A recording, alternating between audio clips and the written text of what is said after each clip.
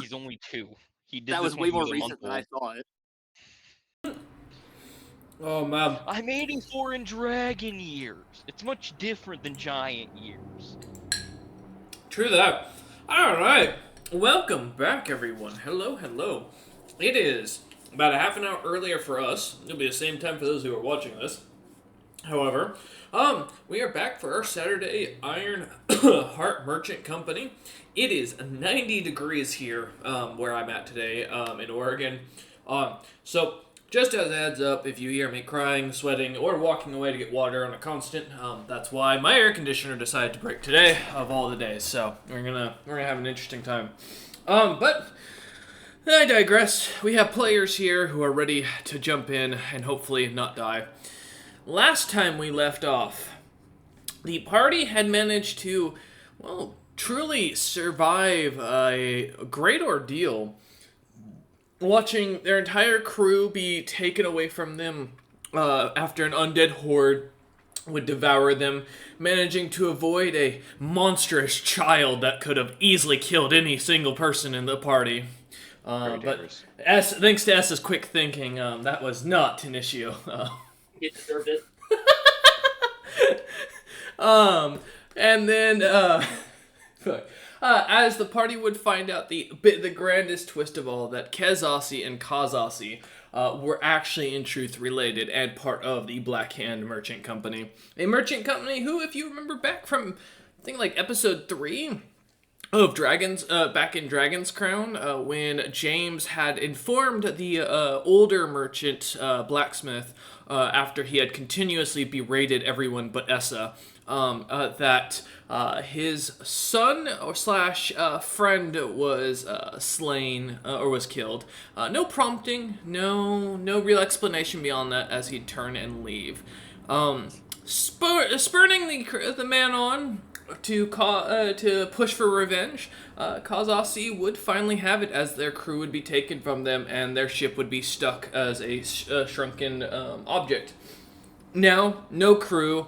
The party would head on to find themselves at the area of Death's Valley, or Death's Alley, rather. A long strip of land on the opposite, or in the troll lands of or on the side of the river, connecting the Toth and Troll territories. Many merchants gathered here. The party finding themselves meeting a nice few merchants, especially one who was able to give them a giant remove curse. Though with the realization that the party no longer had a crew to man their ship, they decided to instead just hold on to the scroll. The last two bits of last session that were of importance, I believe at this point, was not shortly after, as Roloman would find himself sticking his feet into molten hot red calorium to make himself go faster, surviving the fortitude save, keeping himself alive, though completely destroying his legs, or his calf, like lower calf and below, as he melted the metal onto his feet. Managing to pull his legs out, he is now faster, temporarily. But as his feet begin to rigor mortis and fully die off, we'll see what happens as the party comes back, having spoken to this child merchant at the end of last session, meeting up with him and getting to buying most of his materials, or most of his goods. We come back to you lot, still standing in front of the shop, as he looks on at you smiling after you just had bought most of his stock. What would you like to do? How much fresh produce does he have left? As he starts digging through, you see he has around you'd guesstimate 40-50 pounds more of mixed vegetables, that look to have been grown locally. You don't recognize most of them immediately, James, having not been as familiar with troll farming goods.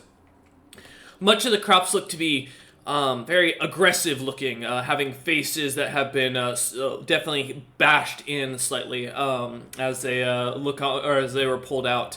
The rest of the meat looks to have been pretty much almost bought out by you guys. There's only around another 10 pounds left that he seems to have. How much for the rest of what you got there, my friend?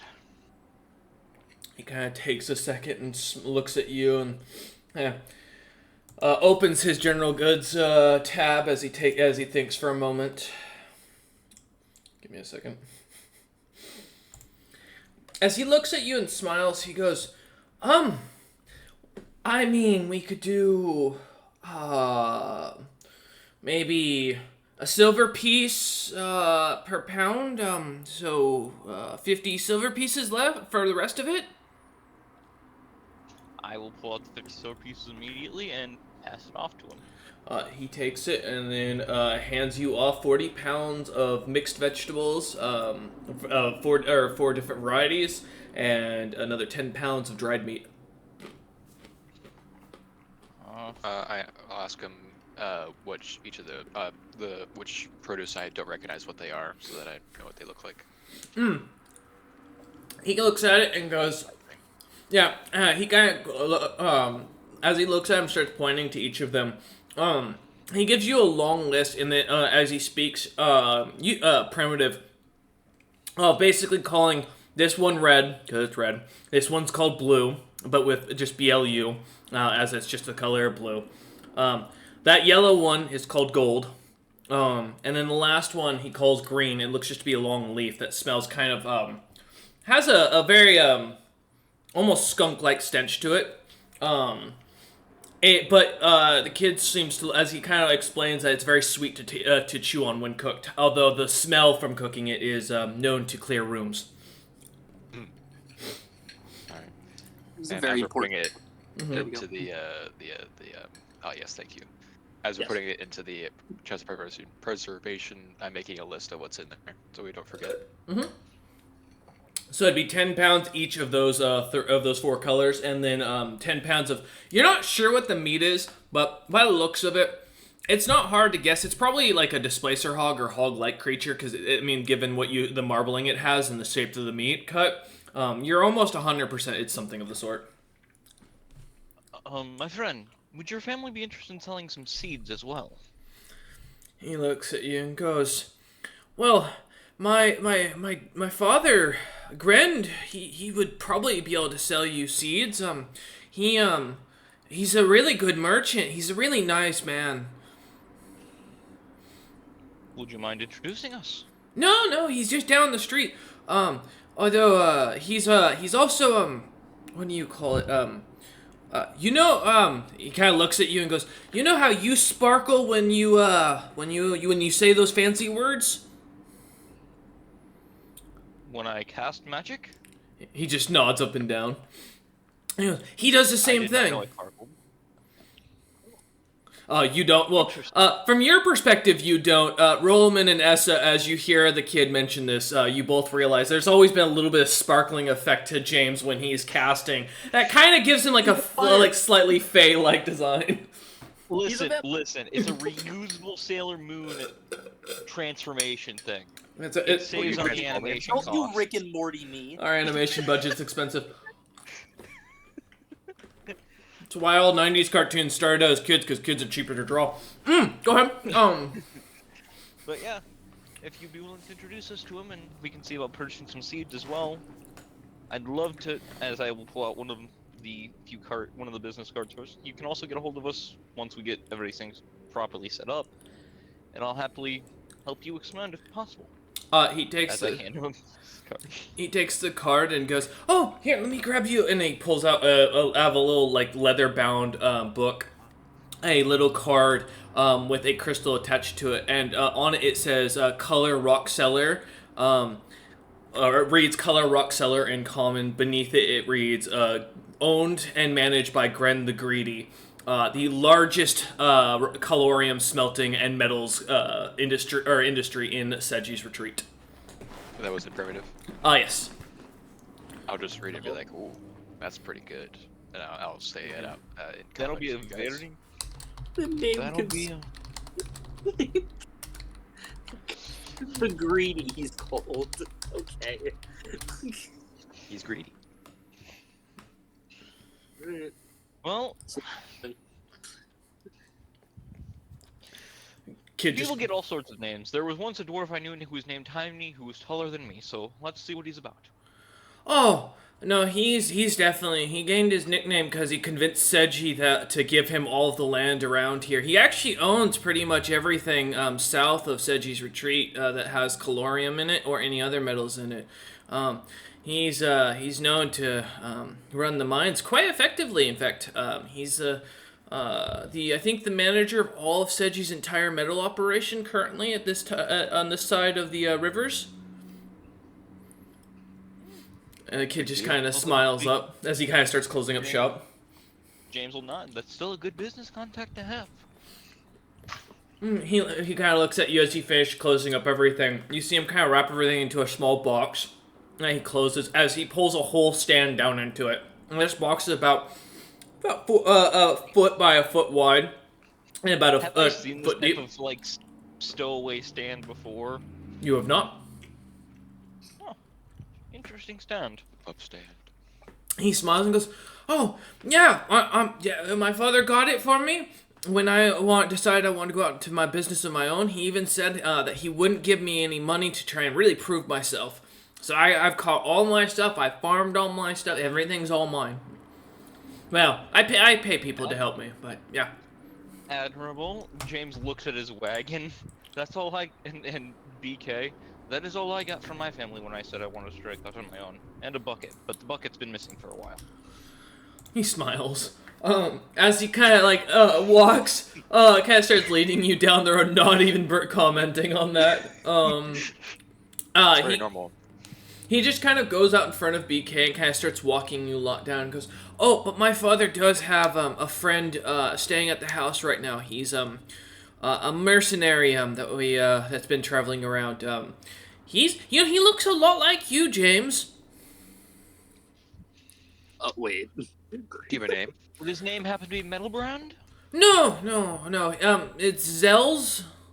Z-E-L-Z, I think is how you spell it in common. Does this name ring a bell? Roll me in knowledge, history, nobility, or profession mercantile. You will get different answers depending on what you roll. Is this something Roman would know? Possibly, if you want to give me a roll, yeah. Any of those will work. Knowledge history, that is a 19. Okay. And then roll I'll one. give you profession merchant.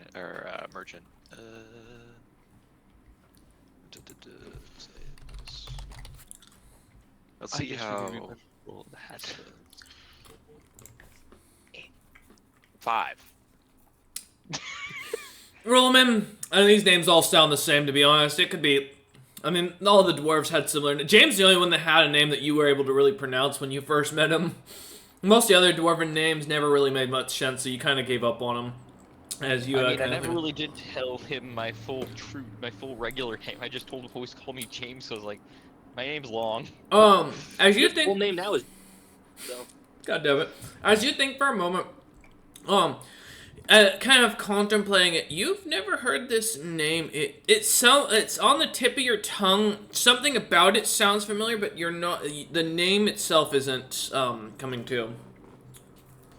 It's familiar. Maybe I know them from somewhere. Perhaps it'll jog my memory when I see them. Kid kind of looks up at you and smiles. You see he pops in a couple of travel mix as he kind of continues to chew on it as he walks down.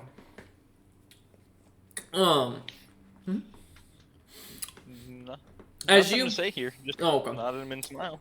As you continue on, about an hour passes of you lot going down this long road, heading towards. You notice most of the area around the road seems to have been completely cleared. A lot of the vegetation is just grass. Many of the creatures that kind of seem to be around here seem to be similar to like does, antelopes. A lot of more like long-legged deer-like creatures that seem to be more built for speed than anything else. That seem to kind of skirt a pretty good distance, but kind of eye you a lot from a distance that you lot can easily see with the very flat land all around you. I have a question. How much is Shenyet staring at them like they're food? Shenyet's never seen these creatures before, so the interest and curiosity is both there, as well as the slight drool that as she continues walking along. Okay. But as you As you continue on, you do notice that it seems as there are areas that slightly are fenced off with giant holes just burrowed into the ground. A few trolls kind of talking, standing outside here and there, but none that seem to kind of even acknowledge you lot as you get closer. About a mile down the road, continue on this main road, this only road that you've seen this entire way. You see a massive, what looks to be 4-story farmhouse with almost 3 other houses built off to the side of this thing. It looks like it should be a castle. At the very least, it's the very least, it could be considered a large manor. As you are coming up on it, realizing that the fence around it seems to encompass the entire area you've been walking, as you're just now starting to see the edge of the fence that seems to come at the end of their property line. That seems to be where they've set their house. You lot start to approach as this large half ogre comes walking out, head to toe glimmering in gold, as his skin seems to be bright and shiny. He looks to be wearing the finest silk merchant attire that you've seen for a dragonkin. As in these things, it is barely holding on to this half ogre and seems to be stretched and ripped in places and slightly sewed back together. His hat looks to have been forced onto his head, as it looks to have been built for designed for someone half the size. Thankfully, his shoes, though the fronts of them have been kind of kicked out, though a fancy boot that looks to have been made from some sort of scaled-like creature, where the toes would normally kind of come to a rest, seem to have been pushed out, and the toe of the boot kind of comes up a little bit as his toes stick out. Out comes this ogre comes kind of running out, yelling for the kid as he as they kind of embrace about halfway down the road. Gren kind of picking the kid up in one arm, standing about 8 feet tall, comes walking over to you lot, holding his grandson or his son in one arm, and goes, How may I help?" James actually has a genuine smile, seeing some familial affection going on between two happy people. As he looks up, nice to meet you, Gren. My name is James. I run the Ironheart Merchant Company. I was hoping to talk to you about purchasing some things you might have on sale. He puts his hand up as you're going through, as he kind of starts grunting at you. Slow. May not, Do you speak primitive better? As he hears you say the word primitive, he goes, "You speak primitive," as he starts to be able to speak cleanly. I gesture to Rollerman. I take a bow. Interpret for us. Nice to meet you, Gren.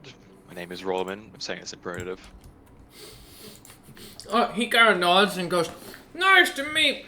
You'll have to excuse me. Your name is foreign in our tongue. Do you mind if I just call you Merchant?" That's fine. He nods. Goes, "I appreciate it. And who's the dragon scaled one?" That's a hired hand. We have They for sale? hired. No. Well, I don't know. You can ask them. Depends on what you want. Yeah, okay. He goes, do they speak primitive? No. He nods. I can translate though if you wish. Not worth. Please explain to your owner or Associate. Associate. He nods. Explain to him. I'm very happy that you lot have brought my grandson back. Sounds like there's a misunderstanding in the language. His comment is still coming together, much better than mine, of course. But you can't treat old dogs new tricks. Explain to your associate here that I'd be happy to do any business that I can, but do understand our areas have been plagued recently by wild cats, quite large, and I'd ask that you lot accompany me within the house to better make sure you're safe, as it's nothing personal, but besides yourself, the rest of you do look quite squishy.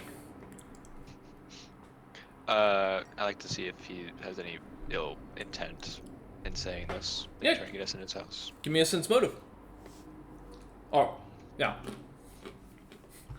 Sense motive. Oh yes, I'm very good at this. Okay, new layout. I have to get used to where my shit is now. Oh, did they change your character sheet? No, it's just that it's slightly different. Oh, So okay. the They place I altered usually the scroll layout to a is slight different. bit. Okay. 11. Alright. As you kind of, eyeing up this guy's body language and the way he's saying, he's a mystery. You look as you look him up and down, you're almost 100%. This one is very well guarded, but it's too hard to read if he's being, if he has any ill intent towards you, or if this is completely kindness. All you get is that he's a very capable merchant. All right. I'll say what he said in common to both Essa and. I have no problem entering into there. James, hearing this, is also, while he says this, would like to roll in a sense motive on him. Sure. That's Essa, fucking 10. Wow. Essa, would you like to well, try and help them, or are you good just watching this go down? Fuck it. Let me see. What is my sense motive? Do I even have ranks in sense motive? I have a little bit. No, after all, I'm just asking if you have any curiosity. Oh, I did well. Why not? Okay. Let's see. 16. Oh. Okay. I'm gonna roll for those here to see. Because now you actually beat my DC outright for him. So I'm giving him like a once-over, half interested. Like, I don't know what he's... As you look him over as being the most capable, or being the most noticeable of the bunch, and noticing the most of him, you notice the gentleman doesn't seem to have any weapons on him. His muscles, though, are large, look to be quite laxed, as you get a sense for it, due to with his frame and the way he kind of walks. Roughly, the best you can tell is if even with his face being almost a stonewall poker face, not only is this a capable merchant, probably well beyond James's capability, but him physically, I mean, he's big. Beyond that, he's probably not strong. I'll just give James a nod. Then tell him we'll be happy to accompany him in. You want me to put the card Although, I would like to know where I should leave BK. Yes. I mean, I can keep an eye on BK in the... Lead the If way. you'd like Do to you know lead where the we way. could leave our carts, or is there room inside, or have a stable somewhere? I have a stable for you to put your donkey in. I will say to the rest of you, this still just sounds like grunting between the two of them, as they seem to move their arms about, and kind of like smack so their body, because most of primitive is grunting as well as language too, yeah. yeah, a lot of body language and where they hit their bodies, how they're hitting themselves, where they're moving their arms and such and like that. So what I'm hearing is, if they get really aggressive, it could look like a dance battle. If they start circling each other, you would know that from Rolliman's perspective, that means they're about to kill each other. That's a sign of actual threat. Yeah. Okay. But as you start to follow him on, he goes, my associates, as he snaps his fingers, and as he does, you see this large fey troll kind of appear in a simple leather vest as well as leather pants, a large bow on their back with some arrows, just appears out of smoke next to them and goes, just bows to the large half ogre, and as he does so, the two seem to say something, a strange language you don't quite catch, as the dialect seems almost slightly unique. And as the two kind of split up, you watch as the fell ogre fellow ogre kind of bows and looks at you and goes, may I, and speaking in common goes, may I bring not dinner to stable? As he kind of like pats BK on the side and like lightly pets him. Yes, as I will get off the cart and let him lead it away. Essa, are you staying on the cart? Because I remember you said you were thinking about sleeping in the cart. So. I'll walk with the troll. I will get off the cart, but I'll walk with him. Okay. Alright. As you follow off with the fell troll, you two kind of head off to the stables, off to the far right to the side as you kind of watch. They seem to disappear around a corner to a small small portion of the large manor, and a few doors are hard to be shut as they disappear. Gren kind of looks back at you lot and goes, "So, in primitive, shall we continue? Allow me to give you a tour of the grounds." Of course. He nods. As you enter into this massive house, from the outside it looks to be kind of patched together bricks, bits of wood, what looks to be some sort of weird mix of like chunks of leather and some other weird mesh of stony mix. And slapped about. The house from the outside looks to be patchwork at best. As a dwarf, James, even without an appraise check, you get the heebie-jeebies that this place could fall apart at any point from the outside. This is not up to safety code or any standard. Oh God, Dosha would have our heads for this. Yeah, you remember looking back at Rollman's village and thinking that they were more capable builders than what this is. As you look on at this, as you enter, though, it opens up into this grand, elaborate building, almost something that looks to be dwarvish in design. Large pillars carved with trolls, like different types of trolls into them, showing different poses of what looks to be affection. The large woodwork around the many floors, the grand staircase that seems to be kind of painted with bright coloration. Everything throughout here looks to be worth multi-millions of gold pieces. This, from all you can tell, looks to be almost as if a dwarf or a wizard had crafted this entire fortress. As it goes on and on as you look to either side, rooms upon rooms as ogres, trolls, and orcs go running in and out of areas. Gren kind of smiles and goes, "You'll have to excuse, we do business a lot of places. I have a wizard friend of mine helping me do work. Yeah, if you follow me, I'll show you to our main meeting hall and kind of give you a tour of my study as well as introduce you." As he kind of takes you off to one of these side rooms that seems to open up into a massive library with a large desk in the center. A very large female troll bearing it all, kind of carved into stone with water coming out of her hands in a center fountain to the office. Large shelves of books, almost 10 feet in height, with different shapes and sizes of books. Most of you have never seen this many books in a single place, besides like royal libraries or noble libraries. There are vials of different colors of liquid that look to be some sort of alcoholic beverage. Bits of trays of food that have already been set out to a small table with a couple of very well silk chairs, and what looks to be a young-looking snow dwarf, or an older-looking snow dwarf.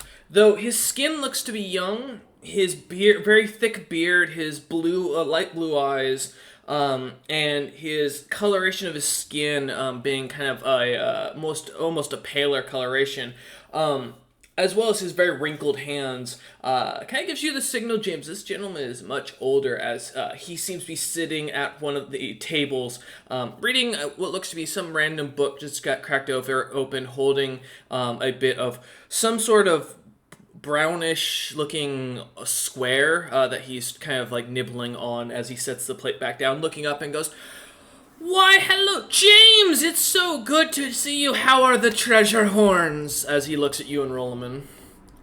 Do I recognize him now that he's right in front of me, since I was thinking about him earlier? You have no idea who this guy is. No. But the name doesn't even fit the person. Put the acting shoes on. You got this. I throw in a smile. Zelm, it's been a while. We're usually fine, although I've separated from and started my own little venture, as you can tell. I mean, you don't even know who I am. I'm surprised you are acting like we're friends. Sure. Good. I give him the smile of, you acted. I give him the look of, well, yeah, you act like you know me. Oh, personally. I do. I know your parents. Well, I knew your parents. So apologies. Allow me to introduce myself as he kind of wipes the little bits of like this brown material off from his food off on his coat, on his wizard robes, and goes, "Allow me to introduce myself. My name is Zelz. I am son of Zelm. And well, her name wasn't important. Anyways, I am a traveling wizard. I stayed at the Treasure Horn Estate when you were born. I helped bring you into this world. In fact, I was joining with the midwives. I hope, as he kind of looks down at your waist, everything's grown to size as you've gotten older." No complaints there. That explains why the name sounded familiar when I was told you were here. He nods and goes, "Yes, your mother was, Anyways, yes, allow me to introduce myself. And he looks over at Roland. I am Zills, esteemed wizard, graduate of Dragon's Crown, graduate of Diamond's Death, and graduate of Adventure's Beginning. I hold 3 different magical expertise, 2 different expertise in things that you probably shouldn't know about, unless you're an adventurer, of course. As well as a small understanding of mercantile business, though most of my businesses are in individual services rather than goods or quantities. As he kind of bows to you, Rollman. A well-learned man. My name is Rolliman. I've known James for some time now. Nice to meet you. Are you, by chance, Elvish? Yes. Interesting. I haven't seen any of your kind since I left. Do you do the whole eating people thing, or are you, not very good at magic? I do not eat flesh in that way. You see Grend, as this is mentioned, kind of looks at both of you with a little bit, one eyebrow raised. And as Zells continues, goes, "Well, it's so good to meet you. It's very rare to see your people out and about. And to speak so well, congratulations on your education. You've learned quite a lot." I've never had any formal education, just kind of picked up what's been said. That's quite impressive for your species. It's rare, nothing to be not to be offensive, but you can understand the common stereotypical expectation of your race. Oh, yes. But I digress.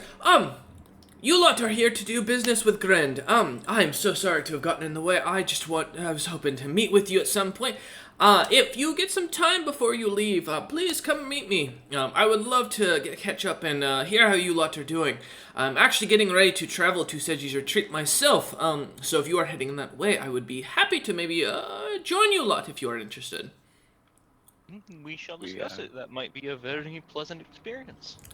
He smiles and goes, "And of course, young James, as your merchant, my services are always for hire." As he kind of nods and bows out of the room. I'll just give him a polite nod and then look to Greld and, apologies. Gren kind of nods and sits you down as you start to discuss business and a bit about what's going on in Seji's retreat. Give me a gather information. Yeah, give me a gather information check while we jump to Essa. I'll let Rolliman roll for it too as well, since I hear you crying in the background. No, I'm crying because it's a +1 for me, and I already rolled shit with the one thing I've barely rolled bad for. Yeah, it happens. Essa, as we jump over to you, as you follow the fell troll around the building into the smaller portion of it, you come across this large this smaller red brick building. A couple of what looks to be griffins set in the stables off to the side. A third stall already set aside. The fell troll kind of leading BK towards it. Shun yet not fall far behind the cart with you. Now you said you weren't going to be riding the cart. You'd be standing off to the side of it. Yeah, I'm just walking with them. Okay. They seem to be kind of eerily quiet. Every once in a while looking back at you to see if you're following, but not making any sort of conversation. As they finally bring you to the stable, setting the cart, it's, the stables themselves, although it's on the side of the building itself is slightly smaller as it, kind of extends off of the main manor. It is open in the front, as you see. The griffins could easily at any point just walk right out into the open area. There's no fences, no nothing. Other than the small wooden blocker that kind of keeps the creatures there, and the large food bag, there's nothing to kind of stop or hold them up. The Feltrol kind of leads BK in, unstraddles or takes all the brittle off, takes his fat face pieces off, and then kind of hands him or kind of puts a bag of feed around his face, around his mouth as he starts to eat. Kind of looking at you, bows and just turns and heads into the manor and disappears into the house, leaving you standing up there. No. Well, my technical job's to guard the cart. Me and Shuddy are gonna hang out. All right. Give me a spot. Well, are you actively looking for people to come after the car, or are you just kind of hanging out? I'll keep an eye out. All right. Give me a search check.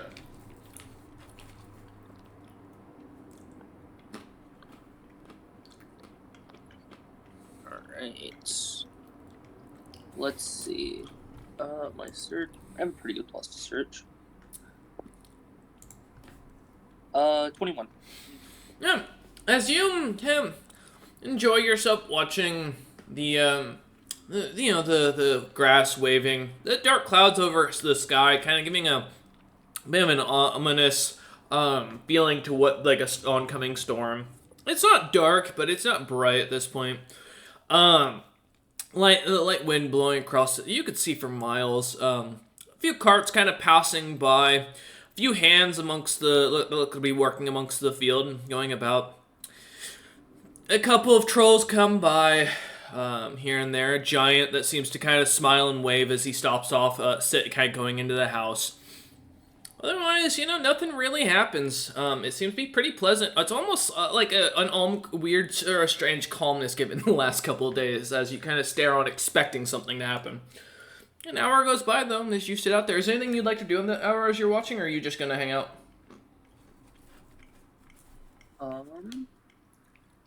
No, because the one thing I want to do would take longer, so no, I'm just kind of hanging. This is like one chance to relax a bit. Alright.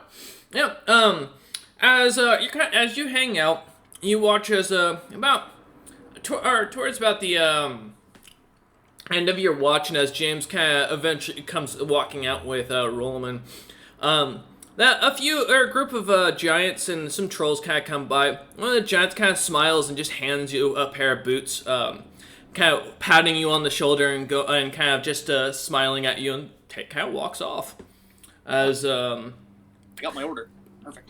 Yeah, as you kind of just looking at the shoes, you put them on and start kind of testing them out, kind of in front of the stables as you watch, waiting, or as James and Roland finish up. But as we jump back to James and Roland, as you lot are sitting down in the room, Gren kind of looks at you, James, as he kind of he sits himself down in this large leather chair. A couple of creatures' skulls above him. Kind of ushers you lot to sit in the chairs across from him at his desk. He smiles and goes, "Do you lot drink?" Usually. He nods and goes, as he kind of stands up and comes back over with a couple of dark colored liquids and pours it into a glass, mixes 3 different colors into one single glass, and then pours it into all 3 different ones after that.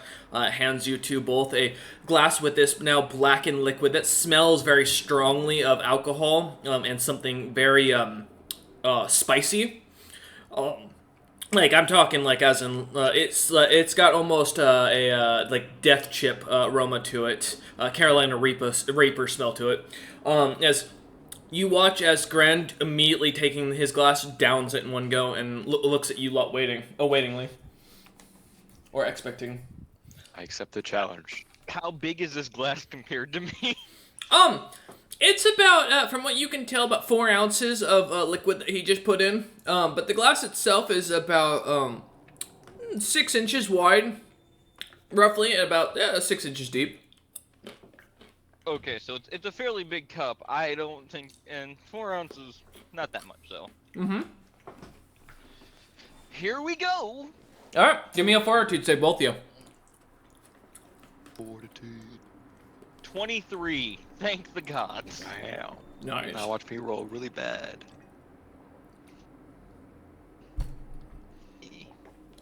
22. 22.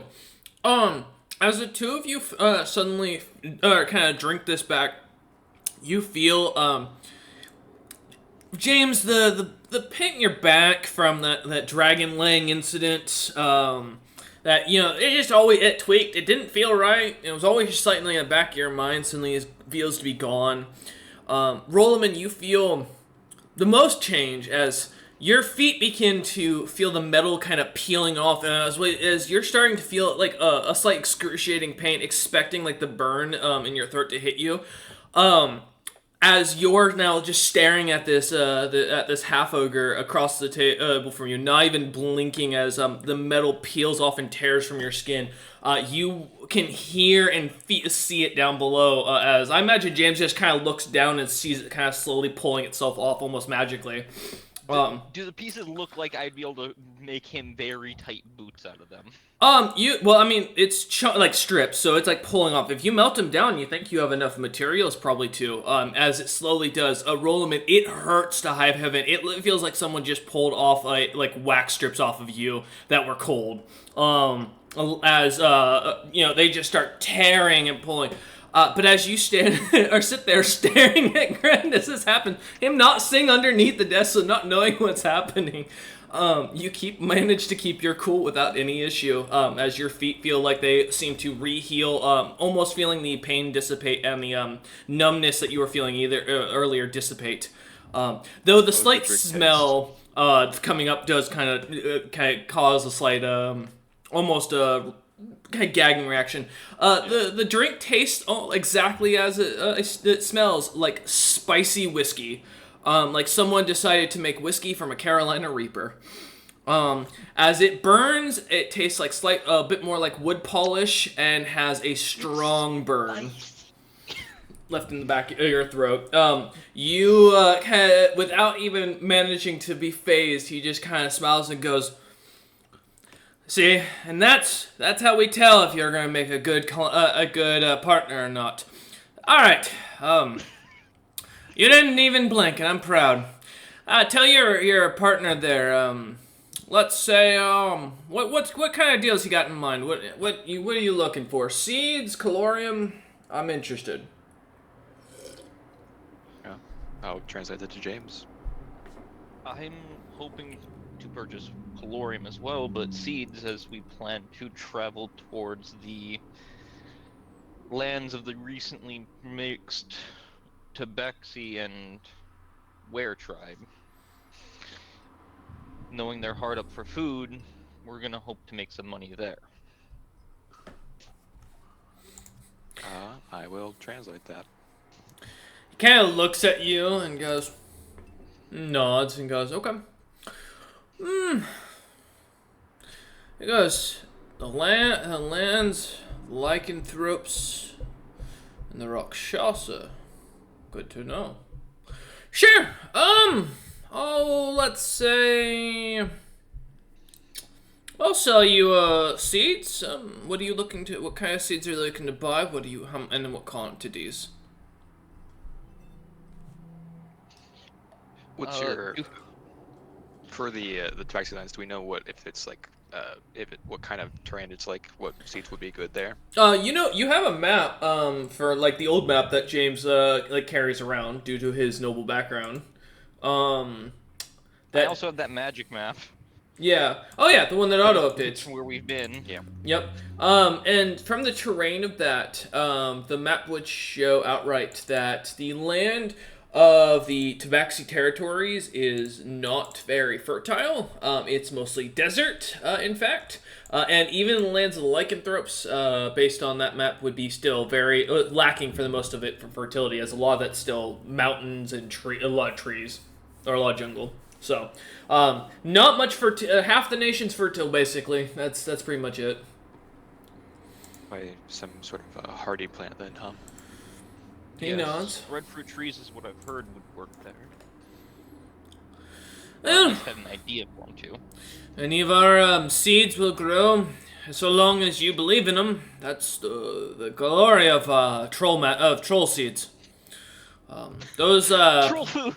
those plants my grandson sold. You should cut them open and accommodate you if you're looking en masse. How much are you looking to buy?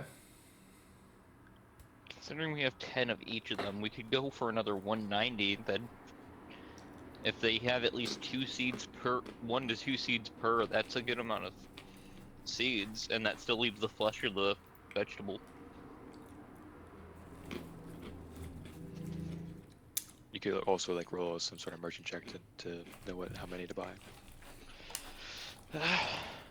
Given It's up to you on that. given the state of there, can I use a profession mercantile to see how to best go about this Sure. with purchase? Yep. Go ahead and give me a profession mercantile. 7. This profession mercantile has fucked me over every time I've rolled it. Dang, So- good merchant. I do think for a minute. You realize you've made a common mistake amongst merchants. You just told another merchant where he can make a lot of money with the same deal you're trying to. You've already screwed yourself, as you realize, and that buying this at this point would actually screw yourself more, because he's probably going to send off to sell these seeds now in those lands because he heard from you.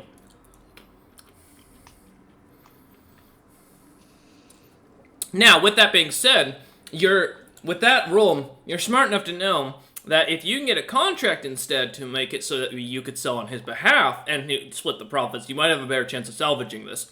How to do it beyond that, I won't give you any more with a 7, but that would be based on your own character. Grung was a failed merchant background. Fuck you, that was on purpose. Go ahead. Yeah, still wrong run do. Oh, that's true. James will look over at him. Tell him we'd like to set up a contract where we go selling the seeds on their behalf. And split the profits. Alright, I'll translate that. Grant nods and goes, so you realize your common mistake. It shows you actually have some character to you and you might actually survive. Okay. Tell you what. I like the cut of your jib. Rollman, as you hear jib, you're not sure how to translate that word in a common. It comes out gib. Cause jib, in primitive means like, just, a general, like, how you speak, how you talk, but that doesn't translate well into common. As he kind of continues and goes, I'll give you 20% of the profit. You'll buy, let's say, at a markup price, you're guaranteed 20% based on what I just sell it at. You mark it up from there, any profits you keep from there. What do you think of that? So I'm understanding this. We're selling the seeds at a 20% markup from what he'd sell them here. Anything above that, No. we get to keep. No, you're buying a 20% markup from market price from him because you're and then you basically get to keep any profits you make off the product from there. So you don't have to come back and pay him, but you're paying a higher rate because of it. And he smiles and goes, if you choose not to, well, I'll just make sure you're here until I finish my sale there. Yeah.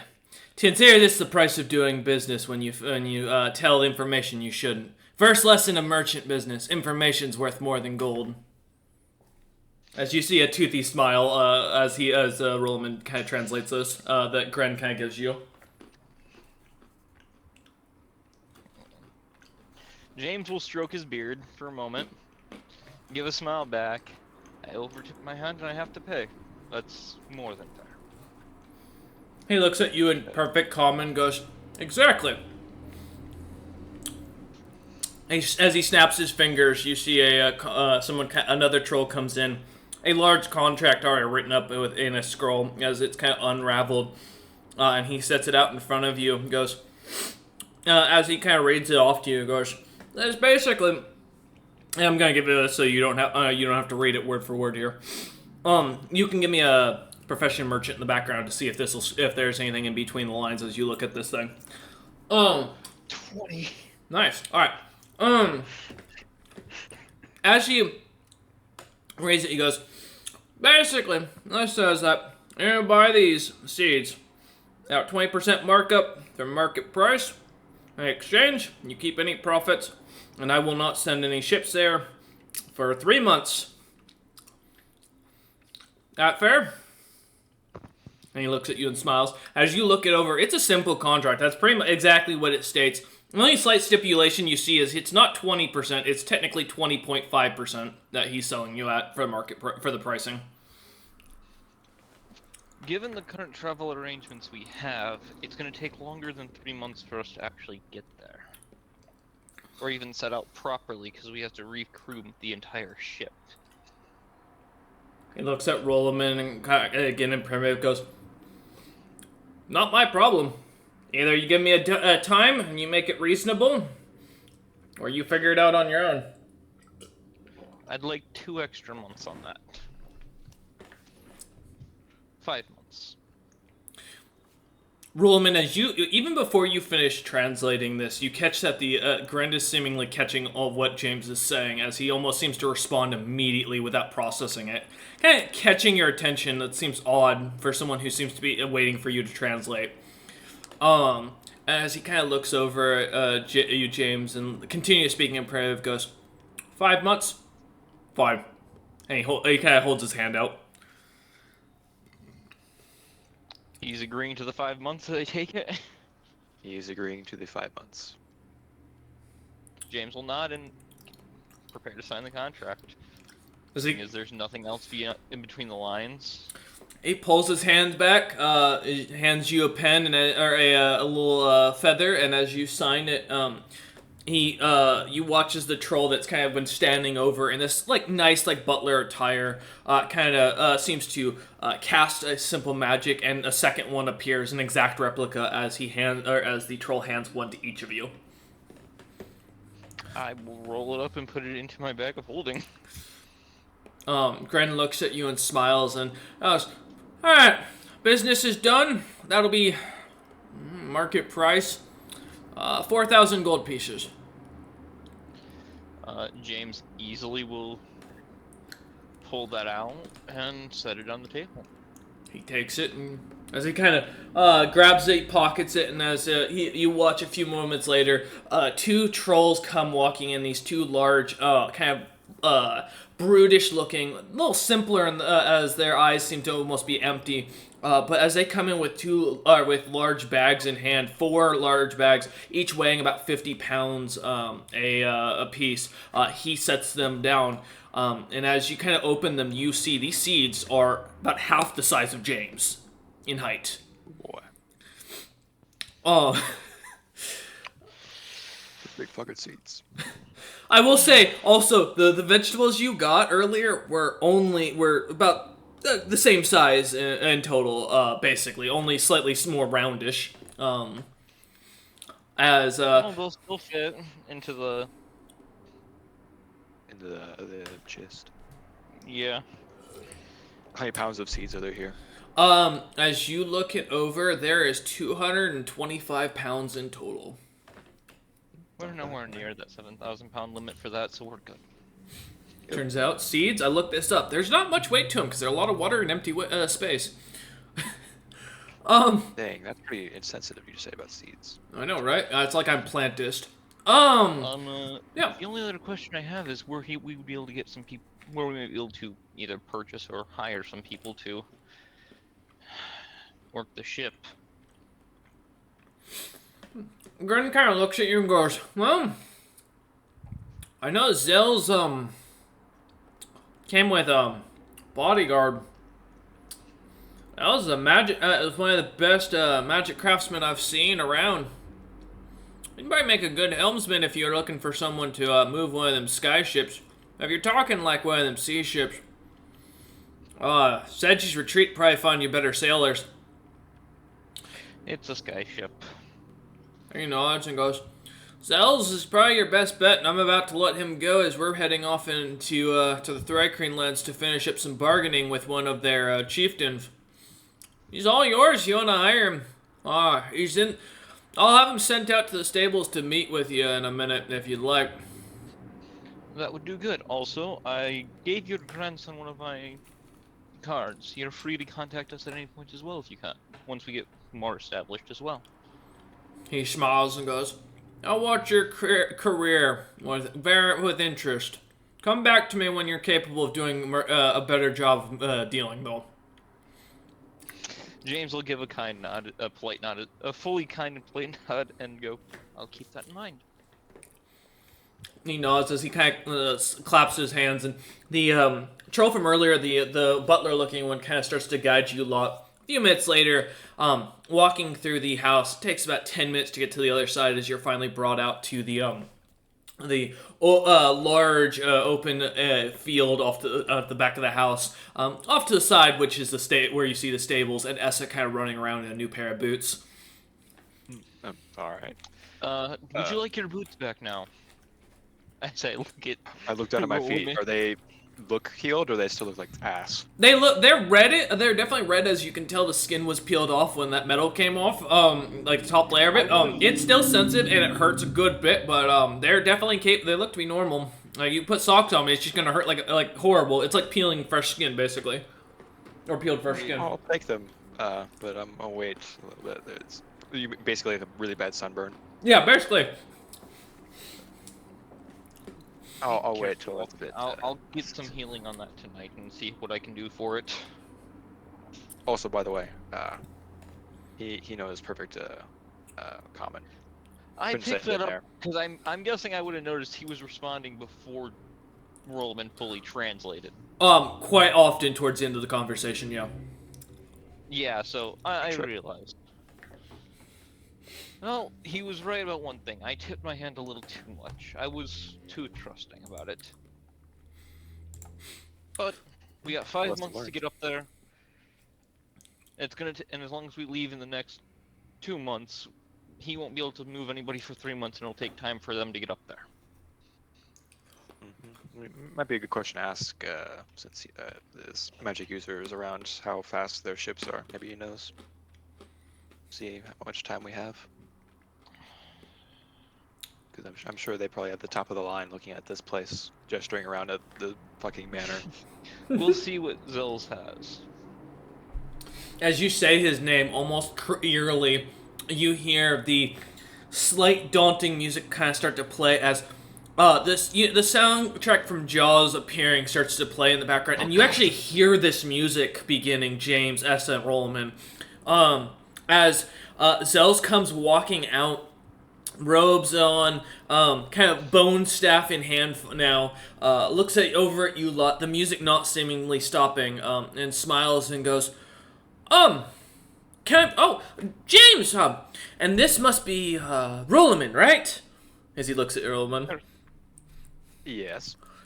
And you must be, as he walks over to Essa and holds out his hand to take hers, kind of slightly bowing and smiling up at her with his eyes. Kind of tries to take your hand and tries to lean in and kiss it and goes, you must be the gorgeous and lovely Tan member. I have never met someone of such fine royalty. Because they sends to dwarves as well.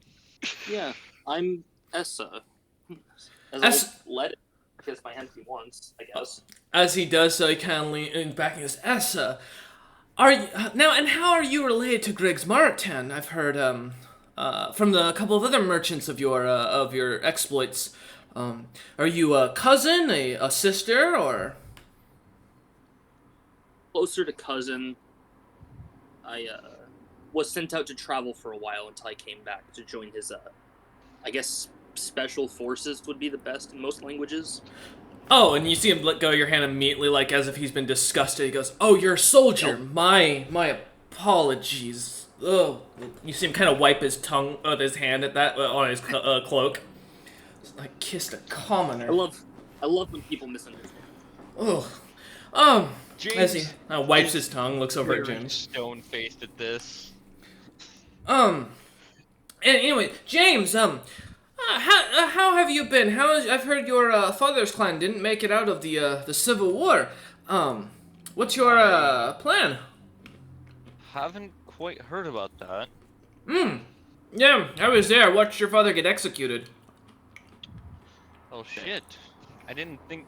Last I knew, both father and mother weren't really followers of Zarazeki. They weren't. Yeah, the entirety of the clan got executed. Yeah, since you're not part of like the main like royal part, or noble part, as he puts in air quotes. Yes. Yeah, your father was one of the first to be executed because of the fact of his lower standings. It was unfortunate to see. He gave me a message to pass on to you. I'm about find the horde and kill, and get revenge. I don't know, something like that. I'll remember it at some point. Well, you're welcome to tell me when you do remember it. I guess it's a good thing I passed up on the inheritance then for right now. Wait, what? Why would you do that? Do you know how much your family is worth? Quite a bit, but also going back could end up leading to me getting blamed. Oh, your head could get chopped, but you could also become a liege. You're telling me you're not interested in that in the slightest. If I was, would I be out here instead of at home?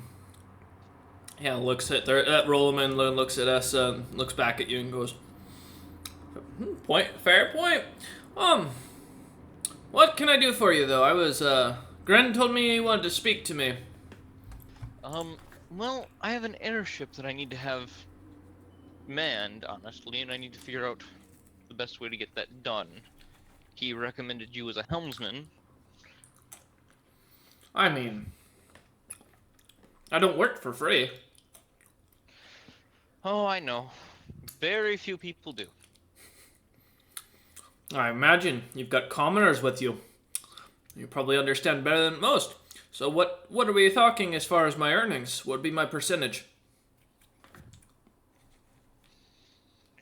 I'm going to try to roll profession mercantile to see if I can figure out a good beginning percentage on this. Because I, as a player, am unsure as I've never had to hire a helmsman. 14. Man nods. With a 14, you don't know much about this guy. And he could be useless, but he comes recommended by a guy who is capable enough of owning all of the calorium and metal mines in Seji's territories. Well, he can't be someone who's just some run-of-the-mill guy. He's probably worth a good percentage, but given the fact that he also it looks to be unequipped compared to your own magic items, and, well, if you look over at Essa, it was dripping in magical gear. You know, it kind of comes to realization, Zills, if he's doing well, he's not caring and showing it. And as this guy seems to be money motivated, you realize one of two things. One, you could either give this guy a small smart starting percentage that inflates his ego enough, and tell him something along the lines that Rollum and Essa get less, and make him think he's getting more because he's a family friend. Or, option two, given the fact that he seems to be so interested in your nobility, you could try and play that card. How to play that card with that roll, I won't give you anything. I'll leave that to you to interpret, or if your party members want to give you ideas. The first thing's technically not a lie, because I'm paid on commission. I don't True. have a salary. Right now, I think it's, is it 50-50 for me and you? Yeah, because you were my startup partner with this. Yep. I'm okay with, you want to do it, might be good starting, maybe it's 25% for him. I would say, keep in mind, if he turns out to be a crap investment, you could take off with your ship. I mean, you are putting this guy in charge of the helm, so you have to pay. You got to think about paying well enough to make sure he doesn't leave. But you also want to make sure you have a helmsman you can trust. To be fair, I'm also a helmsman in regards that I can fly the ship. But do you mean helmsman in that in navigating? It'd be your guess basically, based on what James has stated.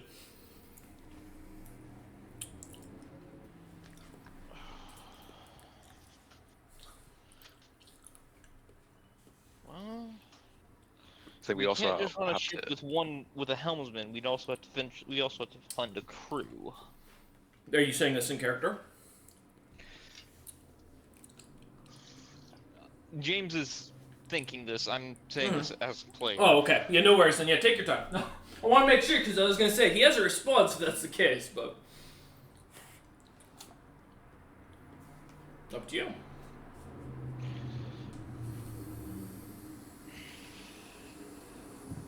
Leaning on my royalty when I may end up either giving it up or being given up by it. He doesn't know that, and you have the excuse to say you're not high strong enough yet to go back. That's what I'm putting. Yeah, keep in mind, we don't need this guy permanently. We just need him for now. So we're not trying to keep him around for literally forever. I mean, if you do, at that point, he's going to be so attached to you, hopefully as a character, that your perspective is he's not going to... If he's like level 15, he's too deep in. He's a lifer. he's not running from you.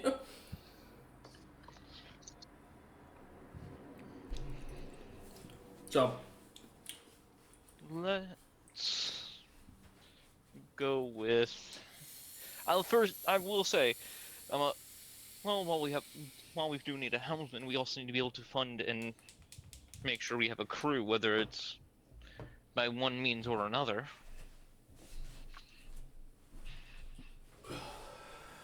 He kind of nods. Saying that out loud.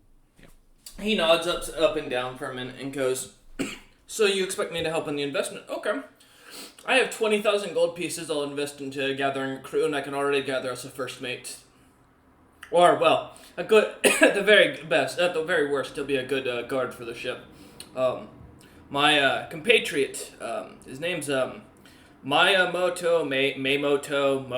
Moto, I don't know. Something, he's got some famous sister, or brother, I can't remember, he said. Something about some person named Ultimus who's part of some really well-known mercenary group out in the east. I don't know. But it came at a premium as far as the charge came. I mean, he's pretty good with a sword and bow. He's somewhere around here. Do I know about this mercenary company? Roll me a, let's say, knowledge or profession mercenary. Do you know the legend of Neff and Co? I don't know. Do I? Let's find out. I'd like to roll Mercantile again to see. With him Strongest mercenary on draft. Let's see. 20, damn, Rollman. Okay. 21 for the Mercantile roll this time. And you're trying to get, as far as what you know about them as a merchant? I'm trying to see if 20,000 for roughly 20 to 25% is Got you, okay. a good deal for him, basically. Okay. We'll come to that in a sec, okay. Okay, I got you. I wanted to make sure.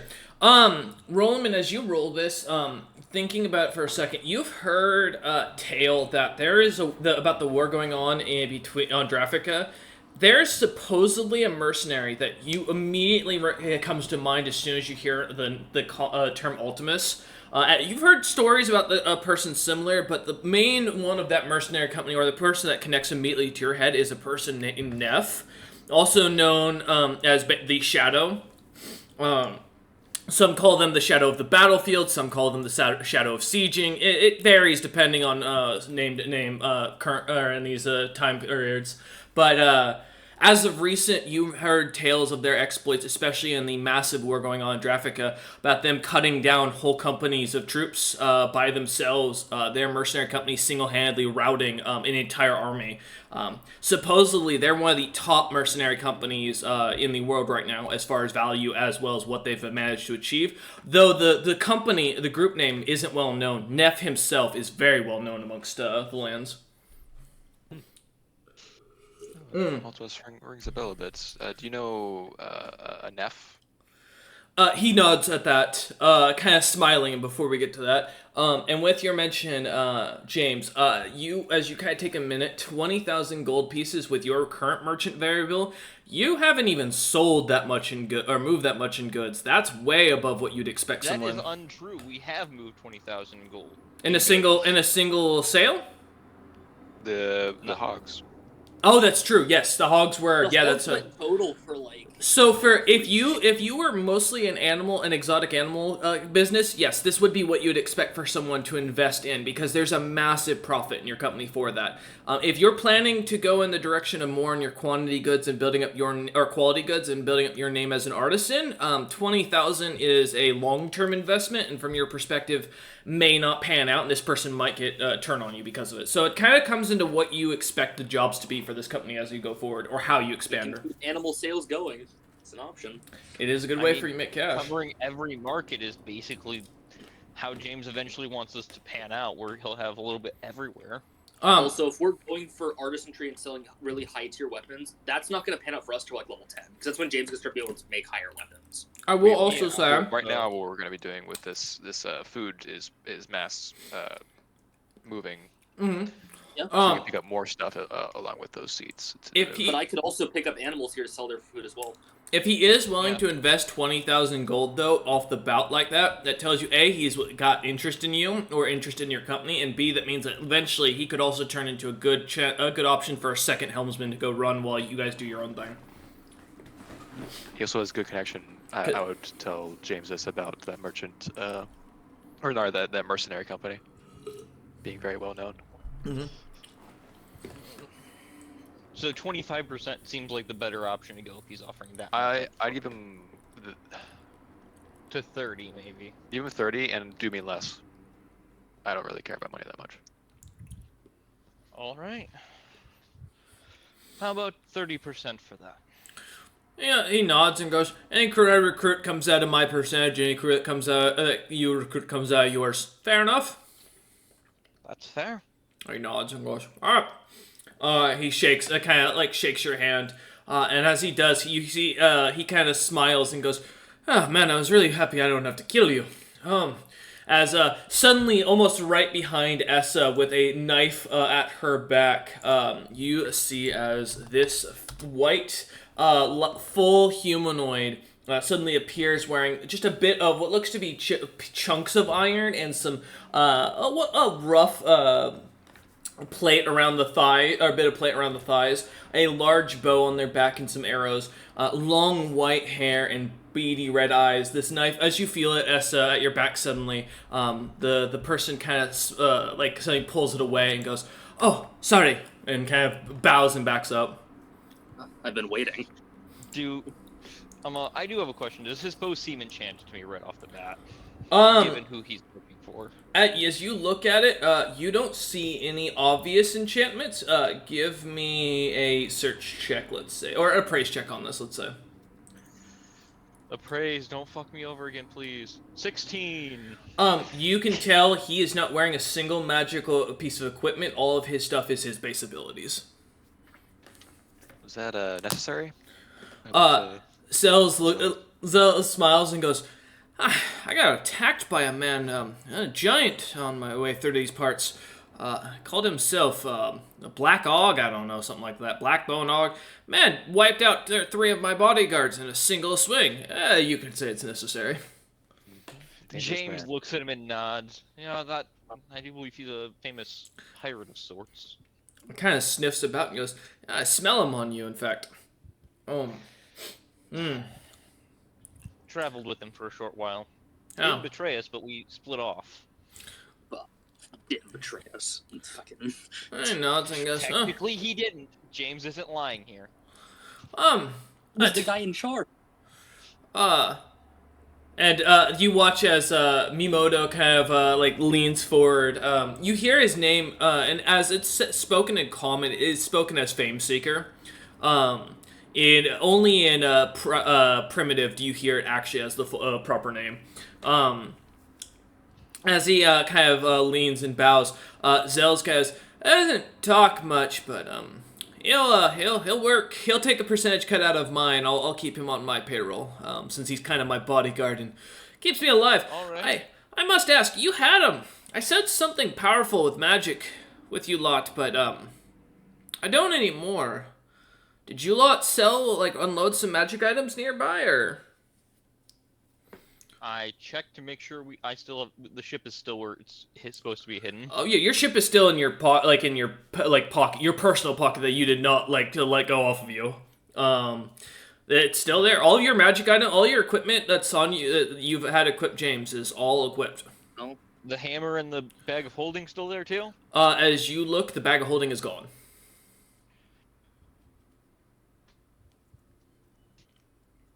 How long has it been gone? When's the last time you remember having a hard bag of holding? I had it inside. You had it inside, yep. Did he fucking steal my bag of holding? Zales looks at you and goes, Oh, Gren? No, Gren doesn't have the hands for it. Plus, it ruined his relationship as a merchant. If he did that, even to someone as low rank, it could be an unknown merchant, and that'd ruin his reputation if he did that something like that in his own house. Can I Yeah. leave just the whisper and just say something to James? Yes. Two groups of a group of giants and one giant walked into the house. I didn't think about it because they didn't come over to me. Did we walk past them? You do remember them passing by you, just for the briefest of moments, when they came into the office to say something to Gren, and then they left. Did they get close enough to me to be able to snatch something off of me? They would have surrounded you lot for a moment and then dissipated. That had the contract in it.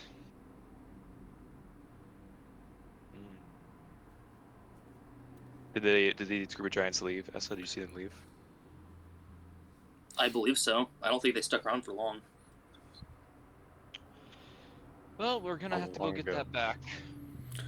Zell's smiles and goes, well, I mean, wait, it's a bag of holding?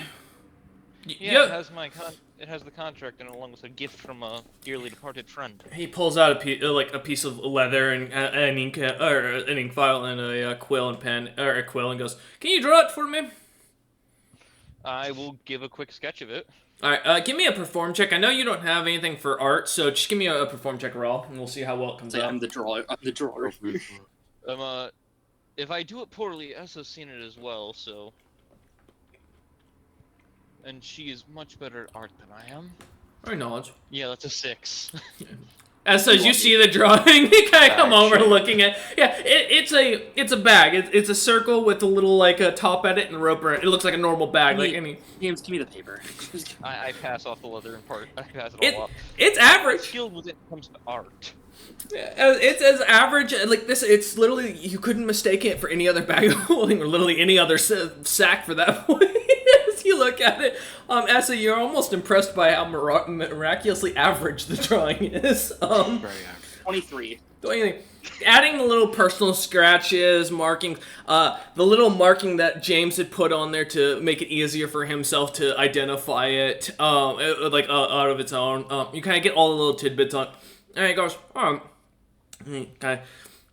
You watch as he starts to, he pulls out a couple of things out of a little bag of his own, and as he kind of crushes them in his hand, he pulls out a little bone harp, and then a little violin looks to be kind of put together with bits of leather, bone, and wood that have kind of been scrounged together, and as he starts to play this eerie song, you watch as the picture Essa drew kind of starts to light up. His eyes kind of roll back for a moment in his head, and then a few moments later, he stops playing, putting the instrument back into his robes, and goes, "That was kind of pointless. The bag of holding is in your cart there." As he points into the cart where BK is still chewing on some carrots. Essa raises an eyebrow and goes and checks. One guy came over to me. As you go to open the cart, you see the bag's just sitting in the middle of the cart. Is the hammer? I go and I check and make sure the hammer's in it. Yeah. As Essa kind of grabs it and pulls out, hands it to you, you open it up. You find the contract in there, but as you look in, the hammer's gone. Well, they stole that. Granted, I'm not much of one for using a hammer right now. It was still a gift from a dearly departed friend, and it wasn't the expensive hammer that we have to get returned. Wait. Oh, sorry. Sorry, my apologies. I'm mistaken then. That was the hammer that was taken. Oh. Yeah, not your. My apologies. I thought you had put the other one in your bag of holding. No, the other one stayed on the ship. It wouldn't have been anywhere near that. Okay. My apologies. But the hammer is, as far as you can tell, nowhere to be seen amongst your gear. Well, they stole the hammer that was a gift from our friend who passed, protecting us. But we have the other hammer that we have to return. That one getting stolen would kill us. No, that's what I'm saying. The hammer. Yeah, the Sisormix's hammer that you guys thought is gone. That's the one I was It referencing. was Corix, wasn't it? Corix, my bad. Yeah. Yeah, Corix's hammer. Oh, okay. Oh, we have the. Oh well. Now, shit. on the We have too bright many side, fucking hammers. yeah, we only have 2 hammers. On the bright that's too side, many. that was the hammer we thought was gonna get us killed. I guess. Well, It's not our that is problem now anymore. their problem, honestly. Zels looks at you, kind of confused, and just kind of shrugs and goes, "So, I look at him and I look at him. It was an emerald hammer. It was cursed. I don't want to know. No. Listen, I wasn't hired at that point. Yep. I don't know. Oh yeah. James is like, you don't need to know more than it doesn't Yep. matter. Moving on. He nods and goes, "So, we're heading to Seji's retreat, I guess, or are we going after this hammer?" That hammer is now their problem. So Seji's retreat. It was Seji's cursed retreat. to the hells, and did they take the giant cloak? They did not. As you look about your, Well, they didn't take the thing that would make them stupid, so they must have already been pretty stupid to take that. Let's Also- just head to Seji's retreat for now. no other goods are taken as you look about the rest of your equipment. I will mention, as you give a quick look through all of your inventory, nothing else has been, not even a coin. Strange. This has been the most pleasant theft I've ever had, where they took the one thing that I honestly didn't want to deal with. But as, The more you talk about it, the more it sounds like you're coping. And then I'm just gonna get the cart ready to move. yeah, as you kind of delatch the carrots bag from BK's face, he looks at you with his big eyes, sad but I'll understanding. pull one out and hand feed it to him. Oh my god. He kind of follows you out. As you get the cart ready, turn around. Zels comes back around with a large carriage. For Fame Seeker sitting on the car, or at the carriage, in front of the carriage, a large muscled steed pulling it. It looks to have large wings, kind of attached on its back. He kind of rolls up to the cart. It looks to be what is a cart for the size of a dwarf, as it only stands about 9 feet in height and about 2 foot or a foot off the ground. Large kind of wheels, like a Cinderella-styled carriage, for reference. As he kind of climbs aboard and goes, Miyamoto will follow you lot. Continue.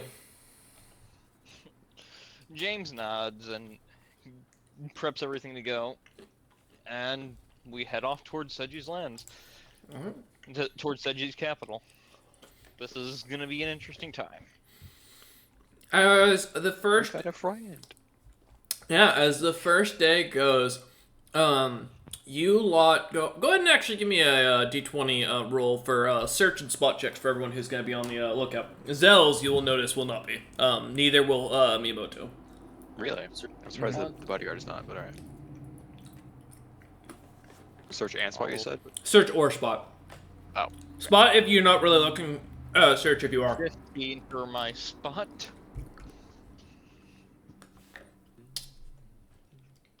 Well, I'm not the one on great lookout today. No? No, that's with a +8.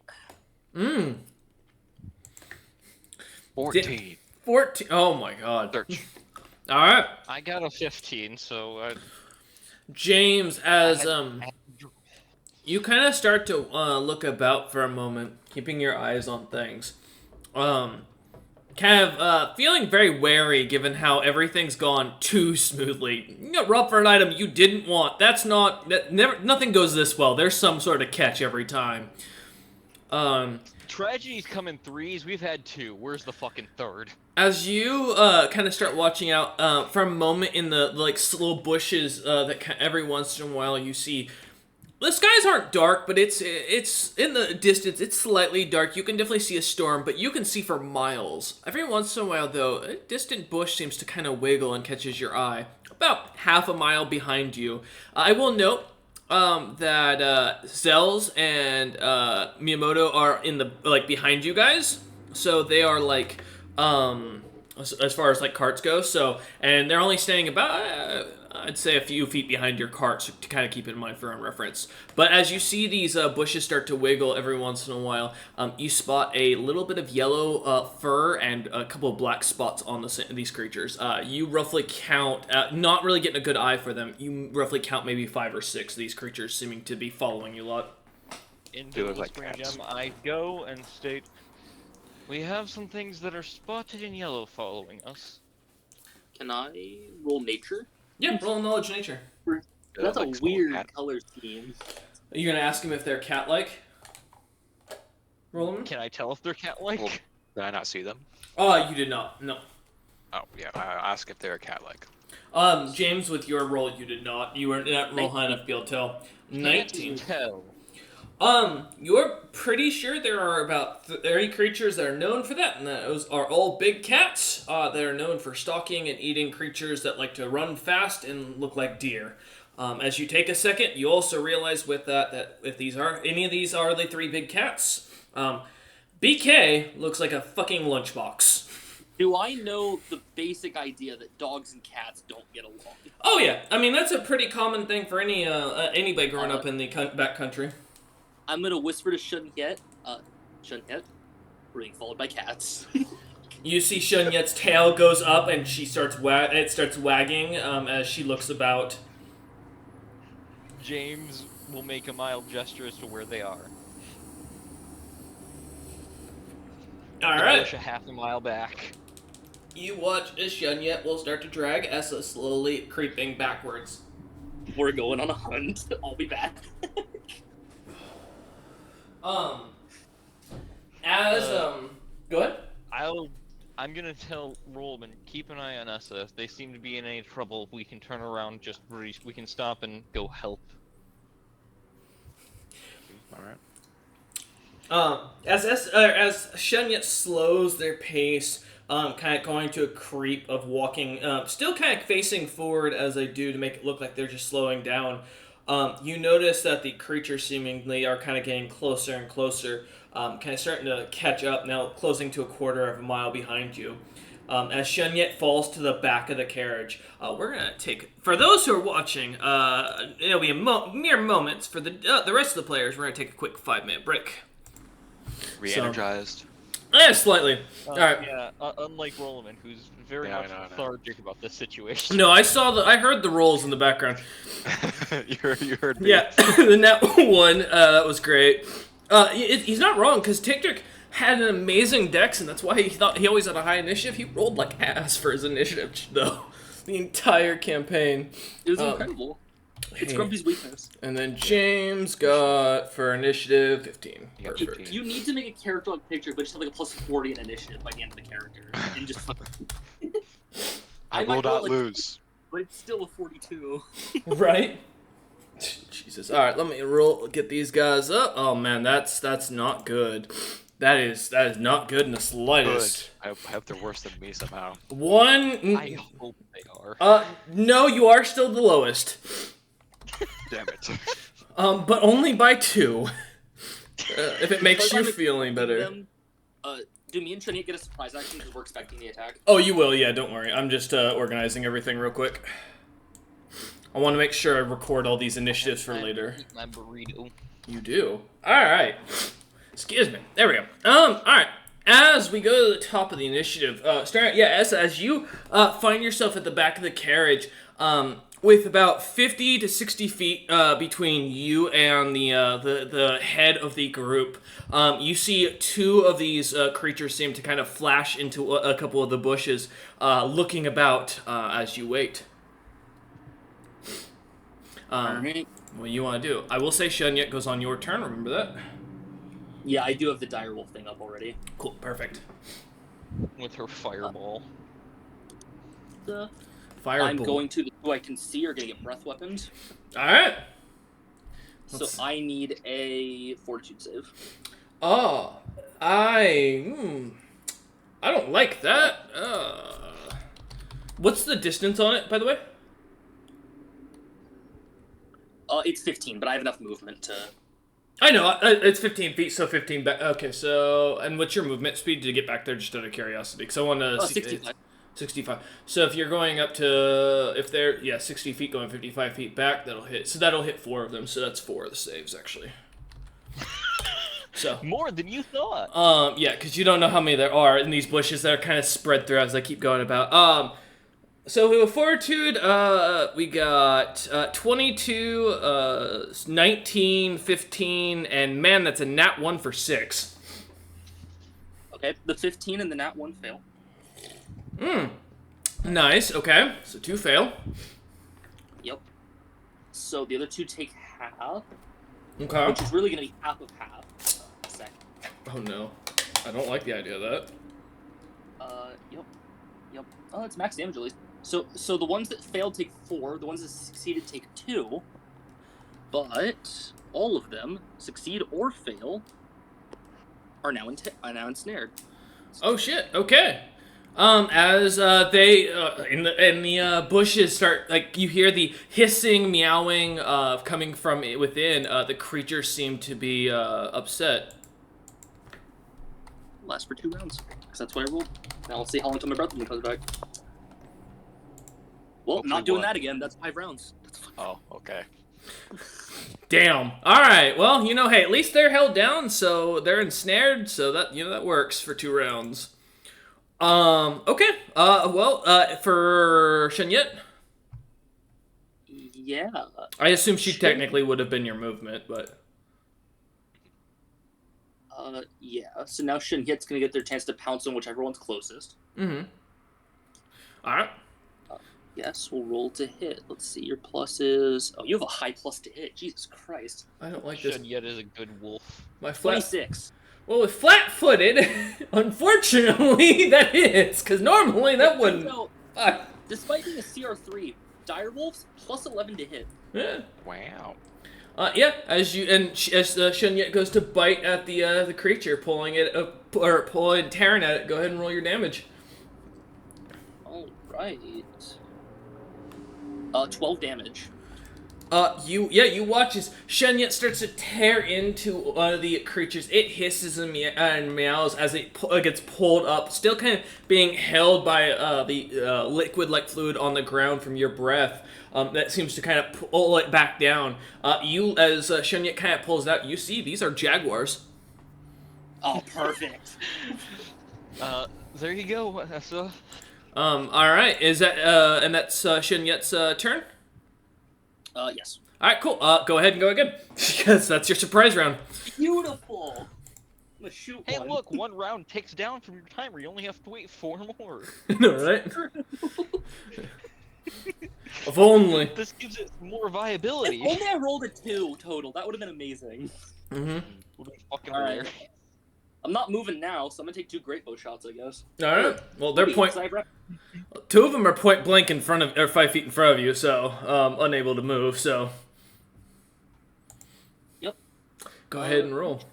I don't think I have that feat yet, but no. I was Point checking if I had yeah. I do have point blank shot. I don't have the non disadvantaged one yet. All right. Oh, that is a 29 to hit. With flat-footed, shockingly, the creature can't dodge as you easily pummel it with an arrow. Go ahead and let's see. That's 17 damage. Whoa, ouch! That's rough. I have a very strong great bow. You watch as the first of the jaguars tearing its back from where Shenyet had tore at the creature, having been stuck and not able to move. You watch as the arrow goes right into the skull of the creature, and the lights go out as the creature drops to the ground. The other one kind of looks at it and seems to hiss at you with warning, and seems to bare its fangs at you. Well, I nat 20 that one. So. Oh no! Roll to kill it. Roll to confirm. Roll to confirm. What is hissing at me? I did not confirm. However, with an 18 roll, does an 18 hit? An 18 does hit, yeah, for flat-foot. Okay, yes, I do confirm my crit for crit damage. Yep, you don't get 3 the extra. I mean, you don't need a permanent injury when you're killing a creature of this amount of HP. Well, if you didn't roll another 20. True, yeah. What was that? 33. 33. Easily as you watch the creature, the arrow goes right through its head, clean, hitting it the ground. The creature seems to drop to the ground, like as the lights drop out. How do the other 2 look and feel? But I just murdered 2 of them really quickly. One looks to be slightly cowering. The other looks to be slightly... that seems to be larger, seems to be hissing. You do notice off to your right, about 10 feet, or about 15 feet over, you do see a slightly larger of the than the other 2 that you just killed. And it also seems to have a light orange-colored fur. The The one's hissing at me. It's gotta die. Okay. That is not the orange one. That one is off to the side. But if you're aiming at the one that's still hissing at you in front of you, go ahead and take a shot. I rolled a 9, but with a plus 11, still a 20. That hits. Shunyet ripping and tearing. Mm-hmm. Alright, 14 damage. 14. Alright. The one that's hissing, as you seem to pierce it into the side of its shoulder, seems to take the wound, and it seems to hiss even louder as it starts to thrash its claws at you as it gets pulled back by the goo on the ground. It seems to be prepared to Essa's attack. eyes dilate slightly as she is like a predator enjoying her hunt right now. As you seem to staring at it, Shunyet kind of smiles up at you. Oh god. Yeah, go ahead and roll for Shunyet's attack as well as you continue to enjoy having easily trapped these other predators. Oh, is Shunyet in melee with me, or does she have to move? She'd have to move up 5 feet. Or move forward 5 feet to I'm Plus not that worried you about can still- the powering one. I think Shunyet wants the bigger one. Yeah, that's 15 feet to the right. Easily. Okay. 50-foot movement speed. Alright, go ahead. Yeah, going over towards it, go ahead and roll to attack it. 28. That does not hit its flat-footed AC. Really?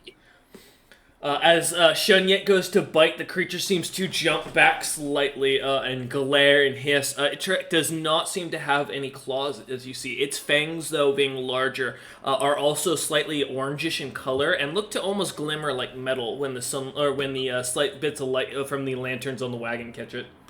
Higher than 28. That's concerning. Alright. I'll let Shunyet's turn. Alright. Those two are dead, so that ends their turn. This creature, it's its turn. What's the entanglement? Is it just has to get out of it?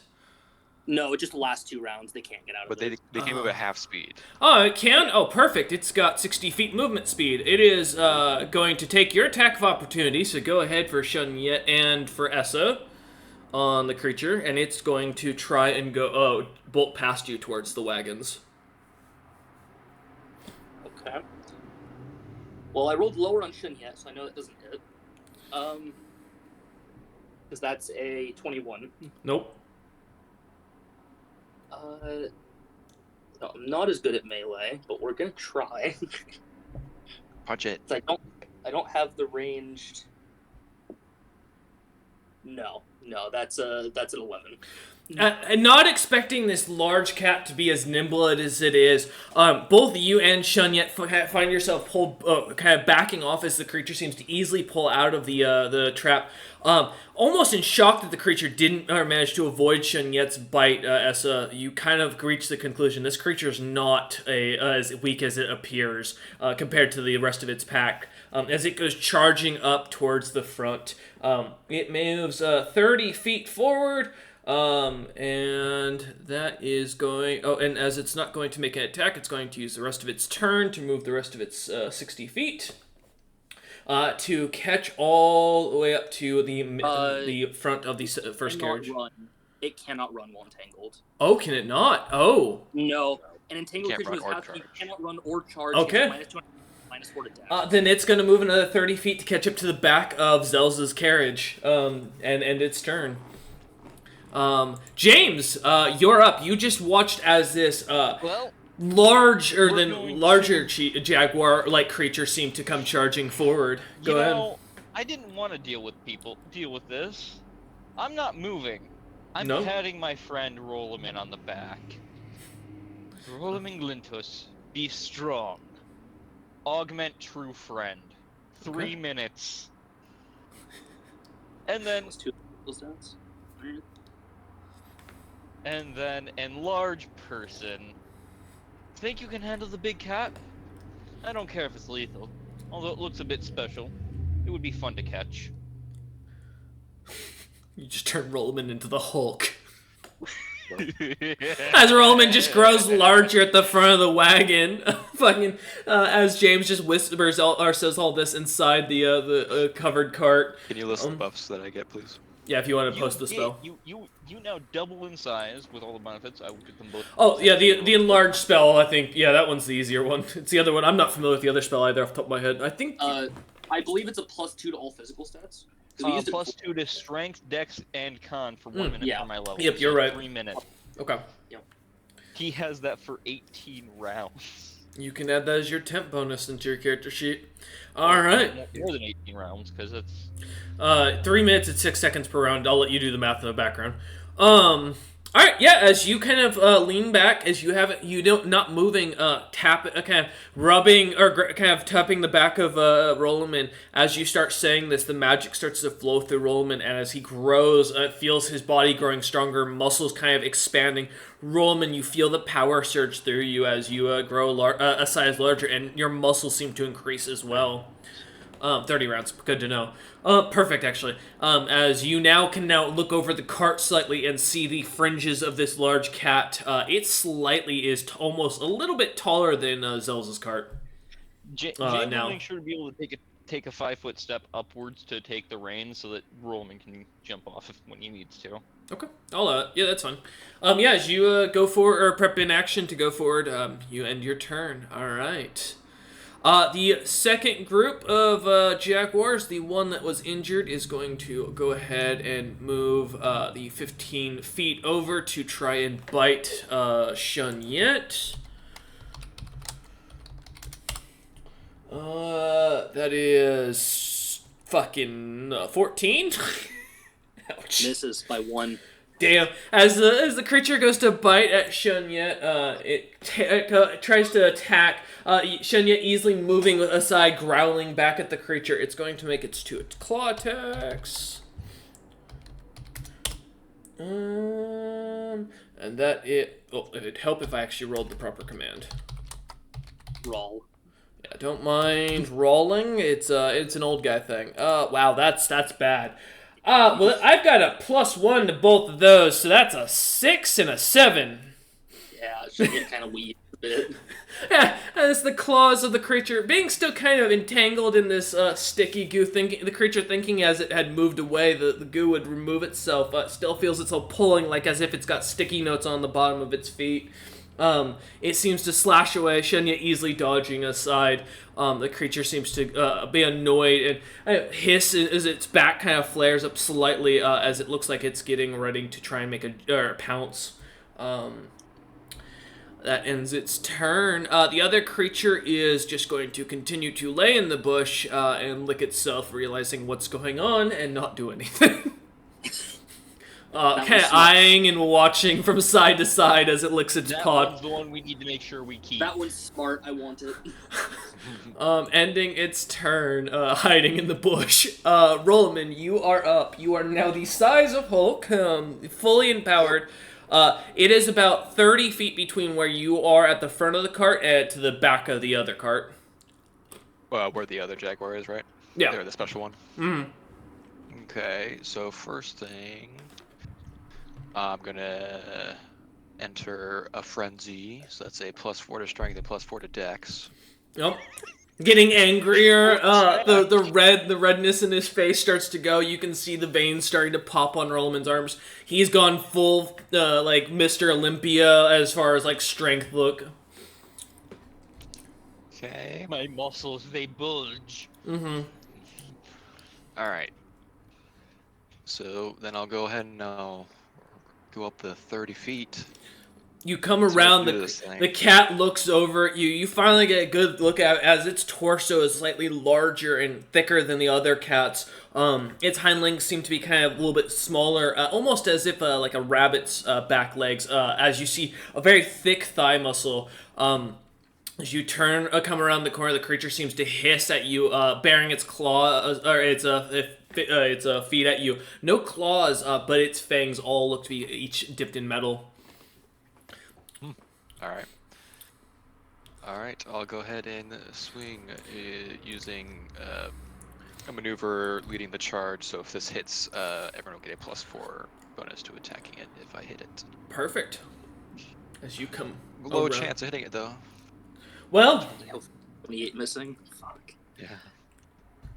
20. As you go to swing at the creature seems slightly intimidated from you as it hisses up at you.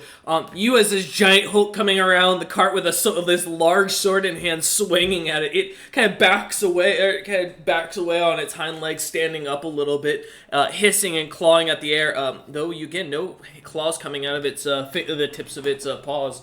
As it kind of just bashes the sword away. As you do, you see it suddenly like stops and like just stares at you, and then hisses again, and then again bats at you. For a moment, like confused and processing. You used your 30-foot movement, attacked. Anything else? Nope. All right. As you end your turn, seeing the creature causing it to pause and it continuing its rampage. You two kind of have a slight stare down as you stand at the back of the carts. Zealous, you can kind of see in the back or in the window the cartridge just kind of waving at you as he watches. Essa, back at the top of the initiative, you're up. Gotta get rid of the last Jaguar trying to fight. The little one. All right, the one that's been biting at Shunyet, managing to easily dodge it. Yeah, go ahead. Yeah, if it bowed, it would have lived. You know, it didn't accept that it was the prey, so it's gotta die. 25 to hit. That hits. Turns out flat-footed with 11 hurts. Yep, 11 damage. Alright. As you and is this Shunyet or is this Essa? No, this is Essa. Yeah, as your bow goes launching into it, the arrow slams into the creature's other shoulder. The poor jaguar looks to be kind of barely managing to stand as it still kind of leans. Every time it leans forward, seems to kind of fall a little bit, having to lean backwards once more. The creature's still standing, though, as it seems to glare at you in defiance. Don't want to be cowed even to the end, huh? I respect it. 27 to hit. Easily. Murder. You know, 16 damage. as you aim the bow straight at the forehead of the creature, seeing that this creature's on its last legs and literally it's on 1 HP. As you pull back the bow, the creature doesn't even seem to dodge or even move its or blink as it stares into your eyes. Arrow goes straight through the skull of the creature, and you watch lights go out as the jaguar drops to the ground. Right in front of you. Shunyet kind of whimpers and looks up at you at that, but otherwise, the other jaguar, still in the bush, kind of leans its head out, looks at you, and then leans its head back in. Can I try to handle animal that one? Oh, sure. Go ahead. Alright. I believe I have a very high handle animal. Let me double check, because there are specific DCs for these, surprisingly. There is. Mm-hmm. There's been DCs for almost everything in 3.5, to be fair. It's true. 24. All right, and what are you doing exactly? I'm gonna go for more an intimidation approach because it already looks terrified. Okay. So I'm gonna kind of just snarl at it and Okay. see if it bows. Or how it acts. As you do so, I'm gonna roll. Wow. Is it smart enough to know that it will die if it doesn't? The creature looks up at you and just kind of stares at you. As you kind of look back at, based on its body language, you're pretty sure the creature would still slash your face off if it gets a chance, but it doesn't seem to be outright aggressive towards you currently. Good enough for now. Well, Shunyet has a creature that ran away from it, so Shunyet has a hunt left to join roll with one. All right, Shunyet kind of turns and goes right back after the creature. I assumed you would have jumped off to go and get down to the Jaguar's level then and let Shunyet run off. Okay. Yeah, Shunyet turns, full movement back towards the cart, gets behind the larger Jaguar to get the flanking bonus, which is a +2. As you look, as Shunyet gets up, kind of howling at the creature, the jaguar kind of looking back and forth seems to hiss at both of you. Again, it's waving its paws at you lot, almost ineffectively. Alright, come on, Shunyet. I know you have to roll really high to hit because that fucking 28 missing, and they're not flat-footed anymore, but Never mind. That is a 25. That hits. That hits now? They're no longer flat-footed. Oh, it is a higher flat. That's funny. That is funny. If you notice what when the description of the creature having weird legs, you would nope. I mean, that's fair. I was like, I have a plus 3, I rolled a 12. I was like, shit. Oh, well, that sucks. Alright, D8 plus 10. So, actually, I think this To be fair, I do think if you have a negative, you still subtract it even from your flat-footed. Yeah, but yeah. I made a funky creature. No, I have its actual thing, the mapped out. Yeah, no, I double-checked to make sure I was doing it right. He made a funky thing. Because it's size. I almost forgot to add the size modifier, because technically this creature counts as large, I realized. Just barely. 18 damage on the bite.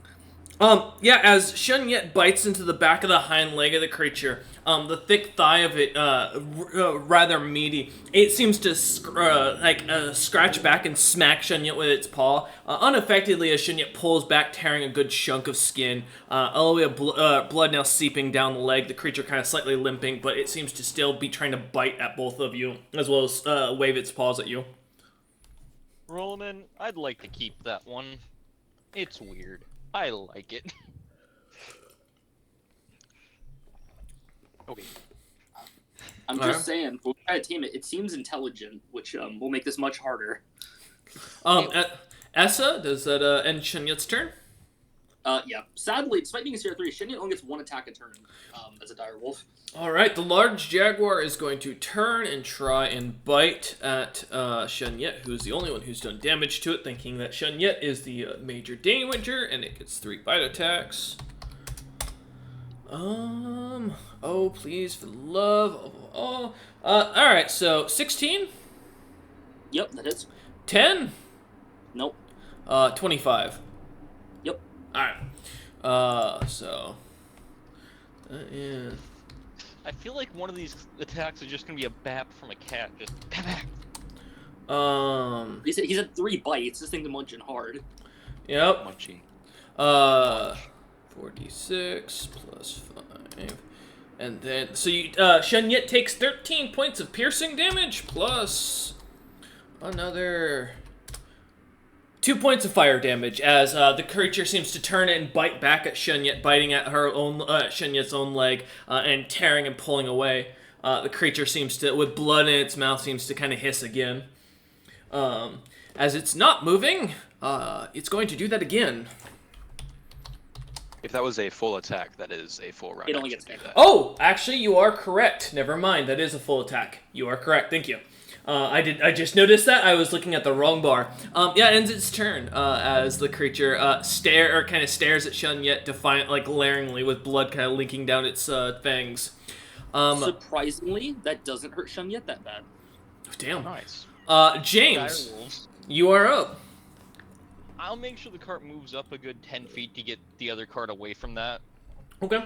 Yeah. BK, not really realizing what's going on, and kind of ignoring the hissing in the background, as having been aboard a ship with weird creatures already, BK's grown accustomed to the strange sounds. Before He just I'll then walks stop forward. BK and look back to see if there's anything I will need to do at this point.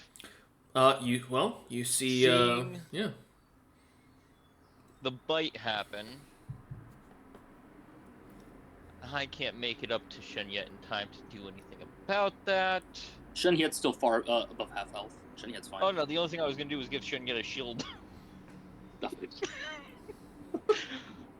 fair. So, I guess let me see what this can do real quick. I keep having to pull spells that I was thinking I'm gonna use. That's why I'm like, okay, let's see here. Let me see. Is there anything here that can be funny or useful in this instance, since you'll only be around for like 3 rounds? You're looking at the wand? Yes. I'm gonna be honest, probably not, because I think the highest creature there has a +4 to hit. That is true. I'm just not gonna help. I don't think you're good in the first place. Yeah.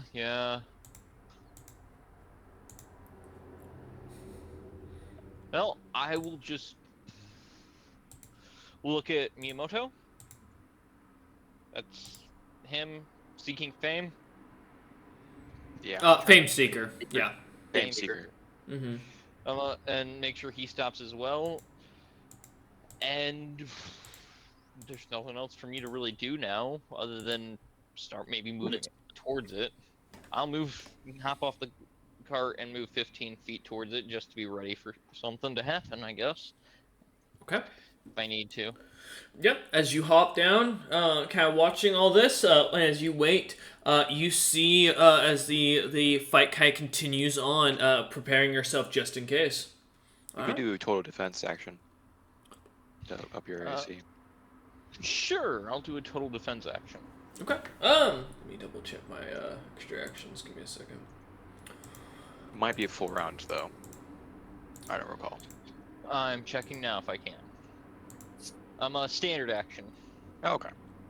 is what they think it's taken as. Actions, tackles. Total defense, you can defend yourself as a standard action, yeah. Okay. So I get +4 dodge bonus to my AC. Okay. As you kind of watch and wait around, looking, expecting more to come, you kind of see eyeing up the fight and see that Fame Seeker doesn't seem to move as he continues to watch as this fight goes on, not seeming phased. All right. As we continue on, the one cheetah laying there is just gonna poke his head up once more. Still staring at it, technically. He's gonna poke his head out, looking at the fight, looking at Rolomin versus the larger jaguar, and just kind of stick back into the bushes and just kind of still stare. Kind of go back to sitting there and waiting, or laying there and waiting. All right, Rolomin, you are up. All right. First, I will designate this jaguar as my opponent for my dodge bonus. So we get a +1 AC. All right. I will also switch the Energia to the non-lethal version, which gives an extra D6 of damage, right? Or extra, how much? I don't fucking remember. I believe it is a D6. It is a D6. D6, yes. All right. Okay. And you And get I'll- additional damage being enlarged, I do believe. Yes, it is a size huge sword instead.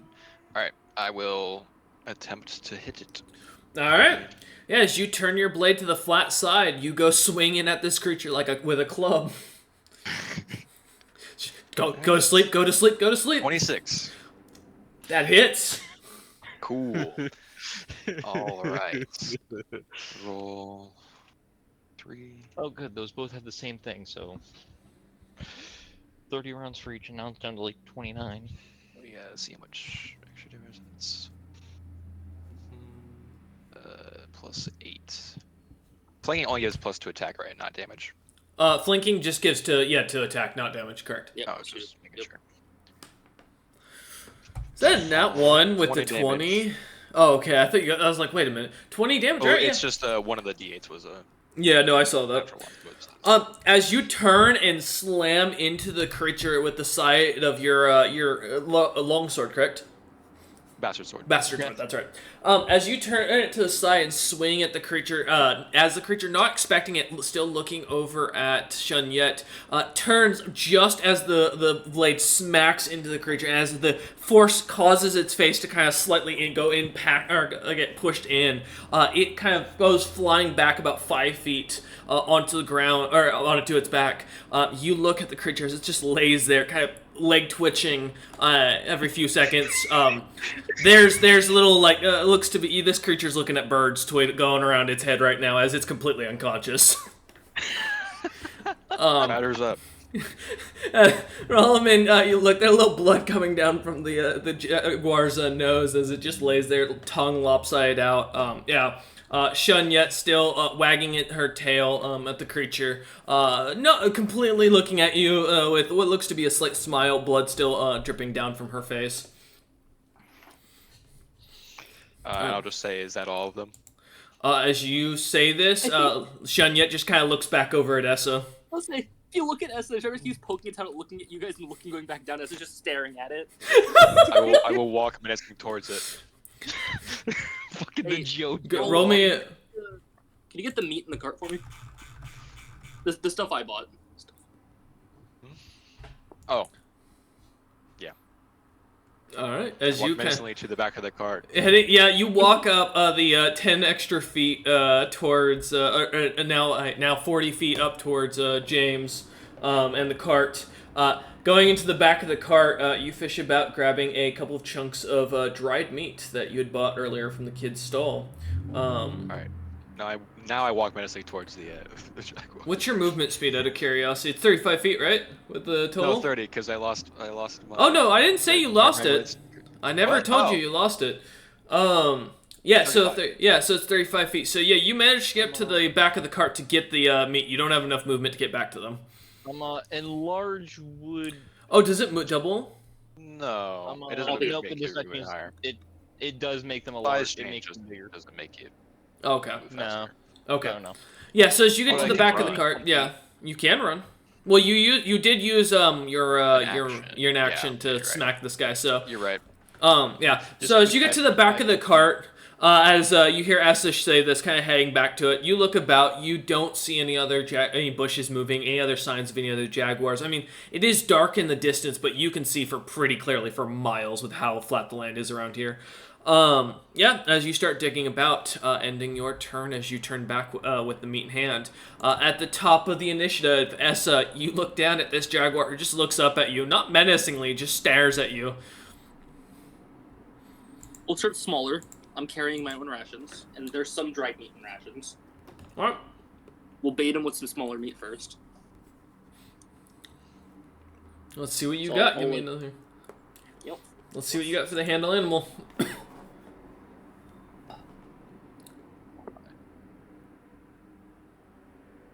19 plus, I think, 11. As you kind So, of hold out some food to the jaguar, kind of looks at you, looks back, looking over at the unconscious body outside on the other side of the bush. You see the creature seems to almost acknowledge the situation and just takes the food from your hand gently as it pulls it away, and then just kind of sits down as it chews on it. As we got you a cat. As I look at the big one. Don't worry, Unconscious. We exit out of initiative. The creature does not seem to at least show hostility towards you. As the second round ends for its entanglement, the creature the jaguar kind of stands up and looks at you. Shunyet seems to come over and get between you and the jaguar as she seems to kind of rub up against you, pushing you back, slightly growling at the jaguar, who doesn't seem to make any moves to attack or do anything, just standing there. As I imagine Rollman would finally, a few moments later, come over with the dried meat in hand. After Wow. after about 3 minutes, Rollman shrinks back down.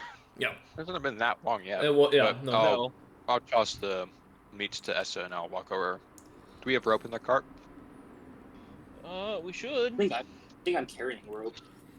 I have some in there. Alright, go ahead and give me a use rope check to try and wrangle this creature. Oh yes, wrangle the unconscious creature. I'm not like tying a knot and like hold it to Yeah. like tight enough. Let me see. Unless you're just Yeah, I've gonna got put one a. rank in it, you know. I was gonna say unless you're just putting a leash on it, and that's the expectation.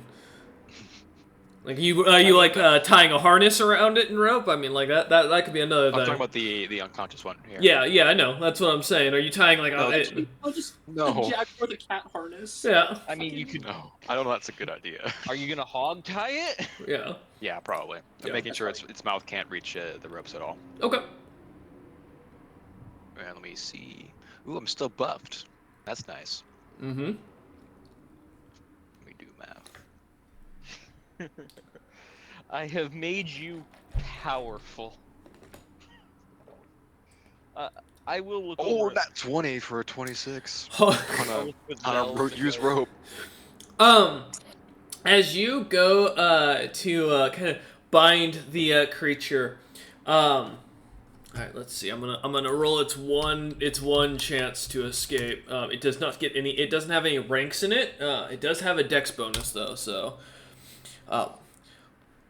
It does not succeed the DC. As you easily manage to tie the legs together, seeing how the creature's legs are and seeing the shorter legs of its back legs, tying its front legs to him, you realize pretty quickly this creature, there's no way it could lean its neck down far enough to go and tear at it. I mean, if it outstrengths the ropes, it might be able to pull apart, but that would take a lot of strength for this poor creature as you start tying the knot and double knotting it. Creature's after a few moments is clearly and cleanly bound, still seeing stars and unconscious. Load him in the cart, Earlman. We'll keep an eye on him, make sure he doesn't chew through his own legs or something. Sorry about that, Zells. I didn't want to risk a rare specimen getting wet.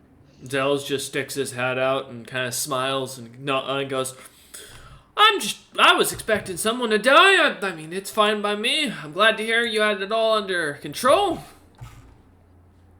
I'm sure if you were in danger, you would have had your help step in. He just kind of looks at you and kind of closes the door to the carriage once more. I think he would have ran. I think he would have...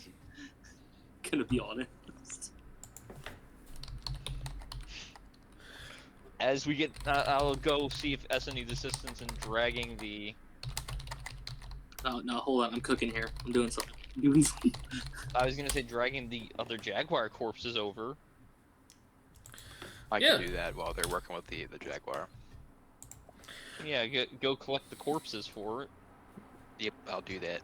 Yeah, as you start grabbing a couple of the four or the three, you grab the other three average jaguar corpses, kind of grab them by their tails and pulling them. They're a little cut up and beat up, a few arrows within them, but otherwise they seem to be in good condition for pelts.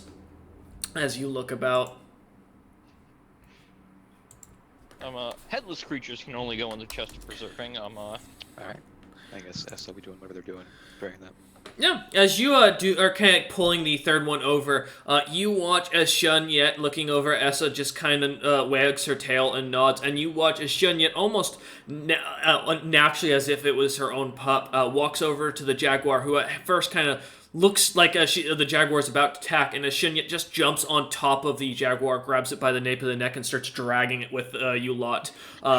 You watch as Shunyet proudly drags the jaguar, who is hissing and but not making any attempts to attack or move or do anything to fight back, as it is dragged by Shunyet. They got a cub. I actually have something for this, because it does look upset, but it's not fighting, right? It still does Correct. look upset. Yeah. I'm going to use Wild Empathy. I know, buddy. I know. Remind me what Wild Empathy does again? So, Wild Empathy, a ranger can improve the attitude of an animal. It functions like diplomacy to improve the attitude of a person. I roll a d20 plus my ranger level, charisma modifier, and I get another +2 because my high handle animal. And I make it go, if I succeed, it goes up 1 rank in attitude. Alright, go ahead and roll. Alright, let's see.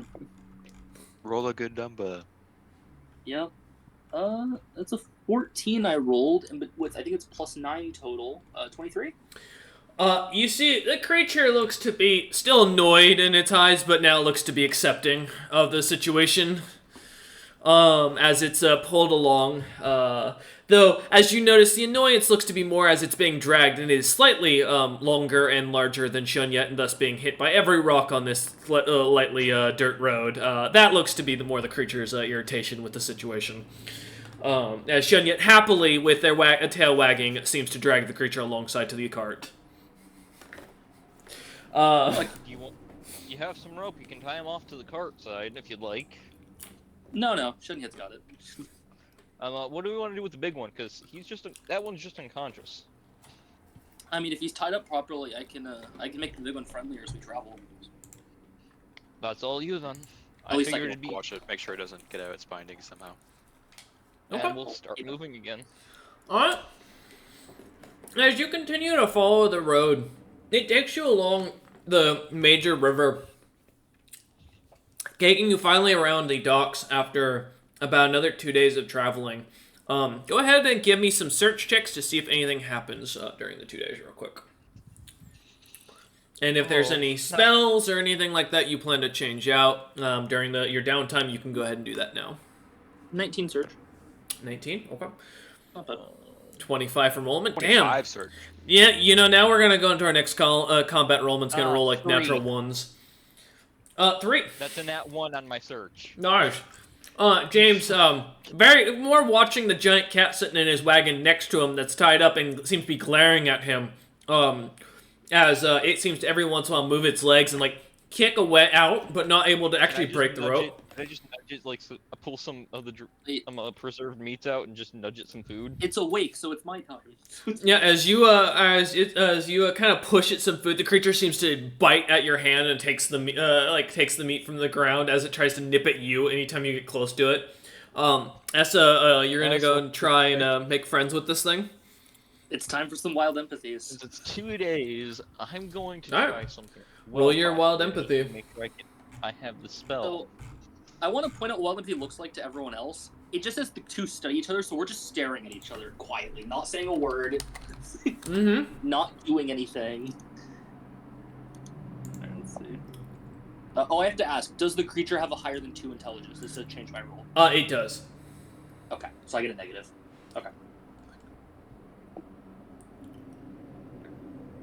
I at least want to It's take like a -4, right? Yeah, it's a -4 if the creature has higher than 2 intelligence.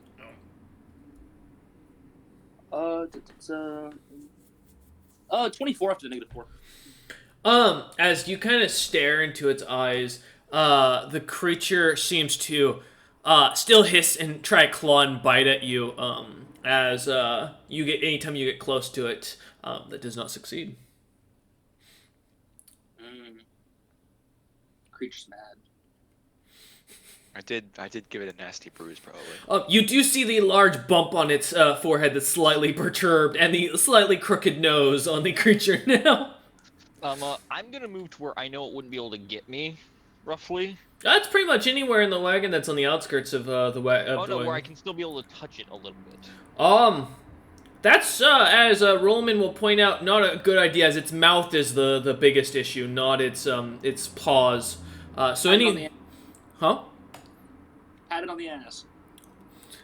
I mean, if you want to get out of the wagon and try and swipe at its ass when it's not paying attention, you can. That's its goal on me. I will let you know, though, when going to the back of an animal and surprising it like that does not make it usually like you anymore. Usually quite the opposite. I'm double checking something. Okay. Before I do, because I need to make sure that I... Okay, nope, I don't need... If you want it healed, I can heal it without it moving. It's probably just not going to like it, but not as much as being surprised. I was going to use Cure Wounds on it. Yeah, allow me. me. It's not going to be a fan, but, you know. Next time it opens its mouth, something's going in. You're gonna put good berries in its mouth? I don't have spells. I don't have good berry. I have Oh, yeah, I have yeah. I have potions. You're gonna throw glass in its mouth. No, how are you gonna... Yeah, I was gonna say, how are you planning to get this in its mouth without it biting you? Dream Lily. It's going... Well, the moment it goes to snap me next, I'm just gonna splash it in its mouth. You're just gonna open the bottle and, like, kind of, like, wave it at it? Okay. Yeah. You're right, we need to invent the spray bottle. Yeah, you know what? I'll tell you what. You give me a reflex check, and I'll have it give a reflex, and we'll see who comes out on this. And Alright, 2 creatures with high reflex. Well, this is gonna be real interesting. I bet. That's a 21. 26. Oh, as it goes to nip at your hand, as you kind of like put it near it, it goes to bite, and you easily grab a potion at the same time and shove it into its mouth like a binky. The creature seems to like grab hold of it with its teeth and kind of stares at you as its mouth is closes around it and look at you confused. As it like you see it slightly sucks down the liquid and just kind of continues to like pull the thing in and out a little bit as it looks at you, very confused and wondering what's going on. Let me make sure how much this heals. Yeah, alright. Let me get my d8s. Oh, it's not a good start. That's better. And the level... yeah.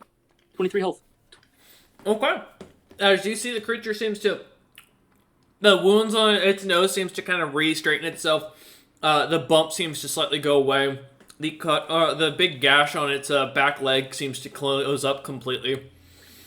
creature kind of looks at you. You feel better? It's still got the vial in its mouth, and it seems to just be eyeing you, not seeming to comprehend what's going on. So if it doesn't comprehend, that means it doesn't understand common. Okay, I'm learning. Higher than 2, but not intelligent enough to speak or understand language. Okay. Or maybe just not common. You know, maybe it knows a different language. Do you want me to go through languages and try something? As Rollman sticks his head into the cart, looking at the creature, now all with the vial in its mouth, looks back at him and it drops the vial and hisses at him.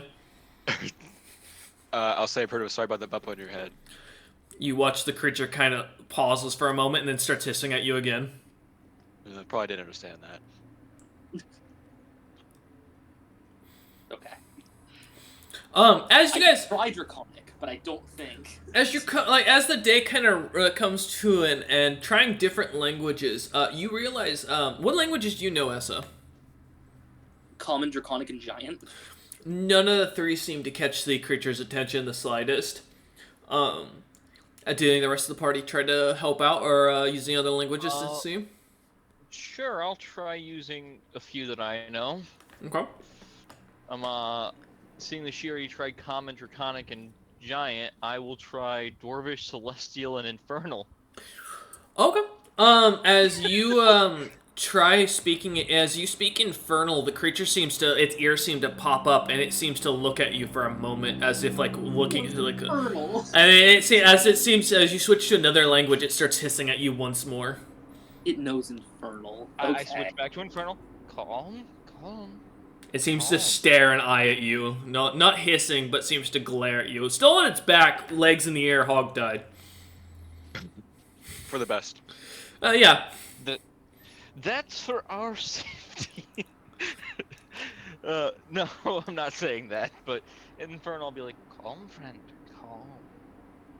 You're okay. We'll feed you. Do you want some more food? As I will reach and hold up a piece of meat. How close do you put your hand to the creature? I'm not holding it within its snipping range yet. It doesn't seem to even move. It just seems to eye you and then look at the meat and then eye you again. Easy. As I will put just the edge of the meat within its nipping range. It doesn't Not seem... where it can get my hand. It doesn't seem to react. It just seems to watch you and then look at the food. I'll lower it down to where half of the meat is within its nipping range, keeping my hand out of its range. The creature still stares at you, then looks over at Essa, then looks back at you and the food. Go ahead. Take it. I'm saying this in Infernal. I want to see if it recognizes. The creature looks over at you, Essa, looks at the food, kind of looks back at James and looks at the meat in his hand, seeming to almost ignore you. Alright. Fair enough. Had to try it. Well, I'm just gonna pat James on the side. I hope you're good at animal taming. I'm just gonna walk away. I guess, should I roll handle animal to try to get it to eat without biting me? Yeah, go ahead. I was waiting to see if you'd want to roll or not. I am definitely You have going good wisdom. to. Oh wait, no, it's charisma Yeah, based. Never mind. handle Charisma. animal is. It's charisma, Yeah, man. I'm gonna guide it that myself. It's charisma based. I'm gonna guide it myself, so I get a +2 to this instead. So Alright, yeah. it's a 13. As you lean forward with the meat, just to the point where you get 3/4 of it within its biting range, you watch the creature looking at its eyes and immediately see the cunningness in its eyes and realize this creature's waiting to bite you. It's willing to give up any chance of getting that food to bite you as you pull your hand back, giving up. I will put the meat away. No food for you in Infernal. You hear it speak back suddenly in Infernal in your head, James, go, "And no bucket for you! Now untie me, you stupid bastards, for this, and who bit me?" Wait a minute. I look at He's it. hearing shit again. As you Oh, look at the bad. creature seems to look at you quizzically. I'm not gonna untie you unless you tell me what the fuck is going on. You hear in Say your head Infernal. again in Infernal, as you all hear James just suddenly start speaking to this creature out loud in this Infernal language, just as the strangeness of the language kind of comes off. The creature's not speaking back, by the way, as it just seems to look at James with confusion. James, you hear in your head, "I'm not a fucking cat. Look out the wagon, you idiot." I look out the wagon. As you look out to the side that S is on, not on, you see as a man in red merchant silks, and holding a nice cane, with little red cat ears coming off of it, a giant gemstone in the center of it, walking. You recognize I Jakix. recognize this. Oh, hello, Jakix. Yes. Do you really think the cat could talk to you? It seems to Listen, I've had weirder experiences on my trips. I'm more concerned that you thought I was a cat when talking to. He kind of leans behind the cart and goes, "Hi, Essa," as he waves. I just look at him and I just go, "You tried to kill me. Please I'm- don't talk to me. Please don't." You say this out loud, or are you just giving him a look? I'm saying it. I'm being polite. He kind of looks at you and Tried goes, to kill me. "In all fairness, I've killed a few people and nearly killed more. Yeah, but I was just trying to leave. I was just. I do apologize. I couldn't tell you from anyone else. You could have been a dragon lord trying to interrupt my plans. I heard Yaki was planning to come near the territory, and for all I knew, that was you. You know what? Fair enough. Just whatever. And he goes, "Here, for my apologies," and he tosses you a bag as you hear coins jingling together. Money speaks in mercenary language. You know what? As All's you fair. as you open it, you find 100 silver pieces sitting in there. You know, for a failed kill attempt, all's fair. All's fair. He smiles and goes, How you doing, Jakix? He looks up front of the cart and goes, I've been having a hell of a time. I went and acquired the bucket you had mentioned in some passing. I couldn't help but overhear you when you were in Parser's last hold. I hope that you don't mind that I acquired it. As he snaps his fingers and a black smoke appears in his hand, the copper bucket with your insignia on the bottom. Damn, I thought that was lost forever. No, some ruffians had taken it, and, that's just how it was. My master has sent me here, though, not just for this bucket, as he kind of hands you the bucket, not even asking for payment. He would like to speak terms.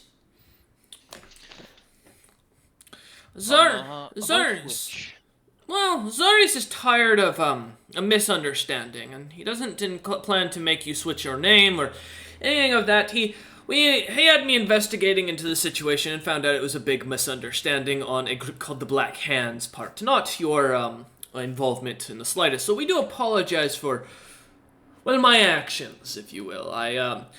I did kill a few people, some close relatives, a donkey or two, but I hope all is forgiven. Seeing as it cost me my entire crew. Oh, are you referring to... I did not have any involvement in your crew's death. I did wonder No, why... the Black Hand did. The Black Hand did. Ah, so all is good. We can shake and be done with it. Hopefully we won't run into each other again, but if we do, it's all in good faith. I'm willing to put let the it feud go in at the this ground. point. Kind of nods and holds out his hand and goes, "Then let it be known that I swear not to bother with the Ironheart Merchant Company ever again," as he holds his hand up for you to shake. Do I sense magic in this? Give me a, let's say, wisdom check in this case. Because Poison, I'm sense motivating him. go ahead. 20. 20. You do sense divine magic from coming off of him, and it is palpable to the same level that Pierre had. And it seems to almost, with that, give off an eviler feeling, something much darker that you'd recognize similarly, given your cleric background, as an evil domain. This is someone who's delved into the domain in a way that not even you would dare to look at. This is something, this being or whatever the magic this is far scarier than you'd want to deal with. Roman with a 7. He's wearing a smile. Yeah, it's good enough business for you. But you still get the weird, creepy feeling that this guy wants nothing but evil for you. James is gonna look at him carefully. Choosing his words carefully. I'm gonna avoid the shake, not due to just not agreeing to the deal, but just personal risk. You did also attempt my life back there. Well, And, while I accept your apology for it, of course, a little bit of weariness doesn't hurt. I do believe we can move forward with good business and good faith. you would choose. Go ahead and roll diplomacy for me on this. James is being honest. He's being more. No, I know. This is, I believe that. That's and why I he's didn't not say being- bluff. That's why I said He's not diplomacy. trying to be rude. That's a 23 in diplomacy. Not bad. Yeah. Damn. What's up? What'd you say, Roman, in the background? I said not bad. Yeah. Oh, I see the. Oh, Jesus God. He's not wrong. As he kind of smiles at you and goes, I won't take offense to not shaking a man's hand, but his word is his bond, and the fact that you don't seem to trust me does kind of put a dent in our future relations, if you can understand. I will agree on my master's terms that I will no longer be of a bother to you, but do note that if my bonds with my master are ever severed, that relation will no longer stand, and that deal will no longer stand. Until then, though, gentlemen, as he kind of bows slightly, a toothy smile as he turns and starts walking off back the way you guys had been coming from. What is Zell's thing of him?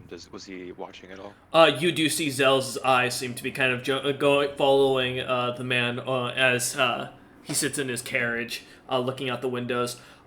He doesn't seem to say a word and stays in his carriage for the time being. James lets out a slow sigh. I was worried that would turn out worse. And shaking his hand is just as dangerous as hugging Pierre. What do you got against Pierre, man? I don't think hugging Pierre will kill you. First, you insult him by saying he looks like a. You hear Fame Seeker Dog. speak up suddenly and go, I too must wonder, what do you have wrong with this Pierre fellow?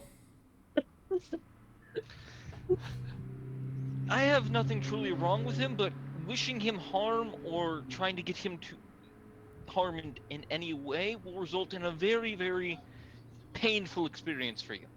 I'm surprised that was your problem. My problem was when he crashed the ship into the docks with us in it. There's also the fact that he wrecked our ship once. Looks over and goes, so due to poor decisions on your part to let this stranger drive your ship, He wasn't driving our ship. Then how did... It was in one place. He crashed into it with his own. He did crash into a non-moving ship that was ours. With his own. Then is this man not dead? I don't Causing him any harm will cause something to harm me. Something very, very powerful. I think he meant like in general from clumsiness. I just thought of his own harm, and I still sit here, unbothered, unfazed. You weren't in his presence. I'm guessing there's a range for it. So just shrugs. She doesn't know what's going on. James has... Anyone who wants to sense motive James will see the genuine fear on him very easily. Fame Seeker does not seem to care. Fear and fear. Yeah, Fame Seeker seems to kind of just look at you, kind of eyeing you with a raised eyebrow, and with the fact that he has such a low sense motive, does not just kind of thinks you're crazy. Look, James, I don't like him either. I like every part of him is like the opposite of what I think a good person is. But insulting the man while he's not here seems a bit rude. We both know I'm more sensitive to certain things than you are, and you are more sensitive to certain things than I am, Roland. In this instance, I'm saying trust my sense. Okay, I'm not gonna insult him, but if you want to keep going, I guess. If that's the best, I don't know. Anyways, let's We'll keep go back moving. to- As I look back at the cat. Yeah, the cat seems to still be eyeing you this entire time, not seeming to let his eyes fall off you for a moment. I think it likes you now, James. At that, it No, seems to it's still hiss trying to figure and out how to bite. fucking bite me. As you come to the finally up to the precipice of the cliff sides of the continent, seeing the vast ocean off to the side, following the road along, that kind of just follows the main rivers and then goes slightly to the northeast and then turns or northwest and then turns back west again. You find yourselves making camp for the night at the very edge of this cliffside, or at the very end of the cliffside before you have to turn west. Having a nice grand view pulled back from the other side of the road into the trees a little bit to a small clearing. You can still see the very large 60-foot straight drop down into the what looks to be rocky waters below as the ocean kind of claps against the rocks. As you set up camp, a few tents set out, the wagons kind of pulled into a slight semicircle. BK and the large muscled Pegasus-like creature kind of untethered and set to pasture around the immediate area as they're tied off.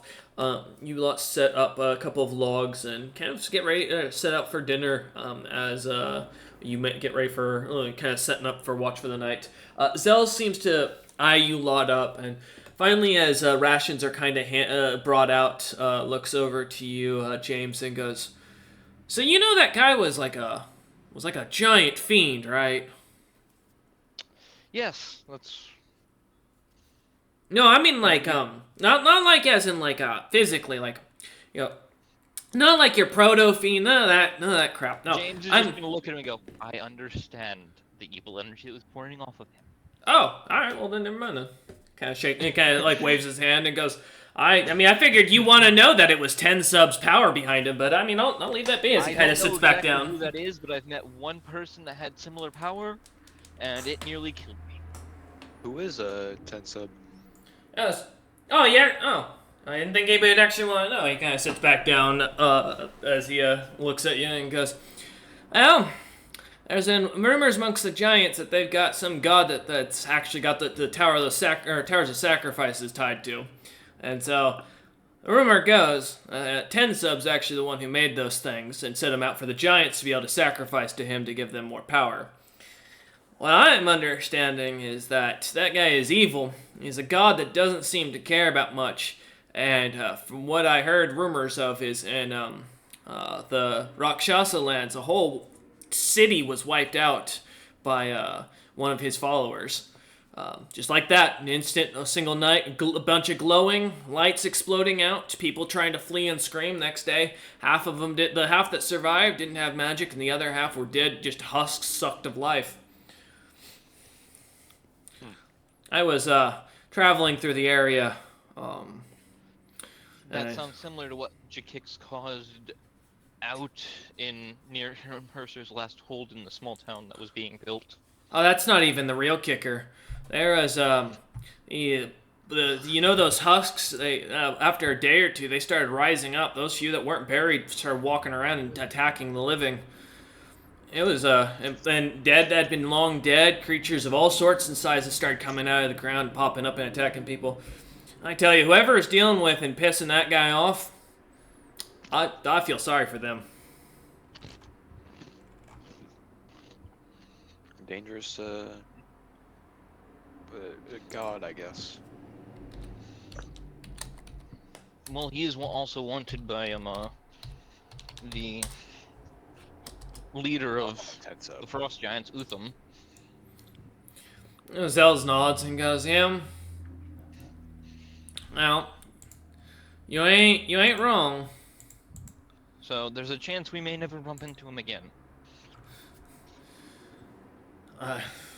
He kind of looks at you and goes, "All I can tell you is Golden Heart Merchant Company's everywhere. The fact that he's tied to them and tied to you lot, I'd expect to see him again.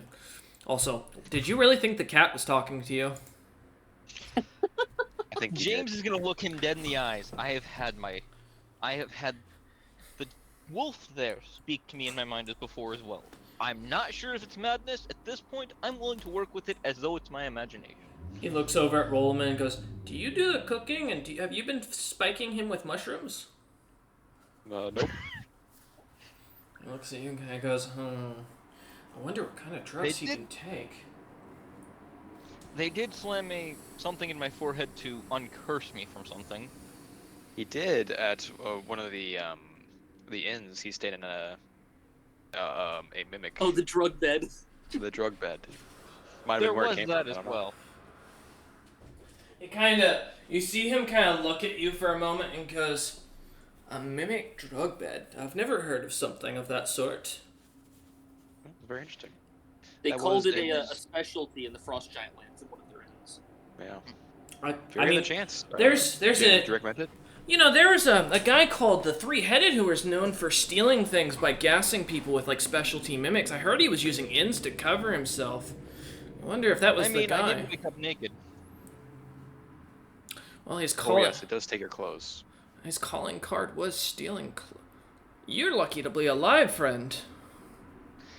He took nothing else was missing from my stuff. He probably deemed you as too ill of a target. You probably weren't noteworthy enough for him to kill. Utham did show up the next day very upset at something. We still don't know what exactly. You lot met with the Regan? How? James, you're doing your country a disservice by not returning with these kind of connections. You're already a merchant. Why not return home and gain your... James slowly pulls out the trade allowance for him or his last hold. Oh my god. As he That's looks a at... circular thing. He looks at it and goes, "You know this is a fake license, right?" Yep. It was valid enough to get us in originally. With them being or I open could get a- trade, but No, it was literally. a nice It apartment. reads down here in Dwarven runes, this is fake. Like... Did you not? No, you just gotta unwind the scroll fully. Here, let me show you as he unwinds it a little bit more, and you see the full thing. It says, "This is for children to use actively for practicing how to be merchants and when learning the mercantile business." As I read that, I James start just- like laughing very loud. Takes a deep breath. I'm going to, at one point, find the giant that gave me this and give it back. That's all. It's You don't better need to not to elaborate, say Dot. thank you at this point. As James will just take it and put it back in the bag. It's at this point, James is like, Well, we met other world leaders as well, not under such nice terms. well, yeah, we had a dragon lord aboard the ship. What? Please don't remind me. You had a... We nearly died from that. Wait, you had... Interesting. And he looks over Essa's, like, your uncle, your cousin was on the ship? Stormings. Who? He was on... The James, what did you somebody- sign up... What did you sign me up for? Hold up. don't worry, I do the talking with the world leaders usually. I hope to. So the treasure horns aren't exactly well known for their ability to speak. They're better at their logistics as far as merchant families go. Yeah, I know the etiquette for a lot of the world leaders. He kind of looks at you for a second, kind of up and down, and goes, "You know, you're not supposed to like just sleep with them as a commoner." I don't. And he kind of eyes you once more and goes, and kind of looks at you again, raising an eyebrow, and goes, "Sure." I was being trained to follow Greg into meetings like that. So, As a bodyguard, I assume? yes. Kind of looks you up and down once more and goes, "Uh-huh." Commoner. As he kind of whispers commoner under his breath. I still have the letter from Greg saying that Greg wants me back at some point. You do. I still... As he kind of looks back over to James and go kind of annoying with a bit of an annoyed face. So as he locks eyes with you once again, James, the annoyance seems to disappear as he smiles pleasantly again and goes, "So what's the plan?" Well, we'll see if we can purchase Glorium while we're in Seji's capital, and then we'll be heading off to go further north. Maybe do a few, unless we find any jobs that we might be able to do and gain some more money and goods before leaving. We're out of time of it. I mean, if you want to make good money, the pits are the best place. I watched a young fighter go in there once. He came out with 4,000 calorium pieces. Went in with two pieces. You can make good money in those fighting pits.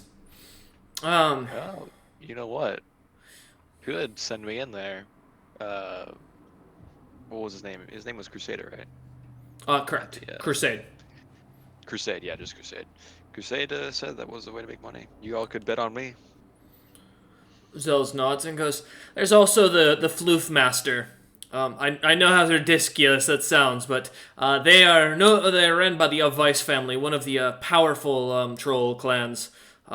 They specialize in monster hunting. In fact, I figured that's why you lot were capturing as he kind of nudges his head towards the rather unique looking jaguar. Oh, we'll either try and tame it off so that Essa can use it for combat, or we will sell it off if it becomes too much of a trouble. What's the status on that Essa? Think you could tame it, or is it not going to be possible, you think? I mean, I can keep trying. I'll tell you, it's smarter than an animal. As you look over, it seems to glare. You see the glare and the slight hatred in its eyes as it looks at you. I throw a piece of meat just so that it's within its biting range. As you do, dying starvation. You watch the creature literally just sits there, sniffs the meat, and then turns its head away as it stares at Essa. Yeah, the thing's intelligent.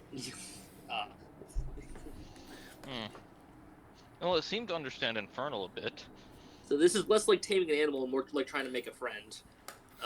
I could try singing it a song, Zels continues. I can sing. You got any good songs from your people? From the jungle? They're mostly war songs. It might enjoy Those that are always given how good. it is eager for battle. I always love myself a good war song. What about you, Zell? Zels kind of looks at you and goes, I like a little bit of battle music. As you see him pull out his harp and then his his bone violin, and he starts to play a light tune in the background. Oh my God, that's a net 20 for 35. Oh yeah. He is as he begins to play, just tuning as he kind of starts to tuning his instrument. It comes out extraordinary, as it sounds as if you're listening to a master bard practicing. As you start to hear a song from the dwarven homelands, a simple common drinking song, as he starts to kind of hammer his feet down along to the beat, and then smiles as he kind of finishes along with the first song, getting his violin into the thing. He looks over at Essa and then kind of gives a smile and goes and starts playing a very loud war song from the draconic lands of Diamond's Death, and starts singing of Greg's Maritom's conquest of Draffica. While he's doing that, I'll hop up and pull out my sword and just start doing moves to the beat. Yeah. Okay. Go ahead and give me your perform for it. Your Can weapons I drill. use strength. Yes. Or something for perform. Well, this would be called weapons drill in this case. So, as far as perform, I'll let you use your. Let's use your dex for it instead, because it would be more dex based. Okay. Now, is this the kind of war song that one guy sings or the group sings? He is like just playing the music along and starting to sing it just to get you into it, as he's waiting to see if you're willing to join. I have ranks of Only 11. Yeah. Oh, as you start to dance along, your movements are a little more kind of focused on monster slaying. Without having a monster in front of you, they're a little more mechanical as you start to move about.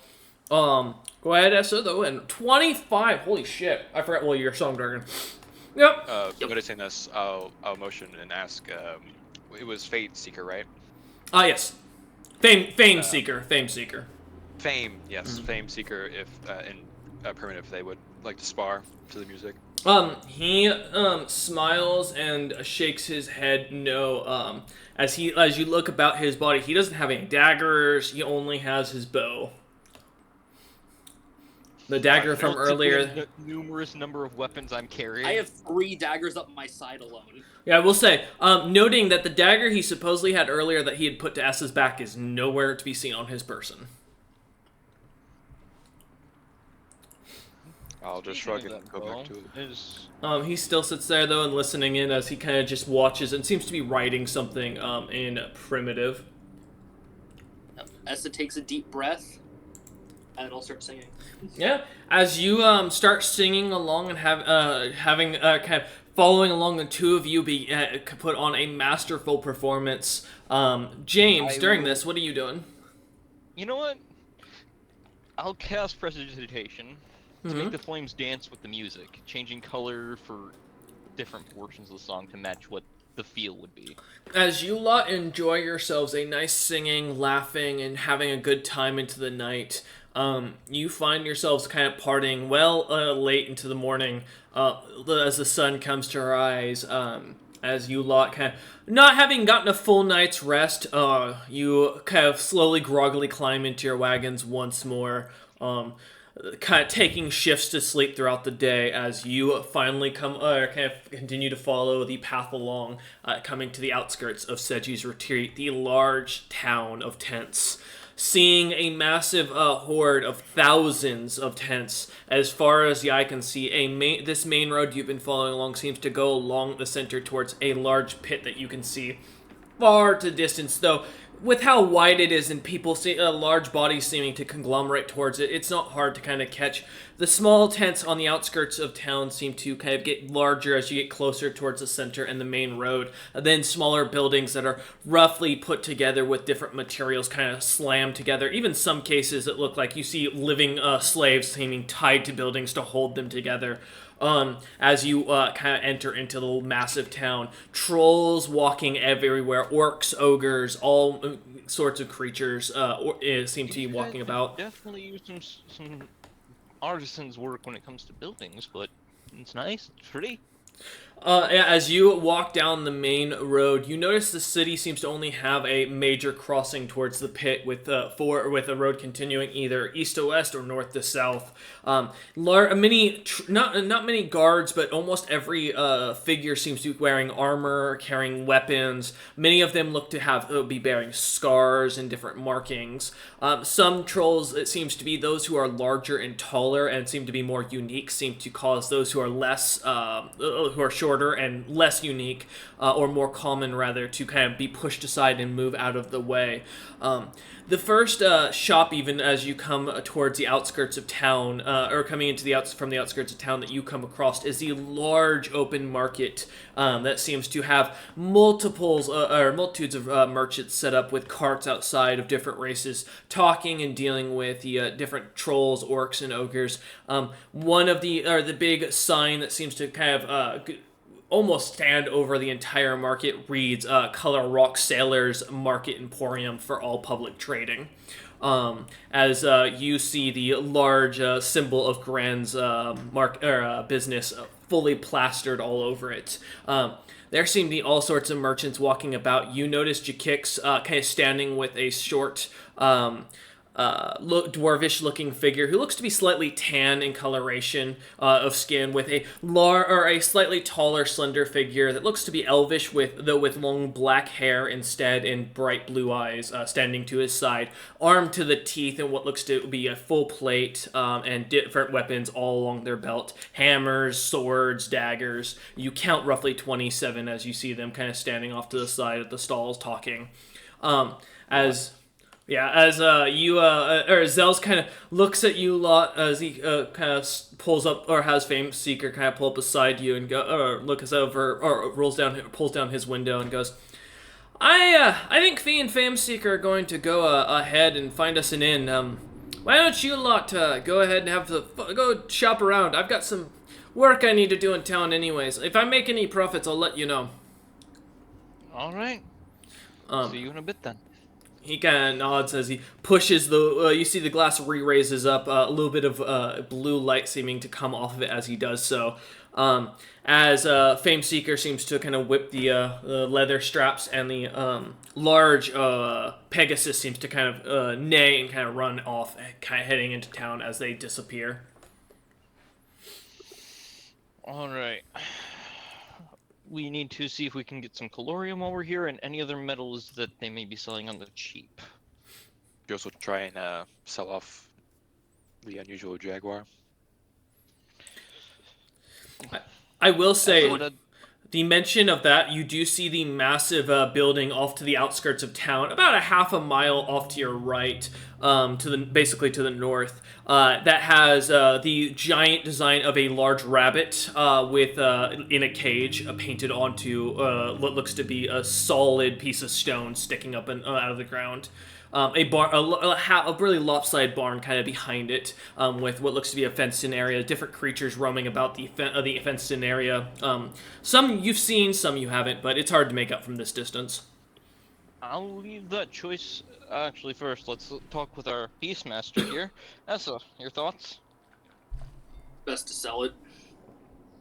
Thing's not gonna Alright. listen. And it's best to get rid of it now, just so we're not lugging it around all day. All right. While I do that, wait, I'm guessing the Jaguars would have been processed during the time afterwards. Oh yeah, you would have cut them up, cut the leather, gotten the meat, kept most of the organs separated into a jar just in case. Yeah, you've got every bit of it. I won't make you try and sell those. We can go deal with the live Jaguar. Let's do a I'll deal with the live Jaguar. It's real we quick. should stick together for right now. Who's doing who would have done the cutting and gutting of the I Jaguars? think That'd I probably have, Essa. I have the high survival. Okay, yeah, roll me a survival to see how good the quality is. Okay, plus 10 to this. I would have guidance you, so have your additional +1. Yeah, with the time you have, I'll say you'd get everything because you take your time. I'm just saying what the quality of the actual cut is. That's a 12 plus 11, so a 23. Oh, easily cleanly coming out with every little bit. You managed to cut through almost like an artisan and cleanly get every piece, almost as if it masterwork ingredients. As you manage to process through the 3 Jaguars. You pull 40 pounds of Jaguar leather, 100 pounds of organs, and around 300 pounds of meat. Nice. Yeah, we can just stick together. Leather I We can have go use once. for, so Oh, and then the bones. Apologies. 15 pounds of bones. so 15 bone. Loads of bone. Yep, chest and root. Got it. Essa's got you your list. There we go. Essa may not have to take the notes, but they'll make sure they're written down in the Discord at least. I'm not letting us lose a single fucking pound of something sellable. That's true. That's fair. Yeah, as you cleanly, like as I said, with the time it takes you, it takes you the full trip to cleanly cut most of them. In that same time, that other Jaguar seems to have pretty much accepted its fate and seems to follow Shunyet around as if a shadow. The creature seemingly, almost intelligent enough to take orders and seems to follow orders better than you expected, almost to a T. Essa also almost acting independently amongst the hunts as you lot were walking about, or kind of traveling about. It seems to come back as freely as it goes out. You are welcome to name the Jaguar if you plan to keep it, the one that listened to you. I will. Okay. If you want to think about its name, feel free while we're... Can I roll diplomacy with the one in the back that's tied up? You gonna try one more time? Yeah. One last attempt. Alright, yeah, as you open the wagon once more after talking buddy, about we're it gonna and sell look in the you. back of it. Yeah, what are you saying to it, and what do you... go ahead and roll. I believe you're strong, and I know that this has been embarrassing for you. I'd like you to work with us and be an ally. You'll have a place to live and food to eat, instead of hunting and nearly getting killed.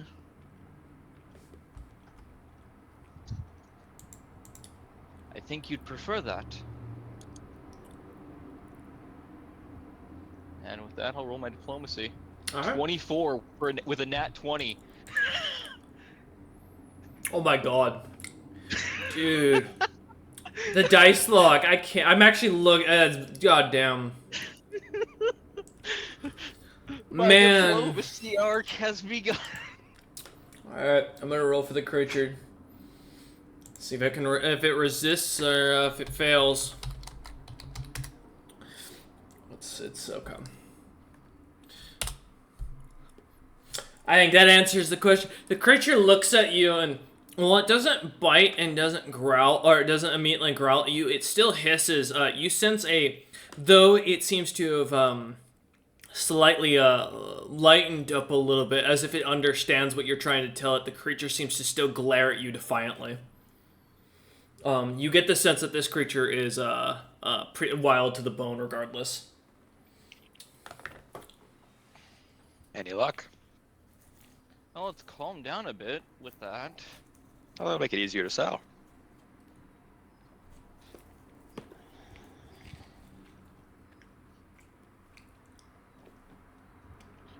Yep. I'm gonna be honest. Succeed or fail, whatever happened there, I think we should out of game still probably just sell it. It's not worth. Yeah. It would have been interesting to have it help guard the cart and everything. But Are you saying BK is not good enough? well, BK needs someone to guard him specifically. Yeah, I'll tell you what. I'm gonna give you a second. I'm gonna. We'll be right back for those watching. All right, Yes. we return. Oh, hey. All right, gentlemen. Yeah. So as you sit at the outskirts of the town, the outer market kind of in front of you, as a bunch of merchants are kind of selling their goods to the other merchant companies that have kind of come in through these territories and are trying to buy quickly. Many wagons kind of stand up to the side, some with different creatures pulling them, some with slaves pulling them. You see, like I said, off about half a mile to the north, the giant stone with the Floof Master Farm sign. Good. What do you want rolled? Because it is a creature because of my the class vector I set for how much a normal jaguar is usually worth. Go ahead and roll me we'll say a praise. In this case, let's use your survival skill for it though, which I think is wisdom. It is. Yeah. Alright. With the plus from survival, rolled a 12, but I have a plus 8, so 20. 20. Okay. Give me a second. I gotta double check my own notes. You would know that roughly, on average, these creatures sell from anywhere between 2 to 500 gold pieces apiece. Though, if they have been out in the wild long enough, meaning they are typically larger than their like imprisoned counterparts, they can go for as high up to 1,000 gold pieces. Okay, and this one would count as because it is a fully wild. Mm-hmm. It's also, as you can definitely tell, this is not a normal jaguar. Well, yeah, but I was counting for, I was going on the wild scale because it is comparable to a wild jaguar. Yeah. For pricing. Mm-hmm. Honestly, Alright, then let's I'll make that probably double it because it's an odd mutation more than double. or some You unnatural. could probably triple it, to be creation. honest. I'd go with All minimum right. 3K, see what they think. It's a way stronger than average jaguar. We saw how hard its hide was and how fast it was moving. Nope. That's fair. Well, then we'll start at 3 times the normal price. Also, it burns what it bites, so it's also elemental in a way. I know that's part of why I'd like to keep it, but Not if it it can't be also tamed, seems to understand infernal. which should be concerning to you, and even worries It you to is. not keep. Now, you two are having this conversation in character, I assume, while standing by the cart, correct? As we're heading Yeah. towards there. As you mention this, you hear as someone kind of calls over. As you look back and you hear someone go, "James, James, it's Zarius? Excuse me, James. I was curious. You're the Ironheart Merchant Company." As you see this Yes, dwarven Zarius, fellow good to come see over. you. Yes. As he kind of jogs over, he has a tiny thin mustache twirled slightly. He has bought two stroking Jakik my standing beard. behind him. Yeah, Jakik standing behind him. The succubus on his right. She kind of eyes up Rollman who's kind of, I assume, kind of commanding the cart at this point, or the wagon at this point. I'll give him a wink. She kind of gives a harder glare at you of outright hatred. You feel the hatred for all men from this woman coming off as she glares at you. Fair enough. As Someone's gonna Jakix, try and get her attention. no, as Jakix kind of seems to be eyeing up Essa and kind of smiling eerily towards her. Zarius kind of looks over at you, James, and holds out his hand and goes, "I'm so happy to hear we could finally finally accept the bygones be bygones. It's horrible to take away from Snowbeard's success and all that. You know, we're merchants after all. We gotta, we're not killers. We're not warriors. We do this to make coin." I will shake his hand. He- Actually, before I shake his hand, Yeah. I'm sensing if there's like some sort of magic compulsion Shake his here. hand. Give me a wisdom check. 12. God damn it, my good rolls. You don't sense any magic coming off him in the slightest. Alright, I will kindly shake his hand and go, I agree. Messy business it was, but it's over and behind us now. Yes, I agree. Now, since bygones have been bygones, I heard you talking about a rare jaguar that understands Infernal. You said you're willing to sell it for 3,000? At least, it's very strange. I will move aside and show him the... Very I- angry. He is going to roll. somewhat annoyed, upset jaguar. He's going to roll his appraised check. Okay. Willing to bet it's worth so much more than 3,000. I'm gonna roll my appraise check if you wouldn't mind. That's fine. Going off S's alone wouldn't be... Okay. Right. Well, God also, damn it. I was comparing it to a common jaguar. Damn, a 7. As you look at it, you're pretty sure the 3,000 is a respectable price given the creature's rarity, and given the market price that Essa gave you. You also would know enough to know that given how far away you are from a land where these creatures would be more common, which is from Essa's homeland, or at least where Essa came from what she's told you. You would know, at the very least, you could probably mark up the price a little higher if you wanted to due to the rarity. But you'd also, from that, that's about all you'd guesstimate. With how hard its hide is. Mm-hmm. I said Can I at roll how minimum, much it though, would sell to for him, no. parts? You can. I did say at minimum, too. Yeah. Yeah. So. Go ahead and roll, Essa. Yeah, what kind of roll do you want? Just survival? Or... Survival, yeah. I'm being much one more higher than careful last with survival, 21. For the parts in total, you'd guess, looking this creature up and down, if you were gonna break this down, give it to a craftsman, and make you equipment, you'd guess you could probably get maybe +3, +4 equipment. So you're guesstimating it could be 4,000 up to 10,000 gold pieces, depending on what the value of the item. This creature seems to have something rather unique about it. I'll just into the whisper gem to James. If we broke it down for parts, depending on the craftsman, 4K to 10K is what we could get for it. The parts are very unusual. I'd just like to make the point, I do believe +3 armor goes up a lot more. Yeah, that's why I said. Yeah, that's why I was giving that as a starting example. Also, do understand that when you roll, you will get set numbers based on your character's understanding, not necessarily by a game mechanic understanding.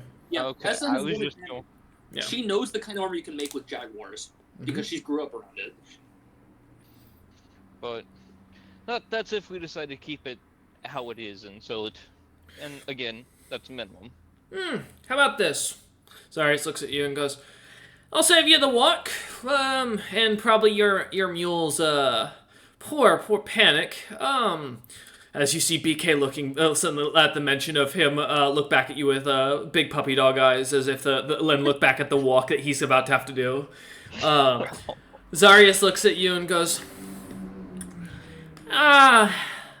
tell you what, I know you're probably you'd probably make more off of it from parts, but I kind of want this creature living, because I see it's got interesting teeth, and I'm curious. Let's make it 10,000, because I think that's what the ore's worth on its fangs, at market value. How about 10,000 I take it off your hands? With this information now, I'd like to roll Mercantile to see if Yeah. to see if this is 18. And what are you trying to see exactly?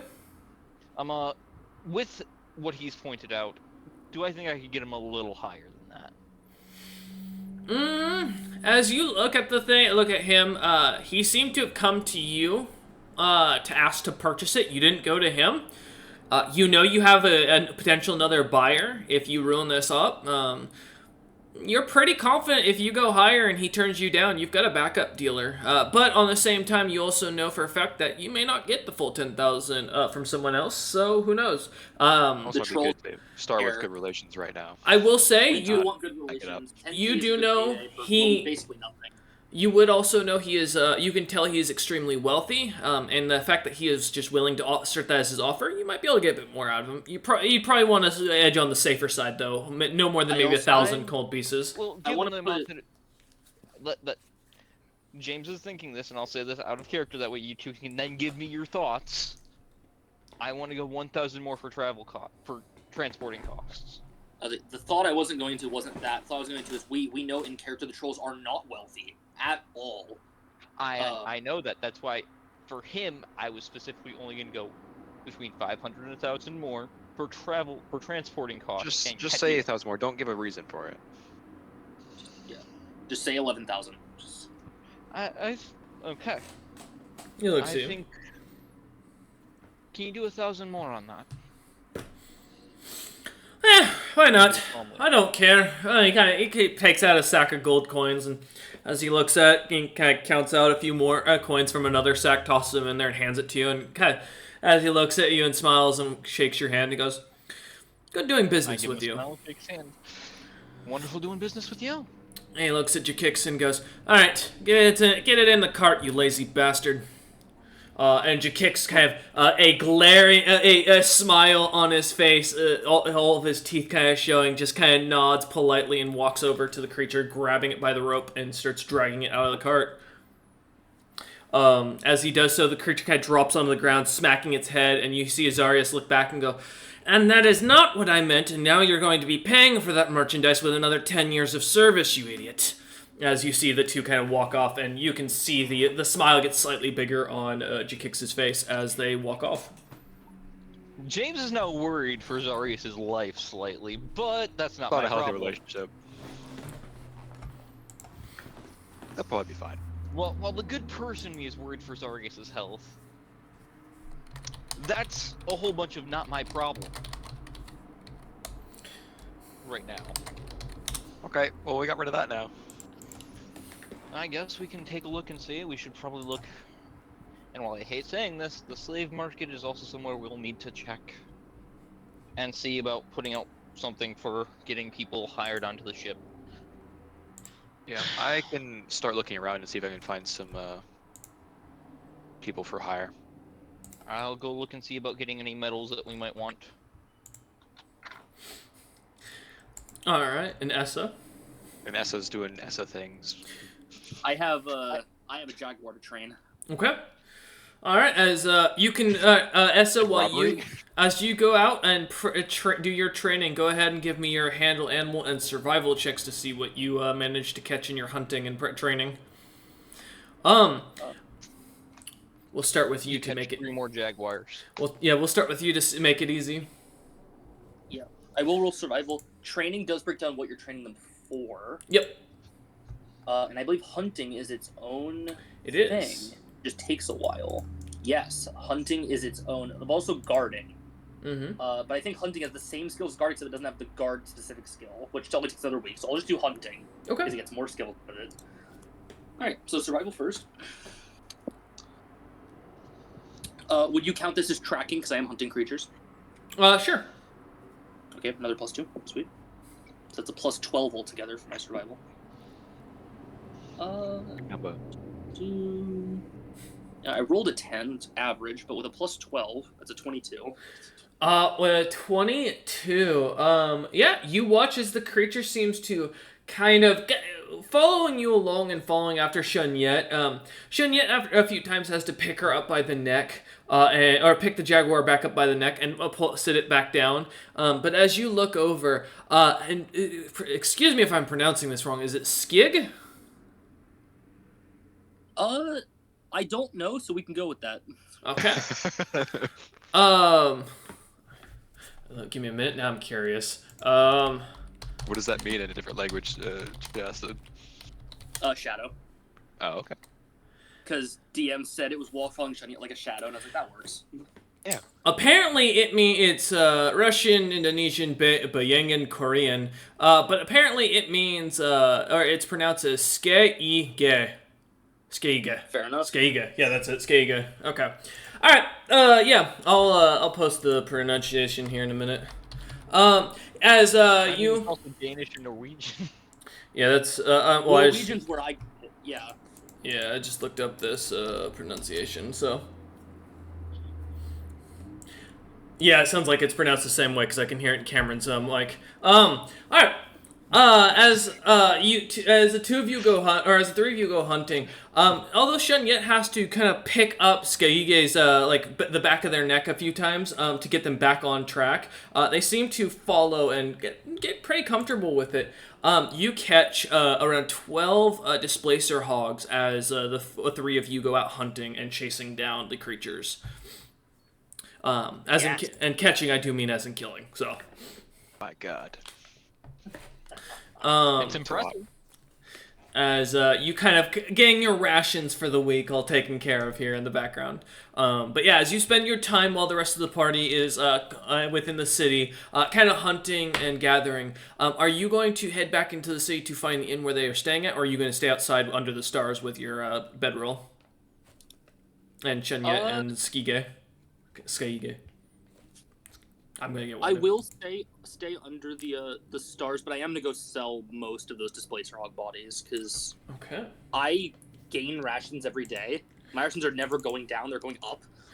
No worries. Yeah, let me pull up my pricing for it real quick. Go ahead and I give can start me selling those excess rations. give me a diplomacy check just to see. Since I know you don't have profession merchant, just to see how well. I don't, but I am very good at diplomacy. Yeah. So you know. Let me get. I believe I have +7 to diplomacy. I do. Okay. Let's see.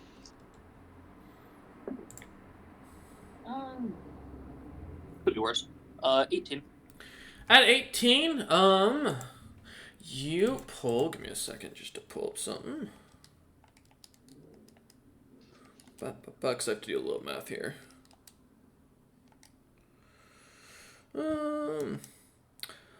You pull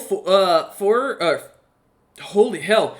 Yeah, you walk away with 40,000 gold pieces, after selling, the corpses, to the merchants.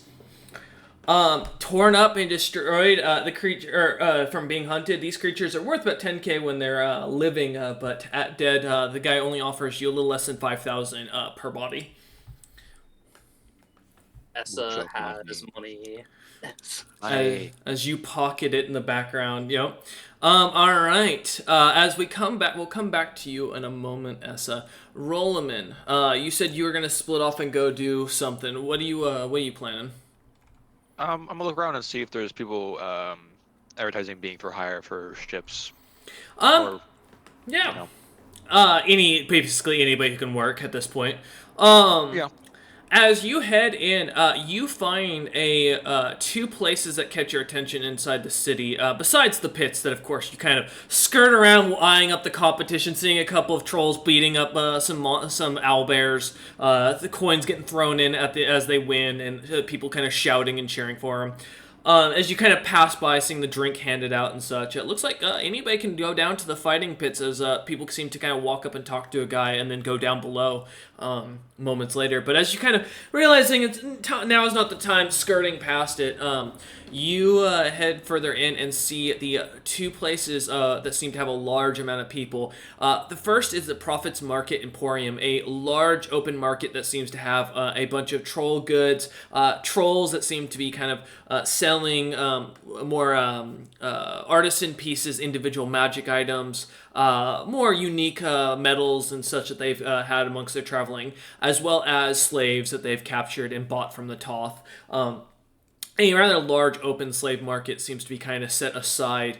However, as you look at it, most of them look to be a mix of either grimlocks, orcs, or ogres. However, as one of the merchants kind of looking about, noticing you eyeing up the large stock of slaves kind of sitting in this large pen, A older-looking troll kind of comes over as he seems to be a morph troll, though you wouldn't know the difference. He seems to be about only 2 feet tall, slumped kind of forward, a long and raggedy beard that looks to be kind of wiry and spiraled out of control in different directions. As his skin looks to be slightly grayish and wrinkled. He doesn't smell at first very pleasant as you get a slight scent of rot, but then it seems to almost immediately cover up with a sweet smell of like flowers as he gets up next to you and goes, speaking almost in perfect calm, and goes, "Do you, young man, need a slave?" I am looking for some people to pilots or work our skyship that needs crewing. I saw you with that Zarius fella. He's a good merchant, Tim. I'll take you to the proper market stalls. These lot are all infested with things. You don't want any of these. As he kind of like takes his cane out and starts kind of walking slowly. He looks up at you and goes, "So are you in town for business or travel?" As he starts to take you to the back of the market. Business. And as we're having the small talk, I'm looking around to make sure we're not getting led down a side alley to get mugged. No, I mean the tents around the area seem to be. You can pretty much see over many of them with your height for the buildings in the area. It just seems to be taking you past most of the front stalls, as the market seems to be kind of set as an outwardly thing, where the central area seems to be where most of the merchants have like their goods set aside and like in piles to keep them from people kind of running in and grabbing their shit. Basically, the merchants seem to kind of create a square to protect themselves and work together to keep their stuff from being stolen from little miscreants and such. He kind of takes you into the center area that, though it looks to be a bit of a darker portion, as a lot of the light seems to be more in the market stalls. You see the small building that's been kind of sits at the center has a single door with the number 1 on it, and as he walks over to it, he goes, "Now, it's magic. I should warn if you're not comfortable doing business in other spaces. Now is the time to say so. If you'd rather, I can make you an appointment instead," as he kind of looks at you before he reaches for the door. Does it seem legit? You can give me a sense motive.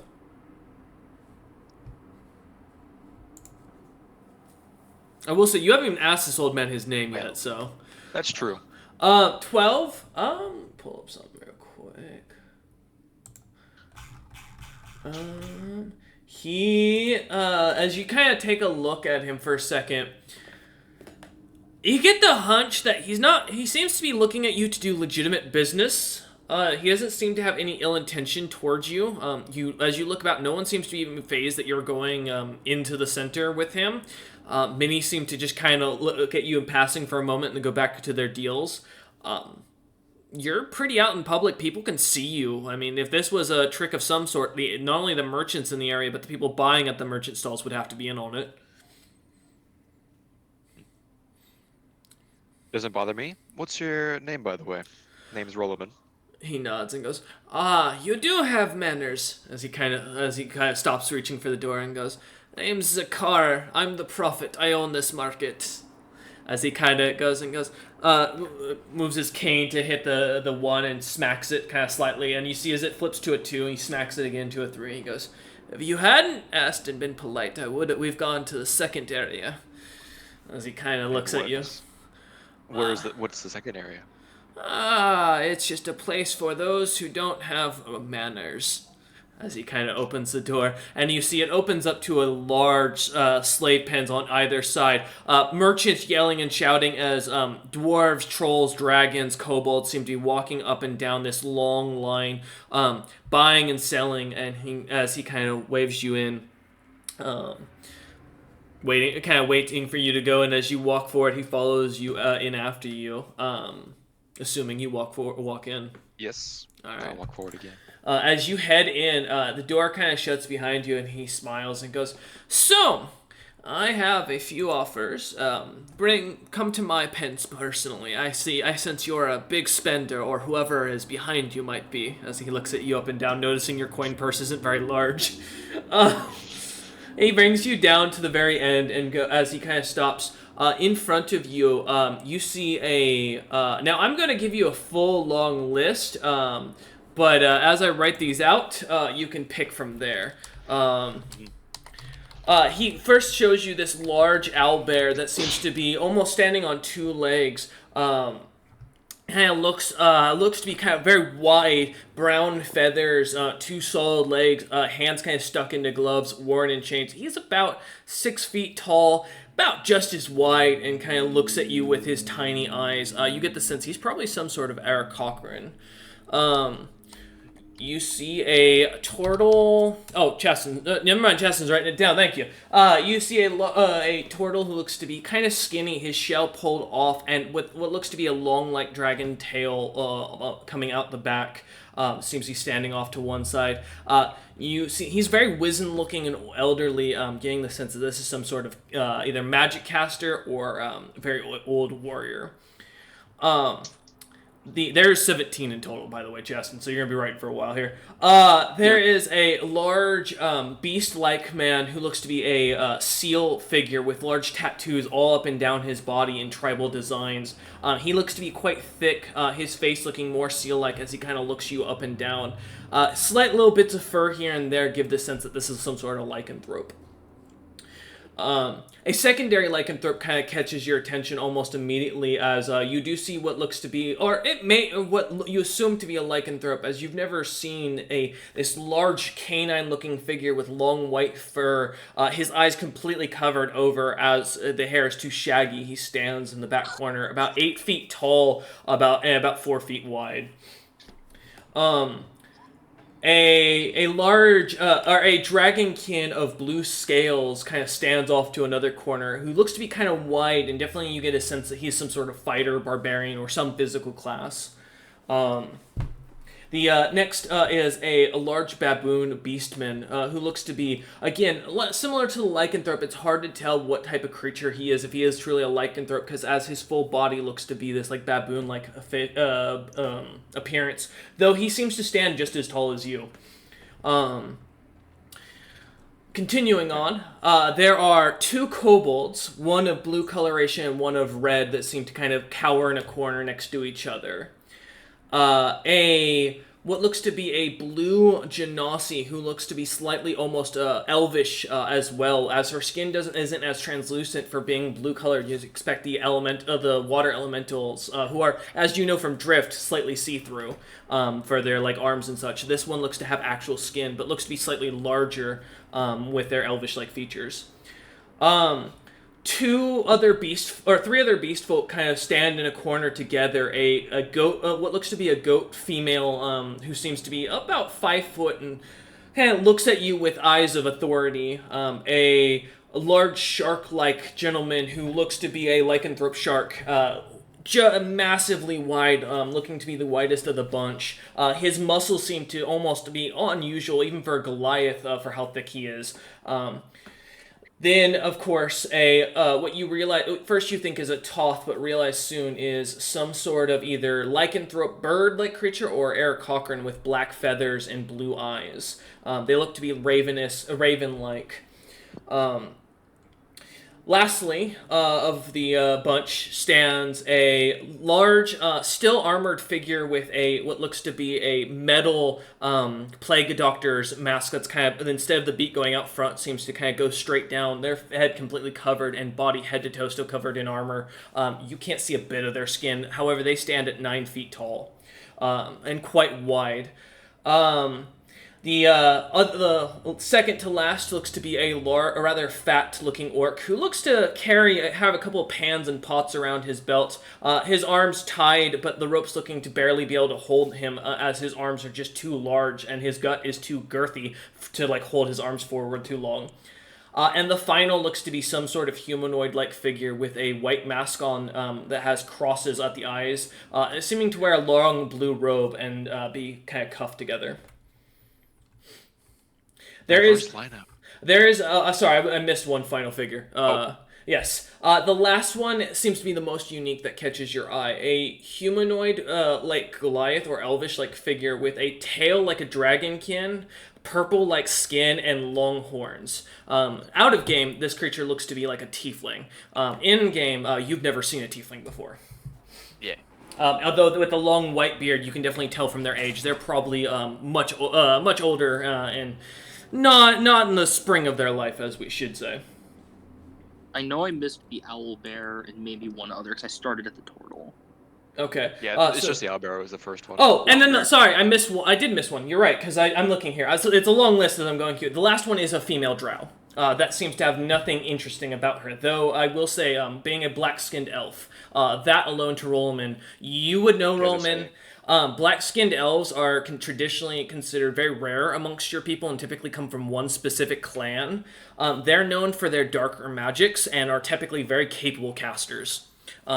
They also don't suffer from the same effects of like the madness from the hunger that most of your kins do. But the downside on that is that they have a sun sensitivity, as has been noted. Many of them living in darker forests and such. All right. So I'll go down the list in interest. Interested in the turtle. I'll go up to him and ask him because I am interested if he's some sort of old warrior or something. It'd be interesting. The turtle kind of looks at you wizzingly and kind of coughs as he does so. His long tail, and he looks at you as you walk up to him. The ground kind of a thick hay-like material. The cages around the area, around each of them, or around the group pen, seems to only be up to ankle height, but none of the slaves seem to be willing to climb over these cages or even make a move to leave. But as you walk in, none of them seem to make a move towards you as you walk over. He looks at you as you walk up to him and kind of eyes you warily. What do you say? What's your name? He looks at you and goes, does my name matter to you? Are you buying me? Depends. What can you do? I was once a sorcerer of great renown. I was a pirate of respect, and I had a small fleet of my own until these bastards caught me when I shipwrecked off the edge. I will one day have my fleet back.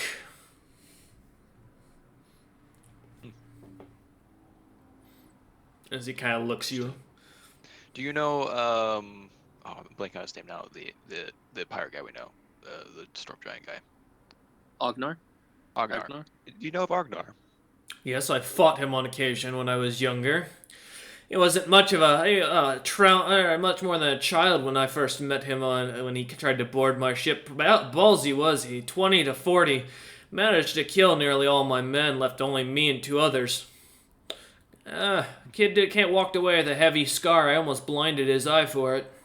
He's a respectable kid. Why? Oh, we've run into him before.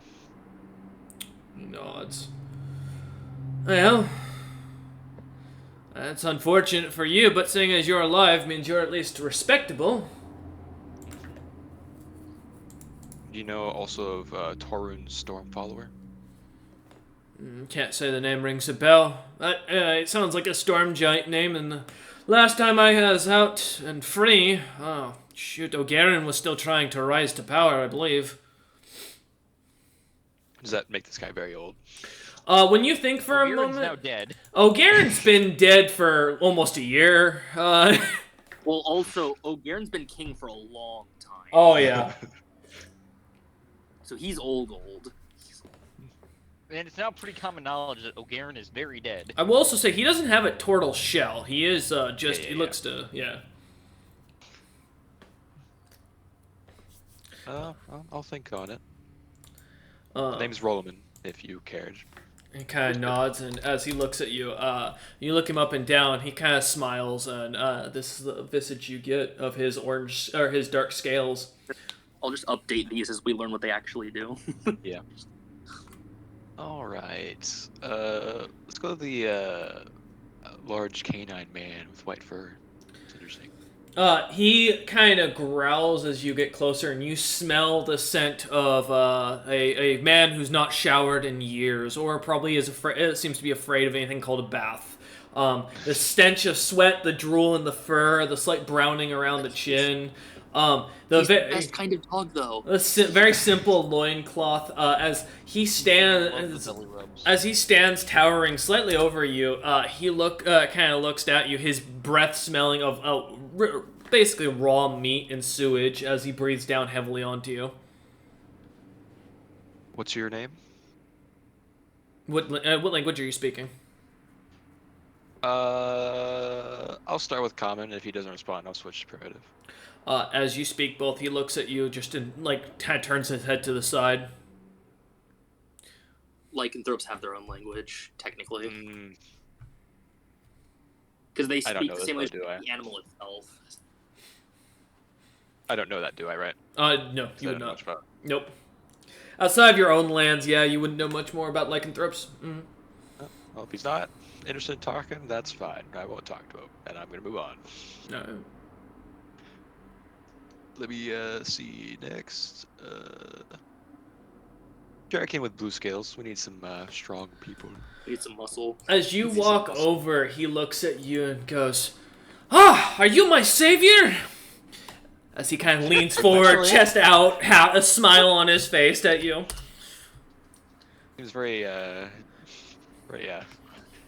happy. I'm getting the feeling of someone from Baldur's Gate 3 here. He puts his hand out to you with the rope still tied around the other and kind of tries to shake your hand and goes, "Hey, how are you doing, good sir? Are you, you look like you have a decent amount of money, and I could clue you in on, of course, plenty if you were able to purchase me. I am nobility, after all." I don't trust him. Yes! What house? And he kind of speaks out something in Draconic, as you hear the name, immediately it clicks to you. That's the house that Movasi killed and wiped out. Oh, God. And I'm talking wiped out to the last bloodline member, supposedly. Oh no. I'm very shocked. Is... Your house is still alive? Was that done recently during this last war? No, that was a while ago, long time ago. Movasi's been king of kings for a good while. How old this guy Well, the was? reason I was asking was to make sure. He looks to be young to Rollman, from your perspective, he looks younger than Essa. He's full grown, but he definitely looks to be more cheery and excitable for his... Wait, is he a full dragon then? I hate to be the bearer of bad news. I don't know if you know this, but that house, I haven't heard of it being having any members for a long time. He goes, "Oh, well, it makes sense. I was the head of the family after all for a long while, and then when I disappeared, I imagine my brother must have taken hold, and him and that young upstart Movasi had such a problem with each other. Oh." Are you aware of the current states of the world now, or no? I assume my brother still rules that small territory of Dragon's Crown. I imagine most of the dragons haven't even expanded outside of Kirkek at this point. No. Wait. Movasi is the ruler of the entirety of Kirkek, essentially. That weak, sniveling child managed to usurp my throne? How? I don't know specifics. Yes. I don't know. How long have I been here? Huh. Wow. You see him really starts to space out, and you see him, his eyes kind of go distant for a minute as he's thinking deeply. Yes. As he kind of comes back after a few moments and goes, "Well, I guess I don't really have a crown to go back to, and I kind of stuck in this form. I haven't been able to change back for some reason ever since I got caught. I don't suppose you're hiring." Yeah, smiles at you grimacingly. Potentially. I'm out of a job, if you will, as he I'm not much of a cook or anything, but, if it helps, I was once capable of, cutting down legions in front of me, though, given the form I'm in, I don't imagine I can do anything with it. Are you a good swordsman? I was. I was last known as the first blade of the dragons. I had to, it's not easy conquering, killing and defeating every single dragon clan's head before being able to be called king of all dragons. If Movasi managed to do it, I imagine he didn't have to defeat nearly as many as I had to. Lucky bastard. Even the song dragons were fierce opponents in those times. I mean, I tell you, I watched one of them managed to almost take my throne from me. You have no idea how strong that clan was before I had to wipe them out. Well, most of them out, rather. I don't know S is a song dragon, right? I just know they are a dragon. You just know that. Well, you know they can turn into a dragon. You don't know if they're even. They haven't even told you outright that they're a dragon. Yeah. No one ever asked. Yep, it's true. Not our business. I'll consider. He didn't give a name, did he? He did not. He kind of started talking. What's your name? Name's Roman. Pleasure to meet you. He kind of holds out his tied hand for a second, smiles for a moment, and goes, I guess. He kind of takes a second and goes, I don't know. He kind of thinks for a second, and as he starts to speak a primitive form of Draconic that, as it translates into primitive as ice, god of all that is frozen, destroyer of cities, and the one who freezes the last light. In Draconic, it translates to just ice. Fair enough. Okay. As he looks at you, Say a long name you have. he nods and goes, "Well, that's Draconic culture. How much has changed in the time since I've been gone?" Probably much. I mean, the king's name is 6 letters for the dragon. True. Is there a price list anywhere? Or I would have to go talk to the guy. You'd have Zakar, who's kind of standing off to the side, at the entrance to the pen, is just kind of watching you. There's no price tag from what you can see. Okay. Oh, I'll keep you in mind. Ice. He nods. If you allow me to shorten the name to Ice. He shrugs and goes, "Well, it's not like I'm royalty anymore." Oh, now I made him depressed. Poor guy. You see as he sits down and kind of curls up into his knees into him and just kind of puts his head down. Shit. I'll talk All to him right. later. Large baboon beast man. As you head over, he kind of looks up at you as he kind of pours some water into another canister. And then as you see him like snap his fingers, his nails start to glow for a second. A little fire kind of pits up in the hay. As it does so, the water starts to boil, and then as he kind of kicks it out, he takes the boiling water off the ground and starts to drink it in front of you, just as he stares at you the entire time. Nice trick. Yo, he looks sick. He just stares at you again. You have a name? He continues to stare. I'll say it in primitive. My name's Roman. No response as he just looks at you.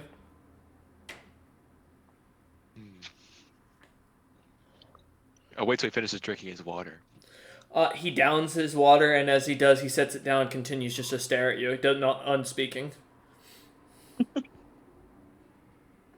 I'm gonna put him down as alchemist with a question mark. I would have put him down as cook with a question mark. Alright, I will walk past him. Alright. The No. blue genasi, slightly elvish, is interesting. Yeah? I'll walk to them. Are they clearly slightly elvish? As you look them up and down, I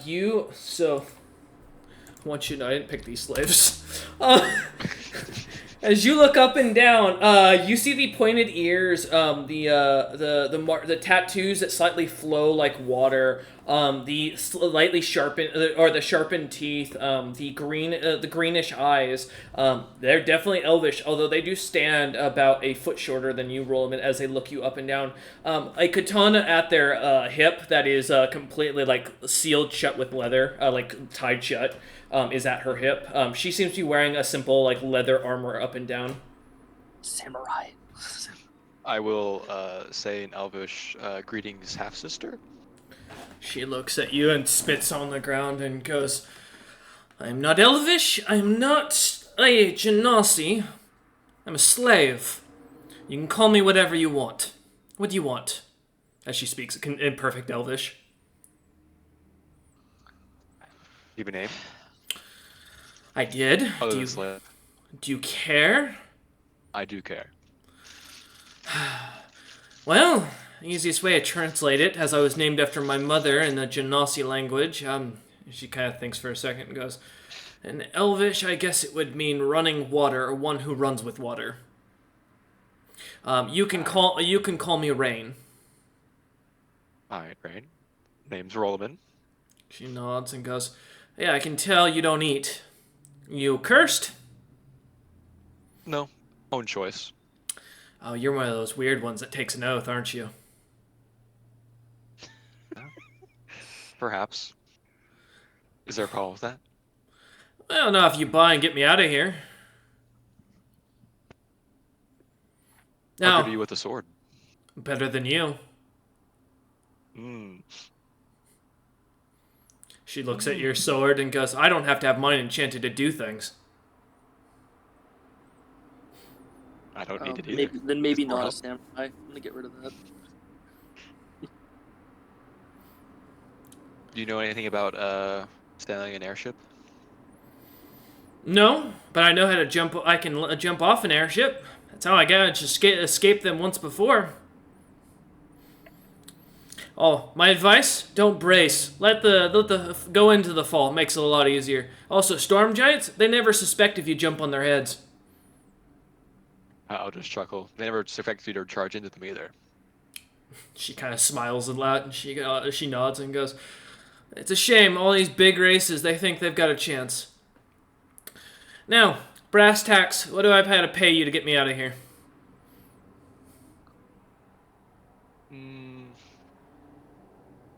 I don't know.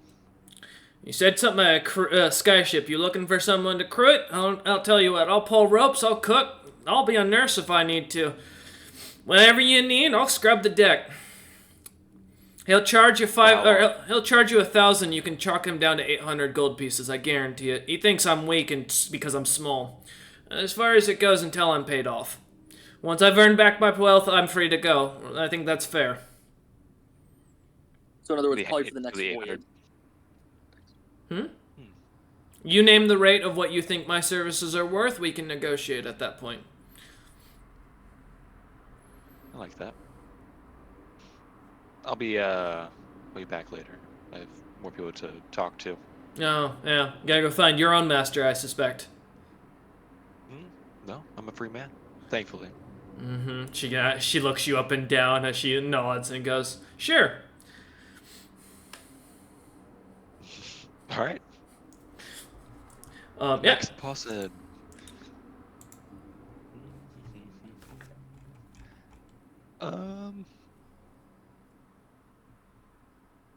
Let's go to the lichen bird. Well, actually, I might not be able to talk to the lichens, but I'll try anyway. All right. The lichen bird person. As you head over, him and the goat and the shark lycanthropes are also all standing together. The lycanthrope bird raven looks over at you and goes, in perfect common, turning their head to the side, goes, "Can I be of assistance? You have a name? Can I be of assistance?" Oh, interesting. Yes, could you provide your name? Can you provide your name? Rolliman. Rolliman. And just stares at you. Are you just gonna repeat what I'm gonna say? Rolliman. Oh. I fucking love God, ravens. You. I looked at the other two. Raven. You see the shark is slightly giggling and the goat is just staring at you. Oh, look to the shark. This happened to everyone that comes to talk. He looks at you and then stops laughing as he gets it looks a little bit nervous and then looks over at the goat, looks over at the raven again, then looks back at you as if he's confused. All right, we switch to the goat. Do you talk for these other two? She Or nods. the shark at least. She nods up and down. Do you speak common or primitive? As you say primitive, she nods up and down. I'll switch to primitive. My name is Rollman. What is yours, if I may ask? We don't get names until we've done something. Hmm. Interesting. And none of you have done anything yet? She looks down at the ropes around her hands and then looks back up at you annoyedly. Well, unless you were born, or were you born into this? I apologize if that's the case. You see the shark starts laughing again as it looks at you. The Kenku-like creature kind of raven-like lycanthrope kind of turns its head to the side, looking at you again, and the goat continues and goes, "You think beast folk are born out in the world? We got a nation, we got borders, huh, Elven boy?" Am I aware of Beastkin? According to the The map world? that James has shown you, there's no land other than the lycanthropes. Closest thing. I guess not, but elves aren't recognized as a nation either. And goat just stares at you and goes, "Move along, elf boy." All right. Have a good day. Why did we send the least charismatic person? Hey, what are you talking about? Not an insult, it's factual. It's true. I'm To being purchase realistic. Do people. you see I'm as looking for Zakar talent, kind and of people comes, that'll talk to me. Zakar comes in and goes, maybe, young man, I can be of assistance. What kind of slaves are you looking for? Looking for people to crew a ship, but I'm also looking for people that will respond and will be respectful. Respectful is a hard thing amongst slaves when they don't Yes, it trust is. a master that they see as their own. It's hard for elves to be slave owners in my experience because of this. If I may recommend, do you have a friend like a dragon kin or kobold kin of some sort that might be able to because I can give you a list of who you might want to talk to, but amongst them they probably won't take orders from you. Other than unless you wish to beat them here, but you'd have to purchase them first. I will be back with my associates. Who One a knows? dragonkin, one a dwarf. If I may, the drow woman and the genasi, the half genasi, half elfin woman, those two, I'll give you a deal. 6,000 gold pieces for the two if when you come back. I'll think on it. He nods and goes, "I know you elves like your women more bound, as they say, I imagine. You do like to shuck rocks and all that, right?" With free people, I do. He nods as he kind of guides you back to the doorway, letting you out, and kind of follows you out and goes, "Enjoy your time in the town. If you need anything and if you can't find me, just ask for profit." Of course. He kind of, as you head off. Ritual. No. As Pierre's airship appears in the sky, we need to leave. Right. Crashes into the capital. James, as you split off from Rollerman and Essa, where are you going? I'm looking through the market for metals to purchase. Okay. Specifically, tin, tungsten, and calorium. Yeah, as you head into the town, you find a shop, a rather opened up, about long tent. What you assume at first is to be a long set of tents, but then realize are bones being with a just canopies held over them, not even giving a full tent design. Almost 40 furnaces running long down a single long line with fire elemental trolls working away in as the furnaces are burning. Some singing, some shoveling things into the furnaces, some working on different weapons and items. As you come to the large log that's been set aside, that's been completely scorched, there sits a 4-foot tall, purple colored, like purple flame, troll bodied, or troll shaped like creature, looks over at you, and kind of smiles a toothy grin, and as you see a little sign on the wood that says Logi the small flame, owner of hard shells and flame. I'll walk out to him. Greetings, Logi. He kind of looks at you and smiles and goes, in common, greetings. Me, Loki, Logi, he takes a second to repronounce, of flame, ennoble, as he pats his chest. Buy things. I will not again. Metal or item? Metal. Solurium, calorium, or iron?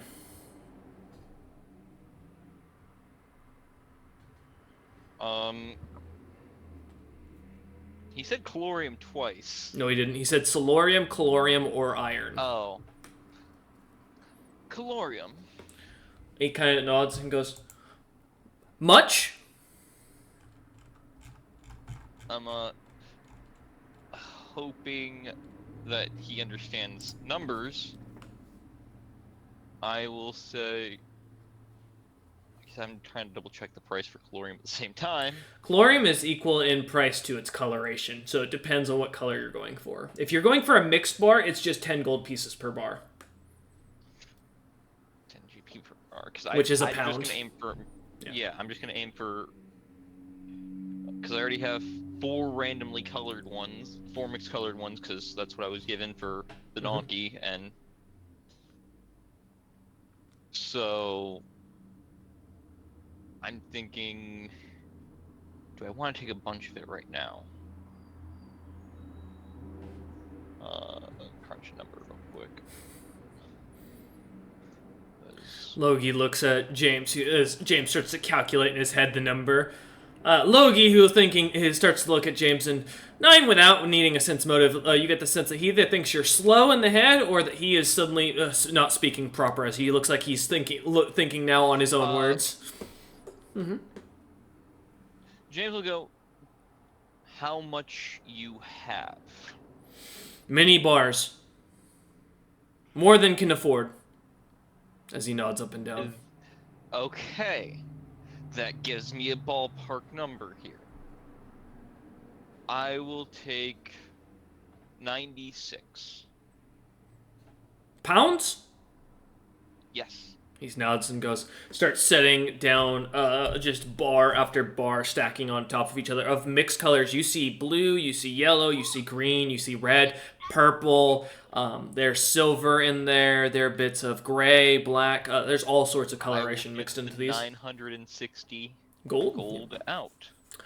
He willingly gets happily and takes it and smiles and goes, not 10, not 10, as he raises it, and you hear the other trolls down the line yell the same thing as they start uttering loudly, not 10. He puts the gold away. To buy 10 as well. You see it goes immediately silent, and he just glares at you as his flames start to increase in size, and his anger starts to burn us over, and he goes, out! As he points...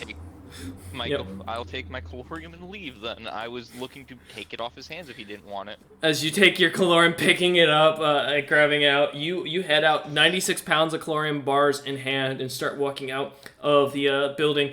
Coming out into the street, are you heading anywhere else? I will still look for the other 2. Okay. Yeah. As you kind of having the wagon with you, keeping BK with you, you kind of set the bars onto the wagon and start looking and heading back towards where you saw Rollerman head off, knowing that Essa would be out for the entire day, and realizing it'd be pointless to try and track a ranger in the middle of the wild would be worthless. You head towards the market, and as you come to or finally make it down to the turn, seeing the large open square market. With this emphasis on the square being outwards, you see Rollerman kind of coming around the corner at the same time as he looks, I imagine, slightly annoyed given the last slave that he spoke to. A little bit. But as you come around the corner, you see James looks to be slightly happy with the amount of calorium he just got. Get a good deal? 10 GP per bar, so... Is that a good deal? That's market value, and we now have 100 pounds of calorium. All right. I also traded... Go ahead. That other... I also, when we were back in Death Alley, I traded that one mule for 4 bars of calorium and new pair of boots. All right. You know where Essa is? Out and about. I'll do a quick search. Go ahead. Do I see him anywhere? Yeah, give me a search check. I look at him. I look into the eyes. Out of the city, out and about. No, yeah, go ahead and give me a search check in the city. Yeah. 16. You look about, you look everywhere around you, kind of really taking a moment as James says this, looking around every corner. There's no sign of Essa anywhere. Huh? Alright. Well, I did look into the slave market. I found some interesting individuals. Although, me being an elf, walking in to purchase slaves, bit odd. And trying to converse with them, they did not really Well, respect then me. let's go see if I can't make better progress. Could potentially get a deal on 2 of them. One's a half elf, half genasi, and other is a dark-skinned elf. Odd, but interesting. As you two kind of, oh, good.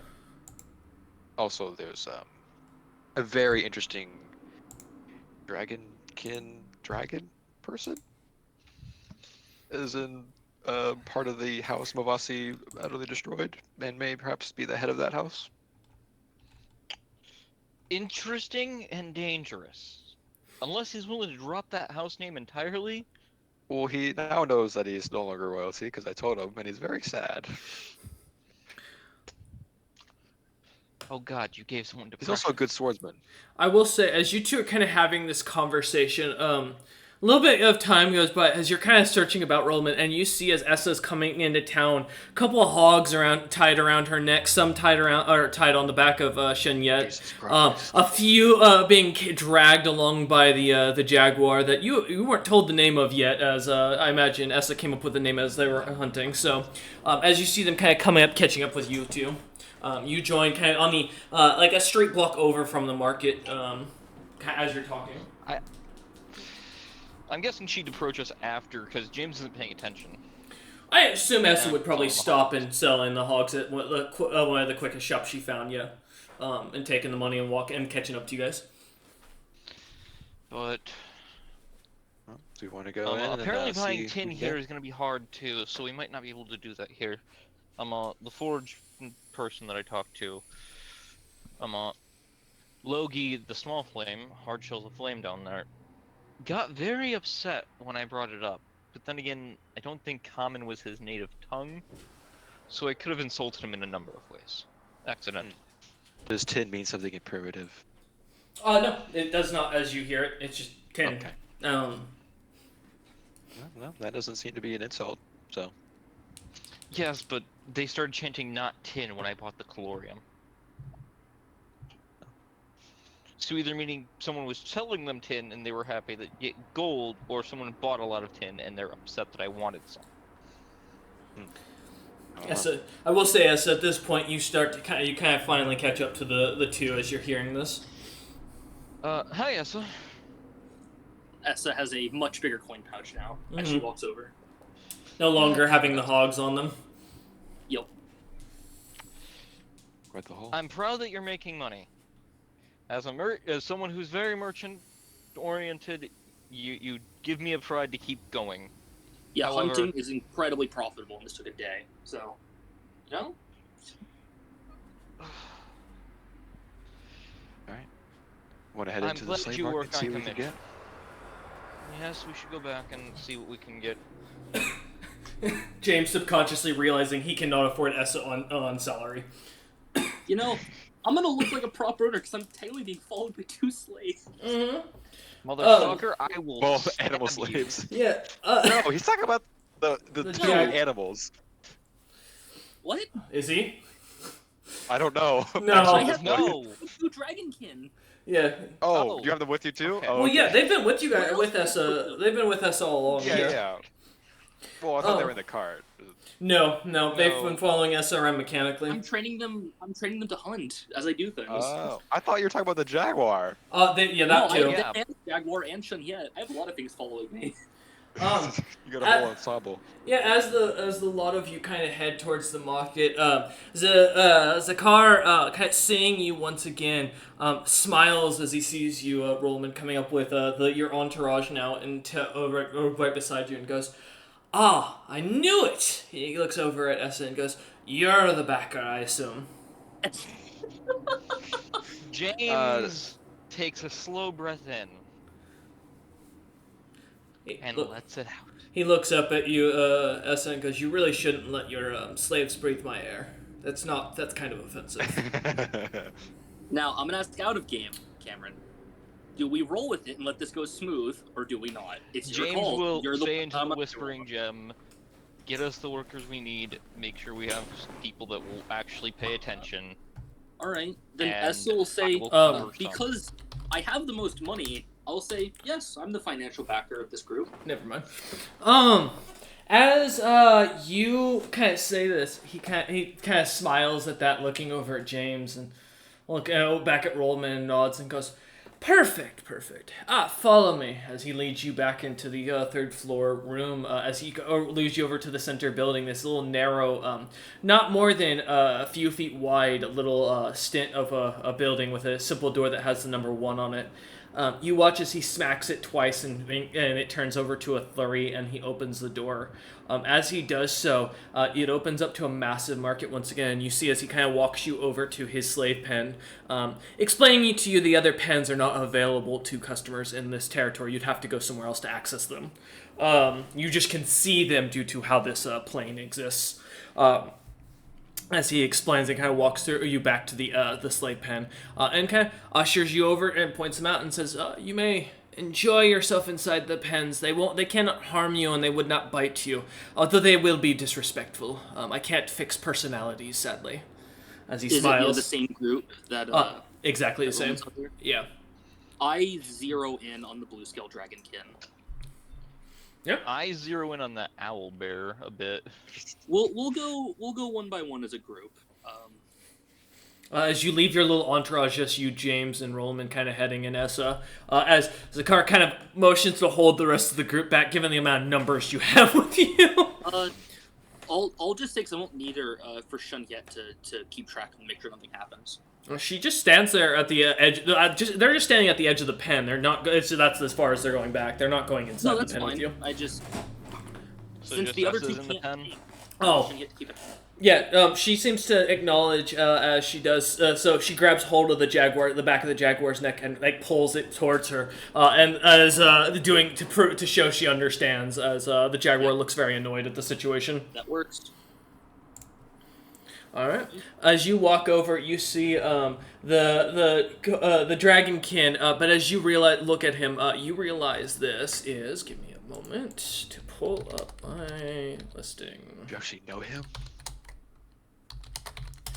I might. I was educated on these things. Go ahead and give me a either knowledge, nobility, history, or royalty if you have it. I have history. I don't have the others, so we'll do a history roll. Oh. Probably be good if I didn't throw it off the dice tray. That'd probably be better. 22. You can, as you look at this gentleman, you immediately recognize him as supposedly, you heard stories about this when you were young, living in Diamond's Death and Training. There were stories about a forest dragon said to have the scales the color of diamonds.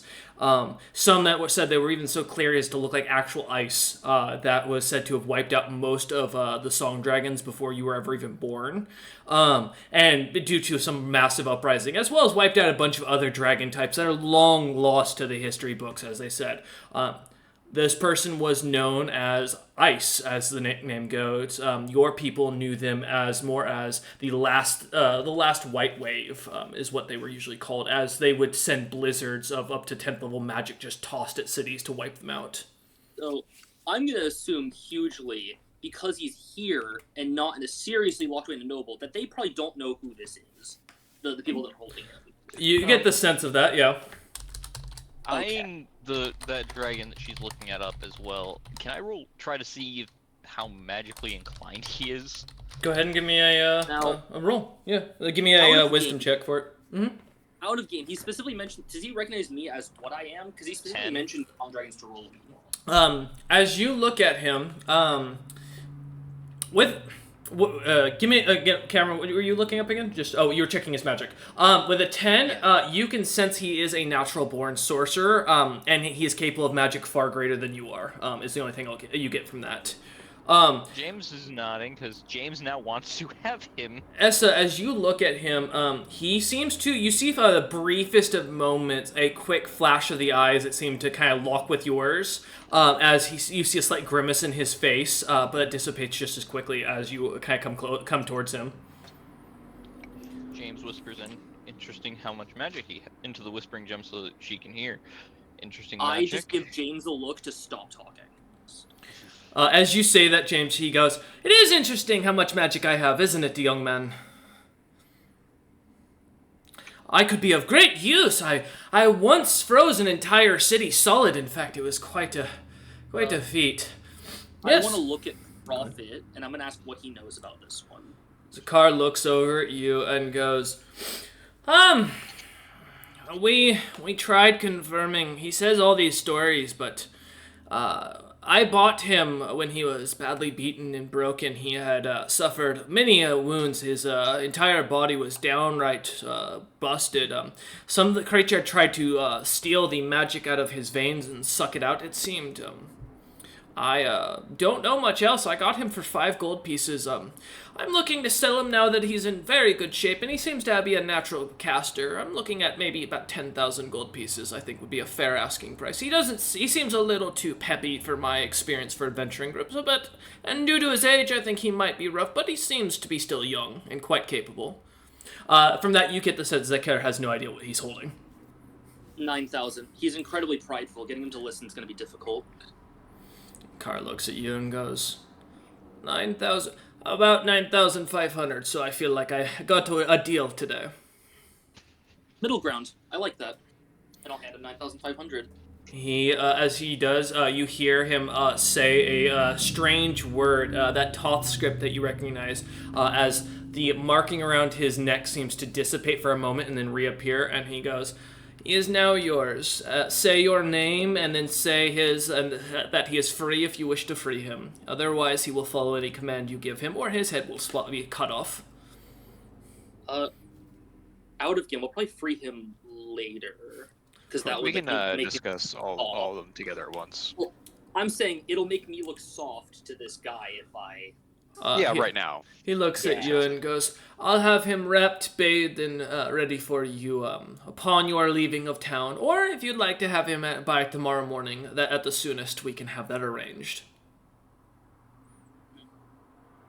We can talk about when to have them when we see who else I buy. He nods and kind of smiles at that. You see 2 trolls, looking to be quite large and having what looks to be a bluish coloration to their skin. They come in and immediately stand 12 feet tall and just as wide, pick up the dragonkin. He seems to kind of look at them warily, but as they seem to pick up, he doesn't resist as they take him off and out of the pen, disappearing behind some doors that close. Zakar kind of looks back over at you and goes, "He'll be taken and bathed immediately then." Perfect. Cameron, I want to ask, why were you interested in the owlbear? I'm just curious. I will say for the We need owlbear some- picture. We do need strong people to work this ship. Indeed. Okay. So when I heard owlbear, I was like, they walk on all fours. How are they going to do muscle work? Yeah. I also thought of an actual paid owlbear attention before. when I was like, Say the on 2 logistics, legs not and stuff. there. Alright, we can check the owlbear next. Sure. I'll look over the owlbear. He looks at you and just kind of stares at you, his orange beady eyes, his big belly kind of protruding out over a belt and long heavy cloth pants. Before I make a fool of myself out of game, does he at least look intelligent? These seem... He just seems to be staring at you. I mean, he's alone. He has gloves on. He looks to be well equipped enough to be like somewhat sentient. It's hard to tell. You speak? He looks at you and then nods up and down. What's your deal? What do you do? He looks at you and then in a very rough common goes, collect, beat, require, or acquire, as he takes a second. Since everyone else I've heard speak rough common apparently speaks fucking... Rolleman speaks too better, I'm gonna look at Rolleman and just kind of motion him to talk to the guy for a second to see if he knows Rolleman better for language. You know, primitive? As you speak that, he looks at you and kind of shakes his head, no. No primitive. Okay. So strong, man. Do you want me to go through my languages? On the off chance? Do you speak any other languages? These are just asked, because he knows common at least. He looks at you and goes, Arin. Arin, home. I see. He kind of looks at you for a minute and goes, captured, big fight, brain surrender. As he kind of takes a second, looks kind of slightly confused as he looks saying that word, and then looks back at you, and then looks down at his bindings and goes, then here. Well, I don't think any of us speak Orin. No. Out of game. Do we? I get he looks interesting. Do we want a guy that can barely talk to us? No, Nah. Orders would be difficult. It would be difficult. I know I can cast comprehend languages. The But issue spell would slots be, give basic orders. yeah, I basically have to enchant something with it permanently, which would be annoying, and expensive. Yeah. Oh, DM's typing something. Save the time. The seal is only... Okay. That's fair. I thought the seal was funny. I wasn't going to talk to the seal, but fair enough. I'll just nod to myself and then I'll walk over. Let's see. Who comes next? The baboon didn't talk earlier. I'll admit... The canine, but he didn't really talk either. Okay. Oh, well, because he was determined he might be lycanthrope and not know the language.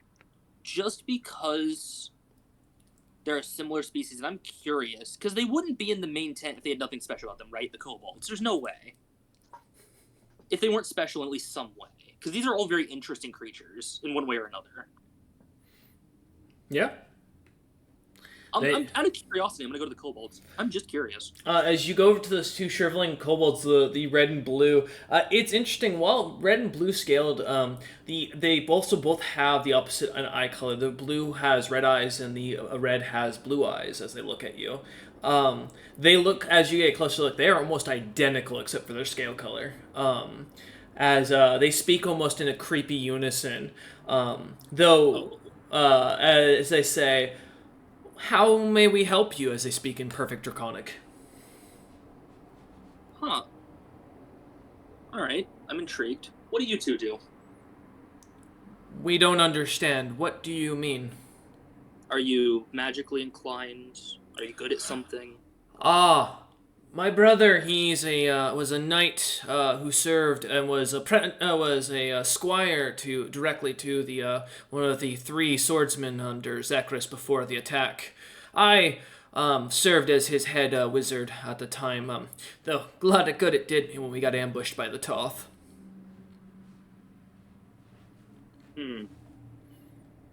But if you're asking what about our appearance, Zekris thought it was interesting. We can understand each other's minds and can somewhat telepathically speak.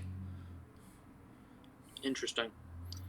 If you got out of here, hypothetically, of course, what would you do at this point? Zekris isn't around anymore. We have no elite. My brother has his allegiances, but we have nowhere to return. Our families are long gone. We are slaves. We do what we must. We would go wherever the money and the food was at this point. If I look at the one that's not speaking, does he agree?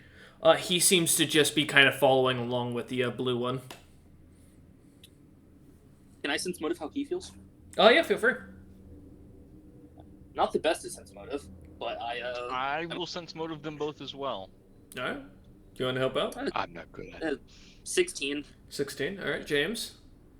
23. God damn, James. World Anvil is good to you. Sometimes, but other times it likes to just fucking screw me. I can see his dice logs for reference for those who are wondering at home. So yeah, between the two of you, you get the sense that he is agreeing with everything his brother is stating. You also get the sense that the blue one seems to be more the authoritative of the two. Though, as you do get a notice, the red one's body language gives you a sense that they're more capable in combat and look to be more stressed by you coming over.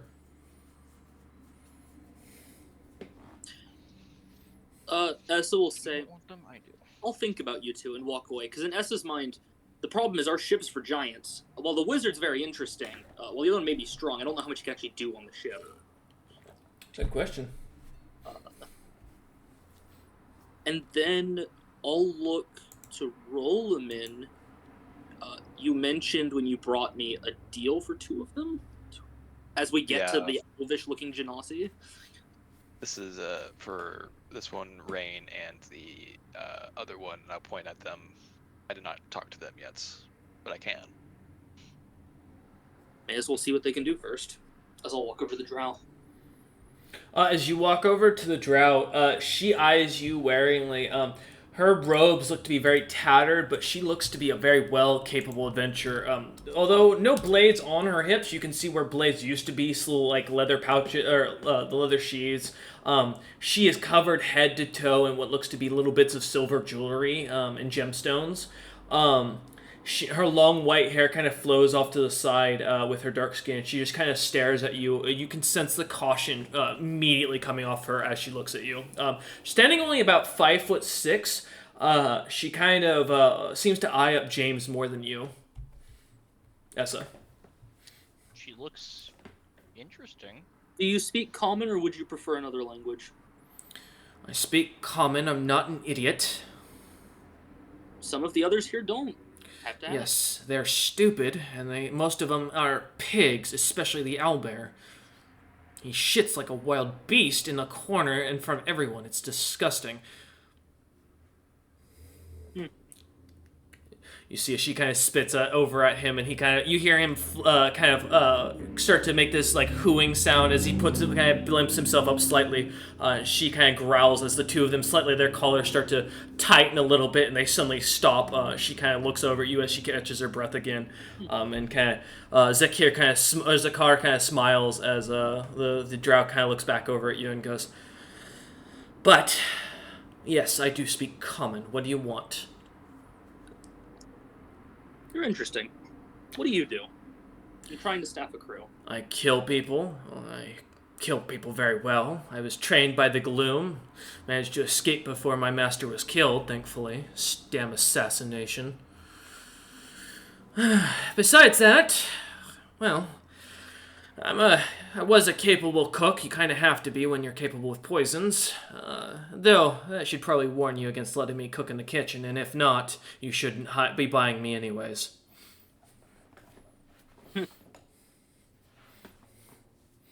She looks over at James and goes, "But that one I can smell as nobility. You're not the noble.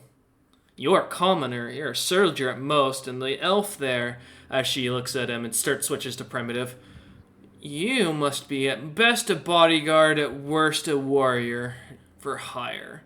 So that tells me," and she kind of sniffs, she looks at James, reopens her eyes and narrows her black eyes at James and goes, "You don't have the money, but you're definitely the one in charge, though.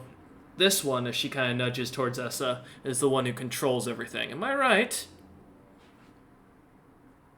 About close. I'll say primitive. She smiles and goes, "Don't worry. Zakar can't understand anything as long as he's not standing in the pens, and he won't listen to his customers, because otherwise he gets in trouble with that. You're free to talk as you will, and none of the slaves here will speak of anything, because they don't care for him any more than I do. Allow me to make this short. You're Go. half right. Am I? I have my own funding and whatnot. Essa has hers. Then you're a foolish idiot because she makes more than you do. Oh, she just got a good payout from something that she just did on her own. She works on commission. I can't take that money. The drow looks us as quite a lot, many magic items up and down. Then looks at James, has I think 1 to 2 at most, My and then personal work is incredibly lucrative. So, here's simple. If you're looking to crew a ship, I'll tell you what. If you don't want to cook, fair enough. You need someone who's good with information. You need someone who can pull rope, and you need someone who can keep people in tow. I'll make sure they don't mutiny. In exchange, let's say we'll make a fair contract. I don't like being tied down. As she kind of nuzzles up towards Rolliman a little bit and gives a very charming look up at him with her best eye, a female or pretty eye she can give you. As she looks at you, Rolliman, she goes, "I'll take this one, and then let's say in exchange, I'll work for food. I really don't have a home to go to, and I'll be honest, I've got nothing else going right now. So, and this one, as she looks Rolliman up and down." Interests me. I'm curious about this oath he has and what benefits he gets from it. Well, that's not my No. out of game. That's not my call. How's Rolliman feeling? Not our. I look at her and go, "That's his choice. If he wishes That's to Rolliman's call. do anything with you, he's not owned. He's free." So you didn't have to sell Rolliman that. very That's- amused. Grumpy, how does Rolliman feel? Very amused. You interested? He is my friend. I'll sense motive this individual. All right, go Yeah, ahead. Cameron, he's your friend. This is not the place to do that, buddy. Not at all. Don't try and wingman. You don't want to try that here. Not with this one. No. No, don't I'll try to sense wing. motive. Don't say it's his choice. You're my friend. Don't. None of that. Oh yeah. None of that. I'll sense motive her as well. All right. It's just amusing. 18. 18. Okay, I rolled poorly. You rolled well. I got an 11.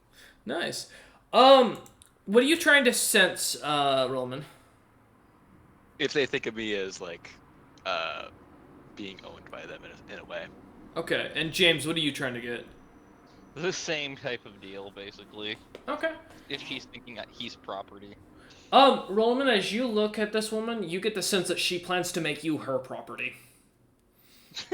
And I do mean that in both literal and figurative sense. You, from your understanding of drow women especially, are a bit more, unlike your high elven culture where the males are more predominant, females run drow culture completely.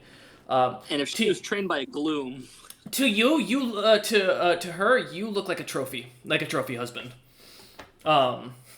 So that would be from your own perspective culturally as well, and what you get from the sense motive. You get the sense she's looking at you as something to hunt and to take home.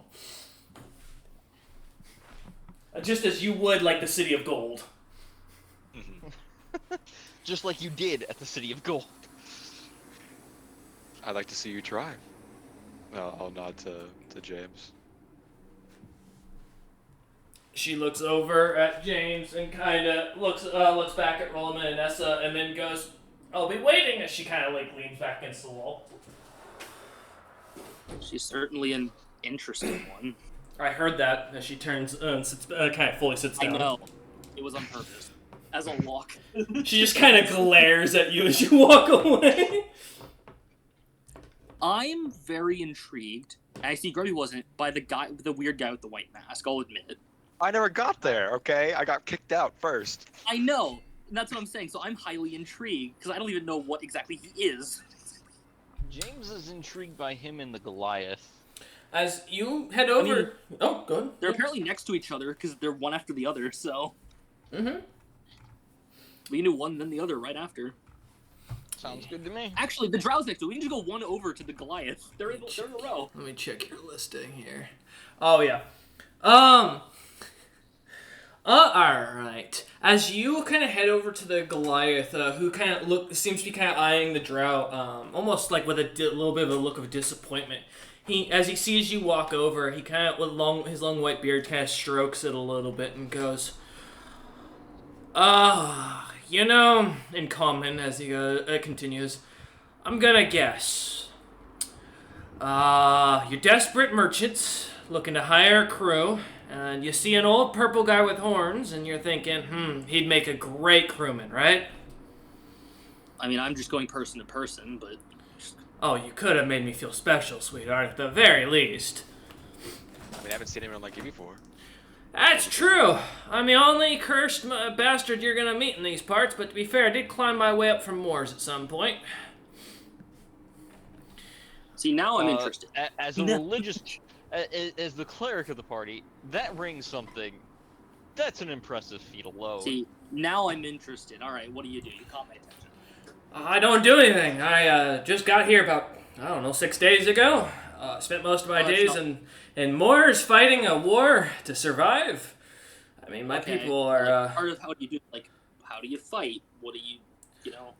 By any means necessary with the demons we've had to fight. I'll be honest, there's not many creatures around here that are as capable. I did find a continent that seemed to be filled with similar creatures on the same level as the ones, but I got captured soon after that on a raid from these bastards. So I'll be honest, I don't know if I take up to your standard. It depends on if you're from that continent. No one's been able to tell me what the hell it's called. They keep telling me I'm insane. What continent? That's what I'm asking. Is he kind of like waves his hands to side as they're tied together? Proto-fiends? I don't. It was just giant creatures those are. of beasts. I don't know what you're. I don't. He's been here for 6 There days, isn't guys. Is there a He doesn't know continent like that? No, he just gave it's a continent full of giant monsters. I don't think Closest so. thing to giant We don't. monsters we usually see are Look, apex on the continent. I know we don't, because the world leader just found out. You mean We're not about? saying that. He goes. You mean about the giant beholder-looking creature? I saw one of the people come through here looking for a slave that could kill one of those creatures. Apparently, that's about what I would say is what equals to what we deal with on the daily in my homeland. Oh my god. As you can imagine, being of my age, escaping became really an only option as you get older. Then bones break down. I wasn't gonna last many years. You haven't been up here long. You got here recently. What do you want to do if you get out of here? Survive would be a nice start. I'd like to live. They feed me well here. I'm gonna be honest. That as you look, he doesn't even have a slave collar around his neck tattooed on. Oh. He goes, Do you even want to leave? I mean, listen, if you want to buy, sure, I'll go with you. I mean, as long as you'll feed me. I'll be honest, I have no plans. I have no life out here. I just don't want to go home. I'd say we can feed you. You'll be fed. As far as my ability, I'm good with a bow and an axe. If you're talking, I heard you talking about the sailing thing. I don't know what a skyship thing is, but I mean, I'm good with rope. You'll learn to pull ropes. It's basic things. I mean, I once made rope dance in front of a couple kids. I mean, does that count? Waste. Do we know that takes either a high degree of knowing how to fucking use rope? No, there's not anybody other than people who've used magic to do that. Because that is even the world leader's highest checks right now are 60s, at most. Find out how much he is. Don't tell me what to do. However, don't tell me what to do. Yeah. I'll ask the guy what his deal is and why he's not wearing a collar, because he's just kind of here. He's just He goes, I mean, where else am I gonna go? Well, no, not the guy. Zakar. Yeah, as you look over at him, he kind of smiles and as he leans forward and kind of strokes the ill-gotten beard. He goes,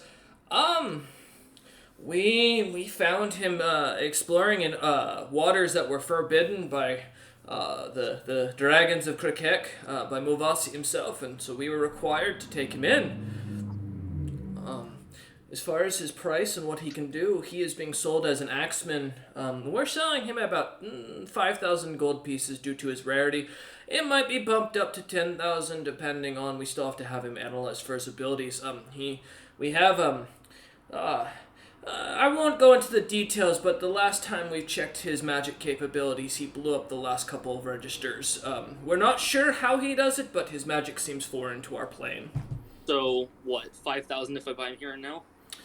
I mean, if you want to take the risk of him exploding your ship, sure. I mean, risks are thrilling.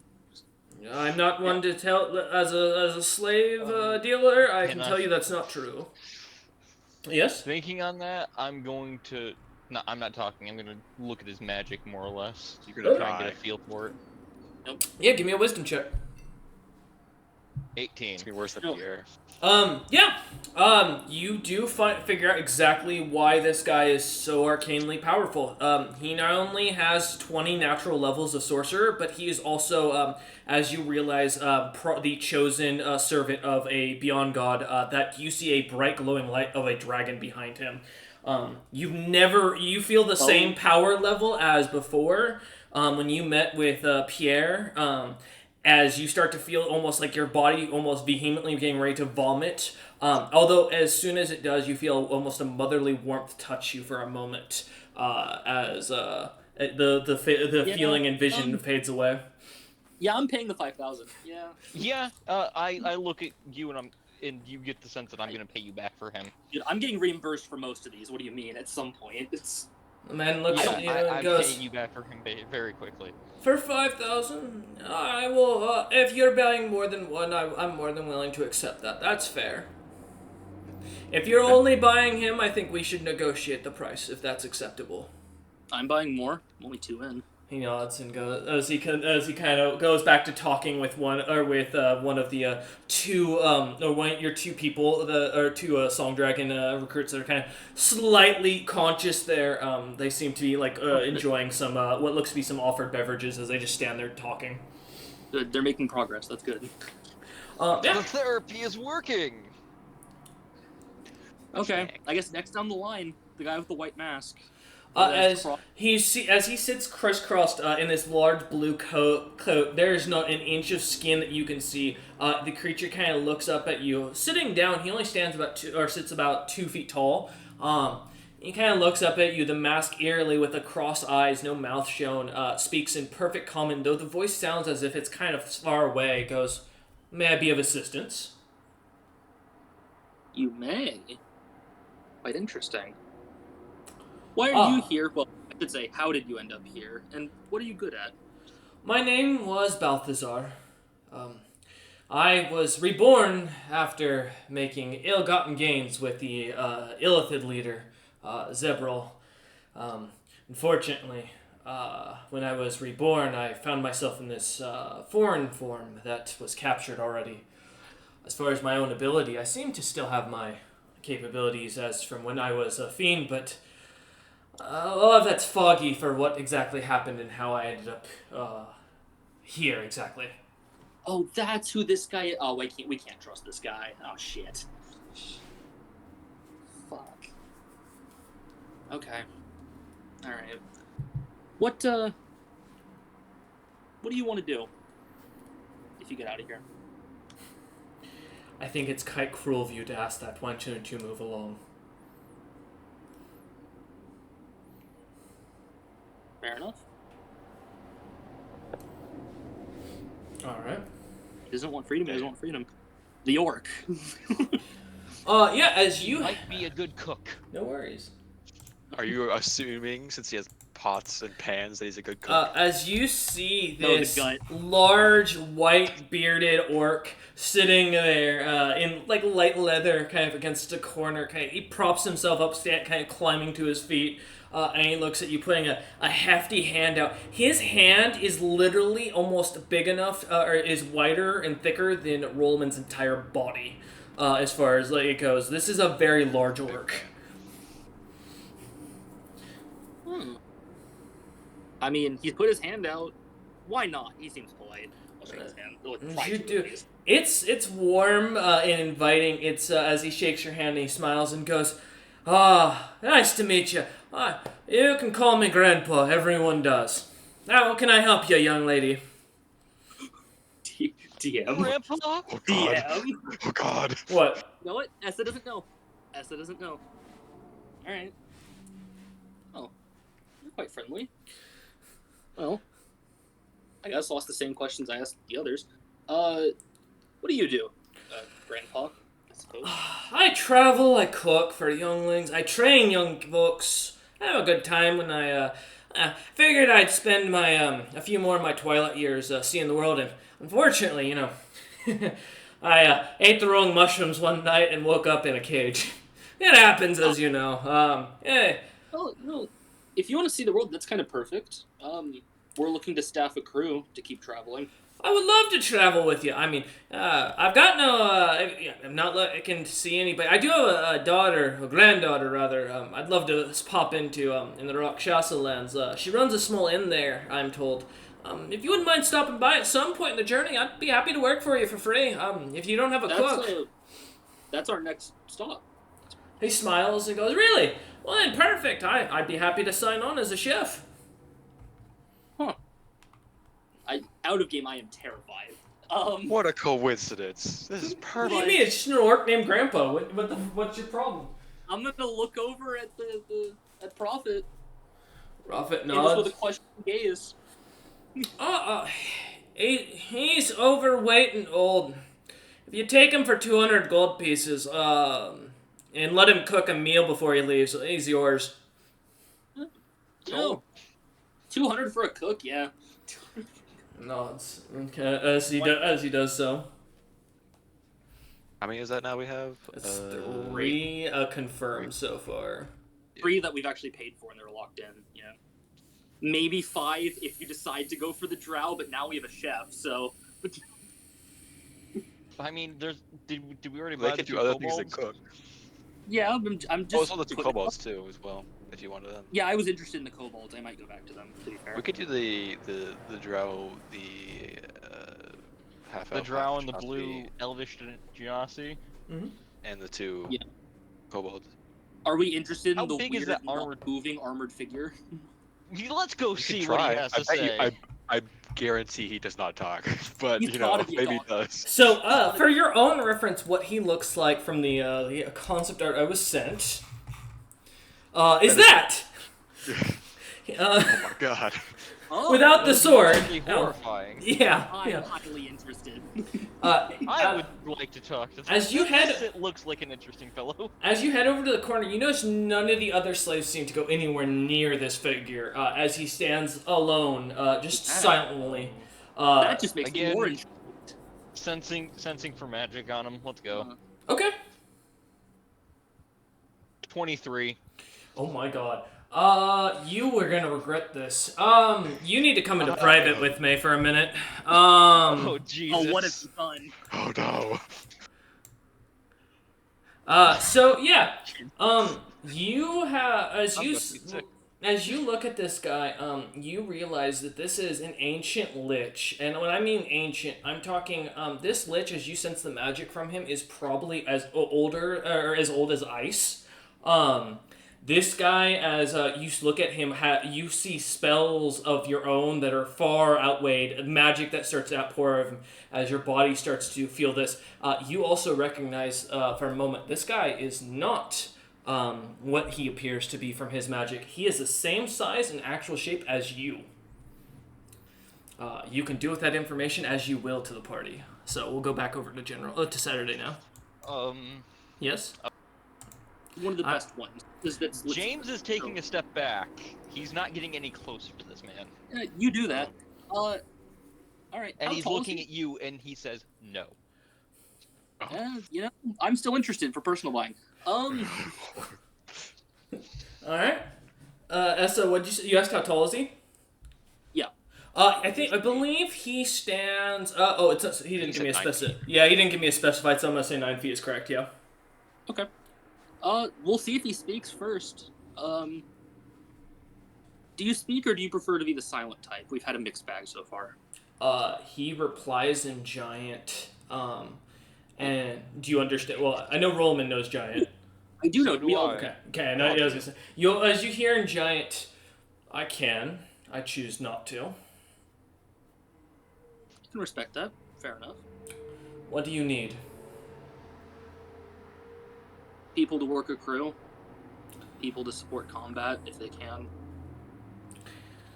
What I can tell you is that I would be a poor hire for your experiences, but if you free me from these bonds, I will repay you in kindness in the future.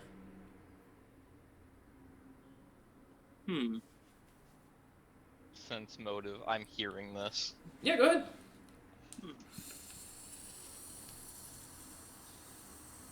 I'll look to Zakar. God damn it, the 7. I get a good roll, then I get a shit roll. With this 7, what are you trying to sense? How honest he's being overall. With a 7, he is, I can tell you outright, even though that is not due to your roll, he is not lying in the slightest. Or at least there's no signature of a lie that you can tell at any point. He seemed to have been straight-faced in every way. Oh, I wow. think this one's gonna be a personal buy. I'm gonna look over at Zakar. Zakar looks at you and goes, 40,000 gold pieces. Oh, God. Interesting. Can I ask why? Well, he killed 25 of my best men, 2 entire sky pirate raiding crews, a sky captain, and my boss. Twice, in fact. He literally And revived him in front of me and then killed him again. And you still kept chasing him? Well, and we finally caught him.